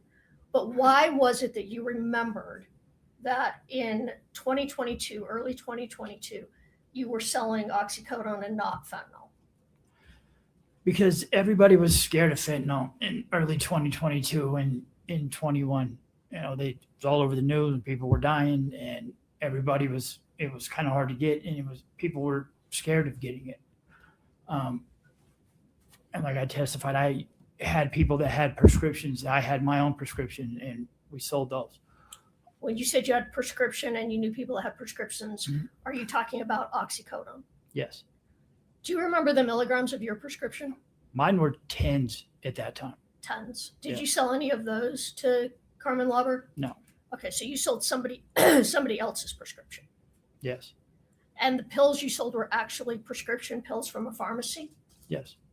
And do you recall you met her at the Maverick, and do you recall the person that you were buying from actually lived not super far away from that Maverick? Isn't that correct? No, You didn't have a supplier that was pretty close to that Maverick?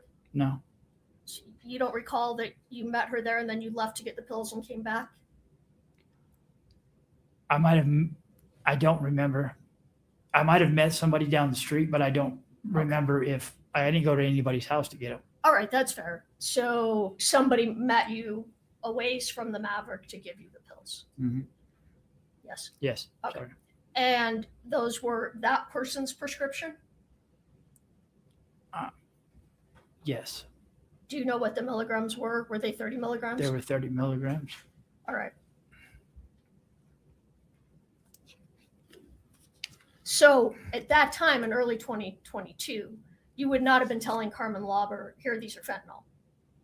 No, I didn't have a fentanyl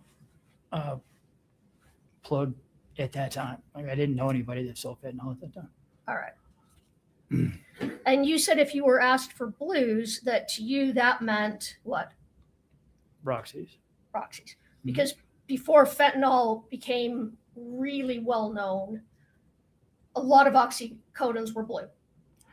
Yeah, and they were the M30s, like from the manufacturers. And I think that's why whoever makes those now, the fentanyl ones, they made them to look just like the Roxy's, because people were taking, a lot of people were addicted to Roxy 30s at that time. So they made them look exactly like that. And that's why people were dying, because they were thinking they were taking a Roxy and they were taking a fentanyl that looked exactly the same, but color might have been a little different.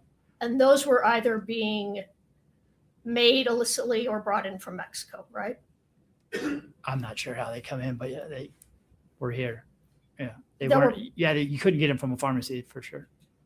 I'm sorry, you could. You could not get them from a pharmacy. No. Okay.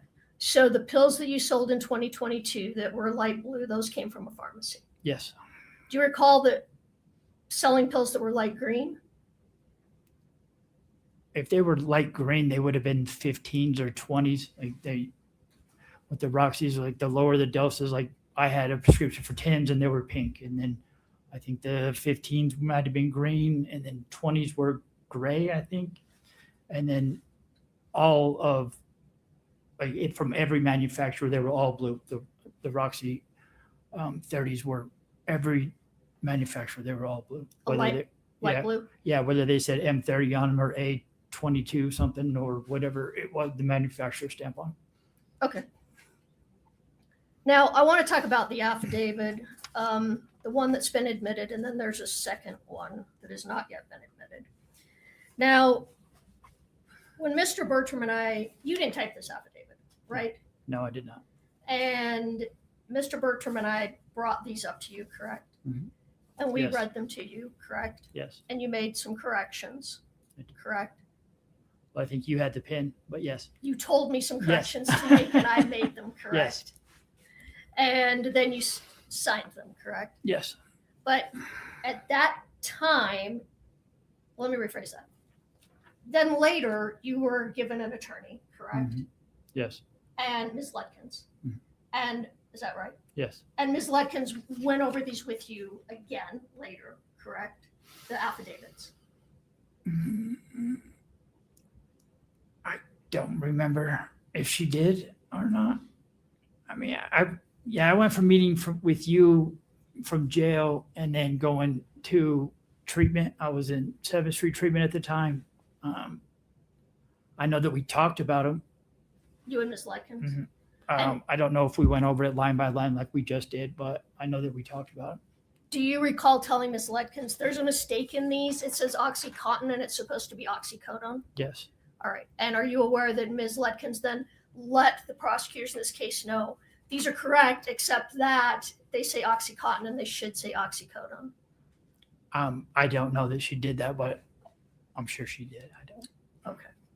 And so I'm the one that typed Oxycontin, correct? Probably, yeah. Yes. Yeah. And now that I didn't understand them, but I understand now, what's the difference between Oxycontin and oxycodone? Oxycontin is way stronger. And it's time released now, I believe. Like I think in the 90s it wasn't. They were having a lot of problems around the country with those, and then they made them time released. The Oxycontin 30s, I believe, are purple or they're red or maroon color or something like that. But Okay. yeah, they have like a gel around them. All right.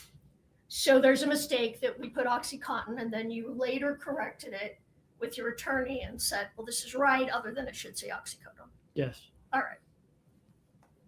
Because you were selling oxycodone, Yes. not OxyContin. Yes. All right, let me show you. Do we have the mark on the new exhibit? Okay. Let's pull up what is Defense Exhibit 1025. You actually signed 2 affidavits in September of 2025, Yes. correct? And the state introduced one of those affidavits, correct? I don't know. They just showed me one. They showed you one. Okay. Yes. That's the only one they showed you. Yes. Will you take a look at this and tell me if this is the second one you signed?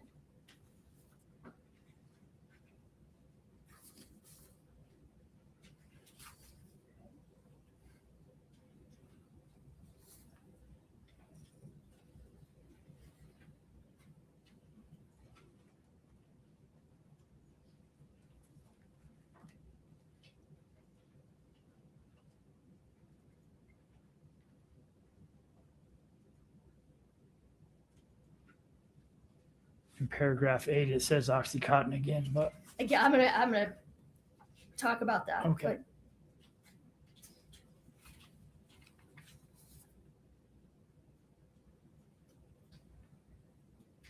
yes. Okay, so other than where it says, there's 2 times it says OxyContin when it should have said Mhm. oxycodone. Other than that, is this a true statement? Yes. All right.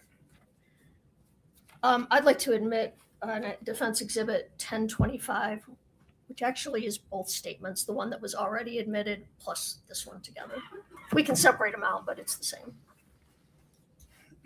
Objection, Your Honor. May we approach?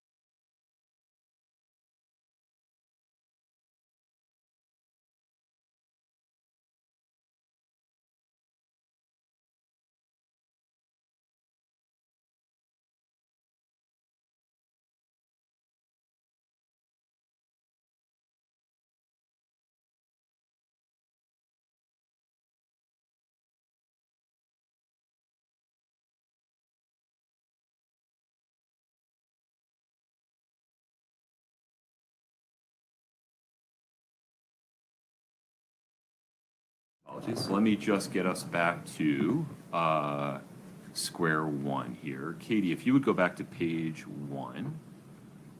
I'm going to hide this for just a moment. Ms. Lewis, it is queued up though, if you need it. All right, let's actually go to page 2 though, Katie, because you've already read, you just read this, right, as you were sitting here. All right. So do you recall a meeting with prosecutors in this case in April of 2025 to discuss your testimony? I do. And that was before you met with myself and Mr. Bertram in September of 2025. Yes. And at that meeting, did you tell them then that you never did sell fentanyl to Carmen Lober? I told them that I'm pretty sure that I sold her Roxy's and not fentanyl. Okay. So you told them, excuse me.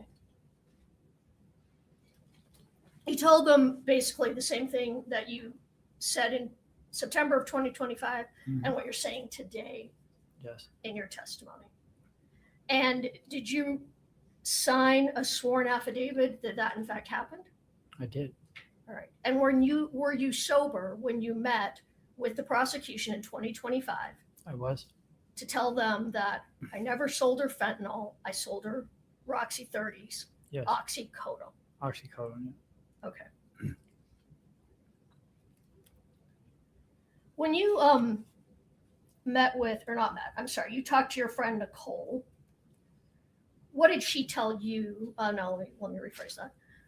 What was your understanding of what Carmen Lober wanted? She said, I have a friend who wants some pills. What was your understanding of what that friend wanted? That she wanted Roxy's. Roxy's. I'm sorry.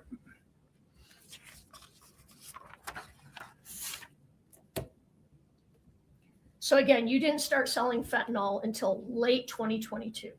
That's right. You had no access to it in January, February, March of 2022. No. When you did start selling fentanyl, what color were those pills? Like almost purple. A really dark color. Yeah. Yeah, they were very distinctive. Okay. So not light blue, not light green. Mhm. Did anyone ever ask you for the Michael Jackson stuff? I'm sorry. I think that answers my question. Okay. Nobody ever asked you, Carmen Lober didn't ask you to sell her Michael Jackson, the Michael Jackson drug. No. Is that, Do you know what that is? what do they call that? Prohypnol or something? Propofol. Propofol. There you go. Yeah, I've heard of it as I've watched the Michael Jackson thing when he died, but yeah, nobody's ever asked me for that. Do you know if you can even I buy don't, that on the street? I doubt it. Okay. It seems like they would keep that under a tight lock and key. All right. All right. I'm just going to summarize and then we're going to be done. Okay? So when you initially agreed with detectives that you might have sold fentanyl, you were high, you were coming down, and you don't remember saying that specifically. True. That is correct. Yes.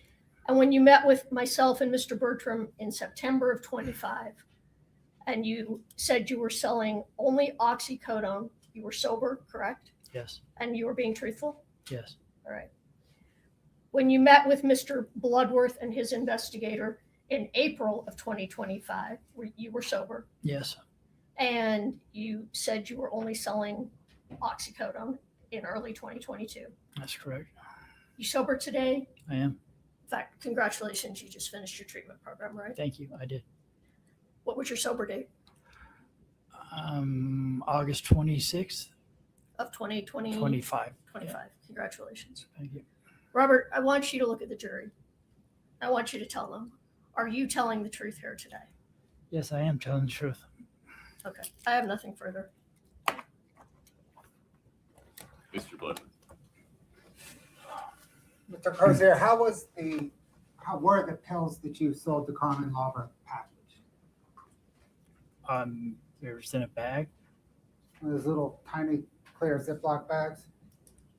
I don't remember, but a Ziploc bag or something. Yeah, they were in a bag of some kind. Yes. Like one of those little bags you get with a spare button on a shirt? Well, I don't think you can't fit 20 or 30 pills in a little bag like that, so they were probably a little bigger than that. But yes, And you got that bag from your plug, right? yeah, from one of One, somebody. one of the guys that sold Yes. you the pills. Correct. You did not get that bag from a pharmacy, correct? No. Thank you. Anything further, Ms. Lewis? No, Your Honor. May we release this witness from the subpoena? We may, Your Honor. Yes, Your Honor. Mr. Crozier, you're free to go. Thank you so much. Ms. Litkins, thank you.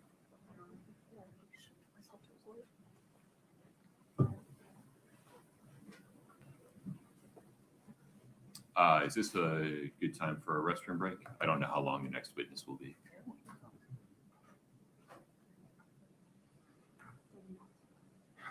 Yeah, Your Honor, next witness, maybe 30 minutes from the state. Why don't we take a restroom break? Thanks, folks. All rise with the jury.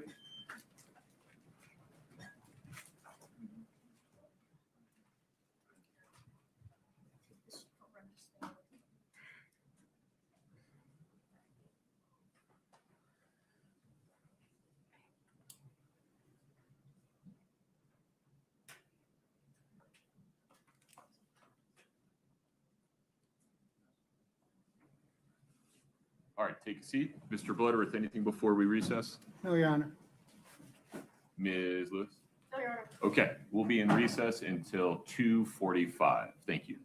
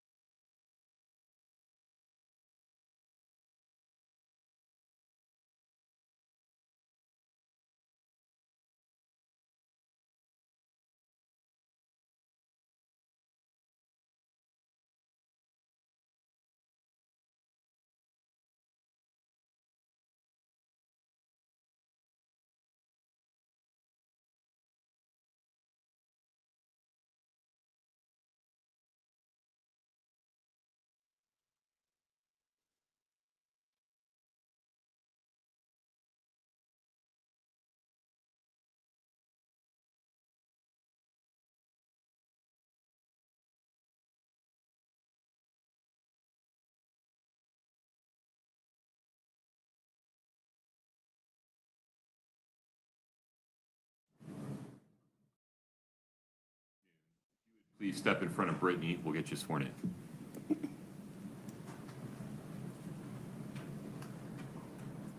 Please raise your hand. Do you solemnly swear the testimony you're about to give in the matter before the court to be the truth, the whole truth, and nothing but the truth, subject to the pains and penalties of perjury? Yes. Thank you. Have a seat.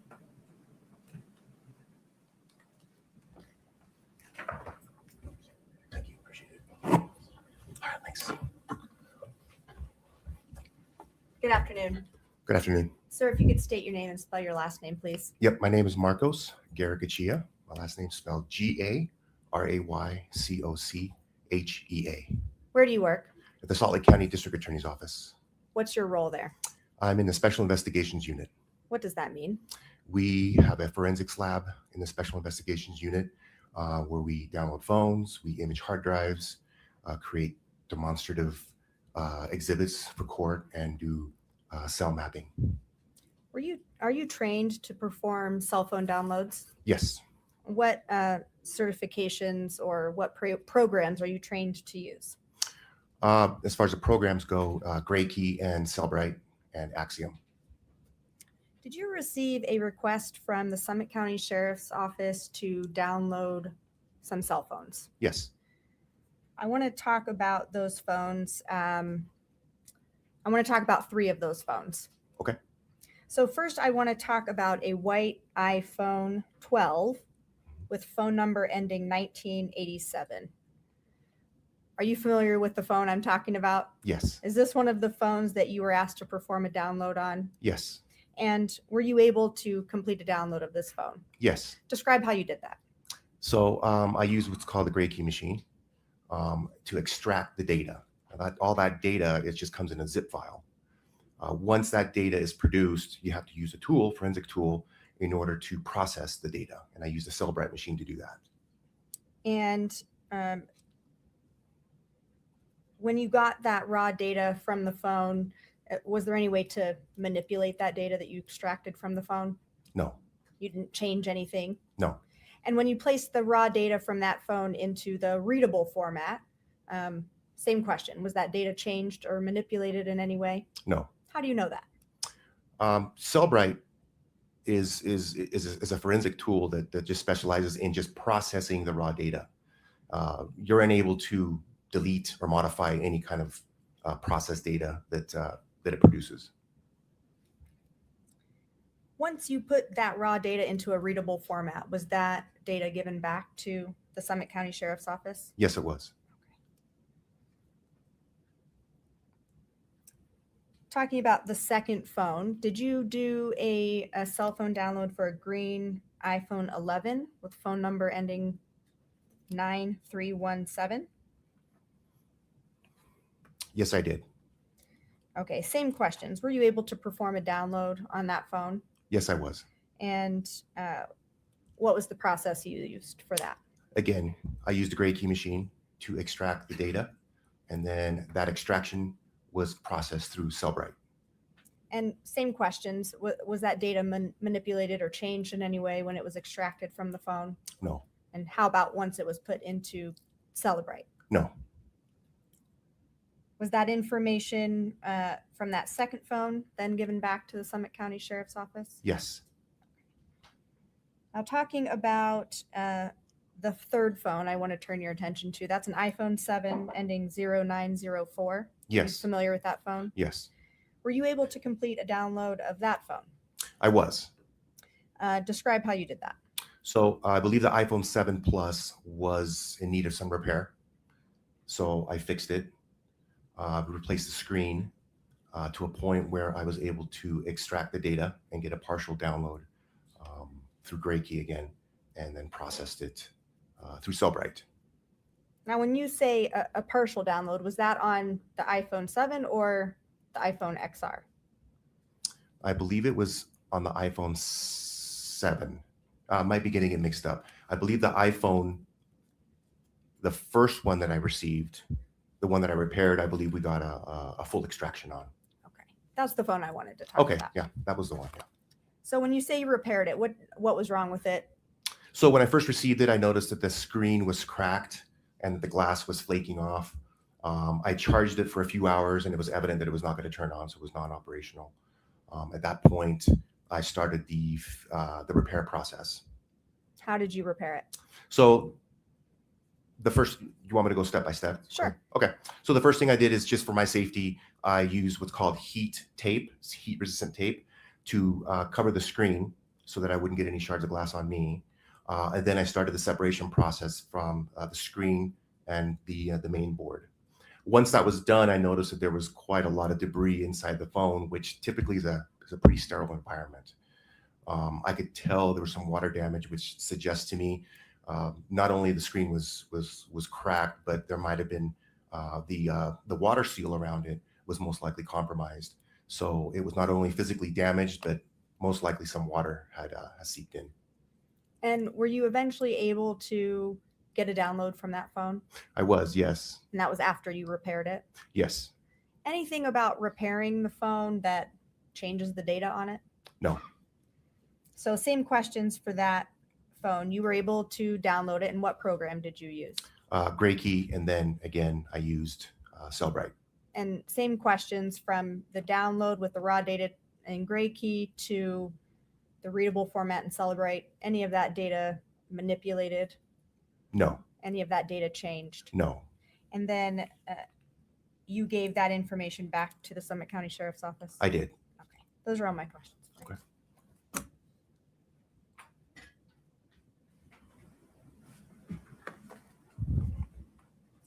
Marcos, or sorry. Marcos is fine. My last name is We were on the Vallow. phone. So Yeah, no worries. Sorry. How are you? I'm doing well, thank you. Good. Really just two things. And we've heard testimony before. The jury has heard testimony before about the phone being extracted by Gray Key and then it coming in a non-readable format. Is that accurate? Non-readable, yes, it comes in a zip file. Correct. Yes, and it needs to be processed in order to be readable. And that's when Cellbrite comes in. Yes. And then you do kind of like a double bind where you compare hash values, correct? Typically, yes, that's something that you can do. And is that the same thing you did here to make sure that nothing was, as the state indicated, manipulated? Yeah, so Gray Key does give you a hash value, and then Cellbrite would also give you a hash value, and those were compared. And you're certified in Cellbrite, of course. Yes. And are there different levels of certification within Cellbrite? Yeah, I mean, you can continue going to classes and getting certified, but I think the most important thing is to keep your programs updated. Okay. That's probably the most important thing, because as a technician, as a phone down person that does phone downloads, I do numerous amounts of downloads, which keeps me fresh and updated with that process. Well, because the technology landscape is constantly changing. Yeah, the technology changes, but more so with the device you Yes. mean? Yes. Yeah, I can change. Yeah. Let me ask you about how you received the phone. Okay. Phones. Can you tell me, and just go in whatever order you prefer. Okay. And tell me the state that the phones came in terms of their packaging when they arrived at your office. Okay. So on, I believe it was May 30th, I received two phones, both in need of repair. The first one was an iPhone 7 Plus. That one came in its original evidence package. I took photographs of those of the package, front and back. Then I opened it up and took photos of the phone itself, front and back. The second package was an iPhone XR. That came in its original evidence package as well. I took photos of the front of the package and the back of the package, and I cut it open and took photos of the front and the back of the phone itself. And then I believe on June 28th, I received two other phones from Detective Root. And it's the same thing. Both came in their original evidence package. Front and back photographs were taken of both, and both were taken out of the bag, and front and back of the phone were photographed. Now I heard Detective Root for the last two. Was Detective Root for all four? Ooh, I'm not quite clear on that one. No problem. I believe he was. Okay, no problem. Okay. Did they come in, or can you explain to the jury what a Faraday bag is? They did not come in Faraday bag. And could you just explain what that is? Yes, what a Faraday bag is, it's a bag that will keep the phone from receiving any kind of exterior communication. So it's the same thing as putting an airplane, or it's the same thing as putting your phone in airplane mode. Like when you take a trip, they ask you to put your phone in airplane mode so it doesn't interfere with communication with, say, the airplane. Now there were two unoperable phones, correct? That's correct. And so that one really wouldn't matter, correct? In terms of whether they were in a Faraday bag or not. Yeah, that probably wouldn't matter. And what about the other two? Were those operable? They were both operable, but they came to me in a off. In off mode. Yeah, off mode. That's correct. And also those were similar, just to make sure, I think you said this, evidence bag sealed, correct? Yes, sir. Okay. And then when you release them back, could you just tell me who you released them to and then how you package them, if any different than how they got to you? Yeah, I believe both phones were released to Detective Root. I'd have to look at the chain of custody paper. But what I did was once I was done extracting the phones for all 4 phones, I put them back into their evidence bag, sealed it and initialed it, and then I took photographs and gave it back to Summit County. Perfect. 2 last questions. The first one is with regards to analyzing. I know you didn't analyze in this case. You are certified to analyze? Well, I mean, I've analyzed phones. I don't know what you mean. You have to clarify what you mean by just as an analyzer. Instead of in this case, you just extracted the information, correct? That's correct.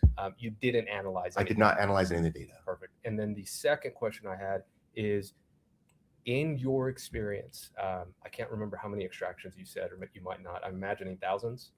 Yeah, probably. I don't know, close to, I don't know, mid hundreds. Okay. Yeah. And once you extract a phone, is there any reason to extract it again? There might be. It depends. Yeah. Can you tell me about that? Yeah. So if you can extract the phone using Cellbrite, you can also extract it just with Cellbrite, and then you can also extract it with Gray Key. Sometimes using 2 different forensic tools may yield different data. So it could yield more data than this one. So it's always wise to have different forensic tools in a lab. And what about within the same forensic tool? So say you did a Gray Key extraction on one phone. Is there a reason to do another Gray Key extraction of that same phone? Typically, no. I mean, it just depends how much time has gone by, because the Gray Key does update its program, and maybe at a later time, maybe it can yield more information as the technology gets better with the program. And same with Cellbrite. Possibly. Yeah. Perfect. That's all I have. Thank you so much. Good seeing you. Yeah, you too. Thanks. No other questions. May we release this witness? Yes. Mr. Ramos. Oh, sorry. Yes. Thank you. Thank you. You are free to proceed. Thank you. Your Honor, may we approach and discuss scheduling? Yes, please.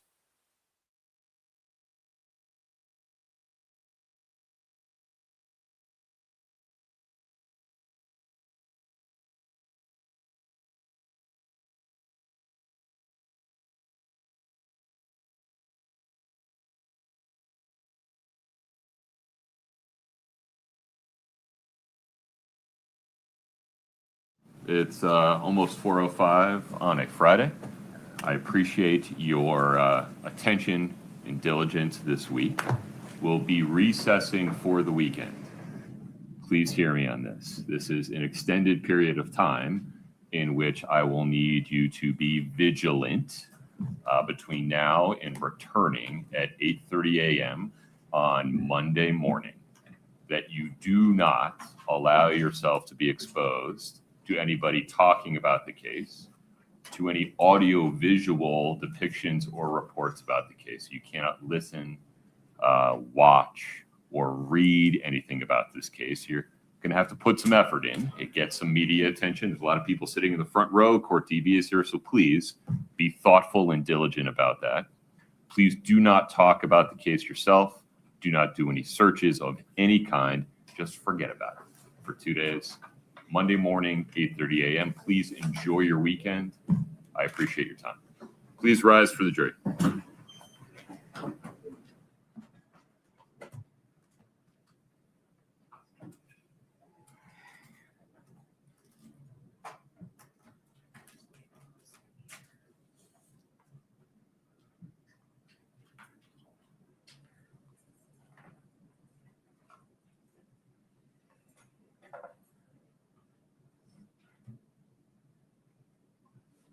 Please have a seat.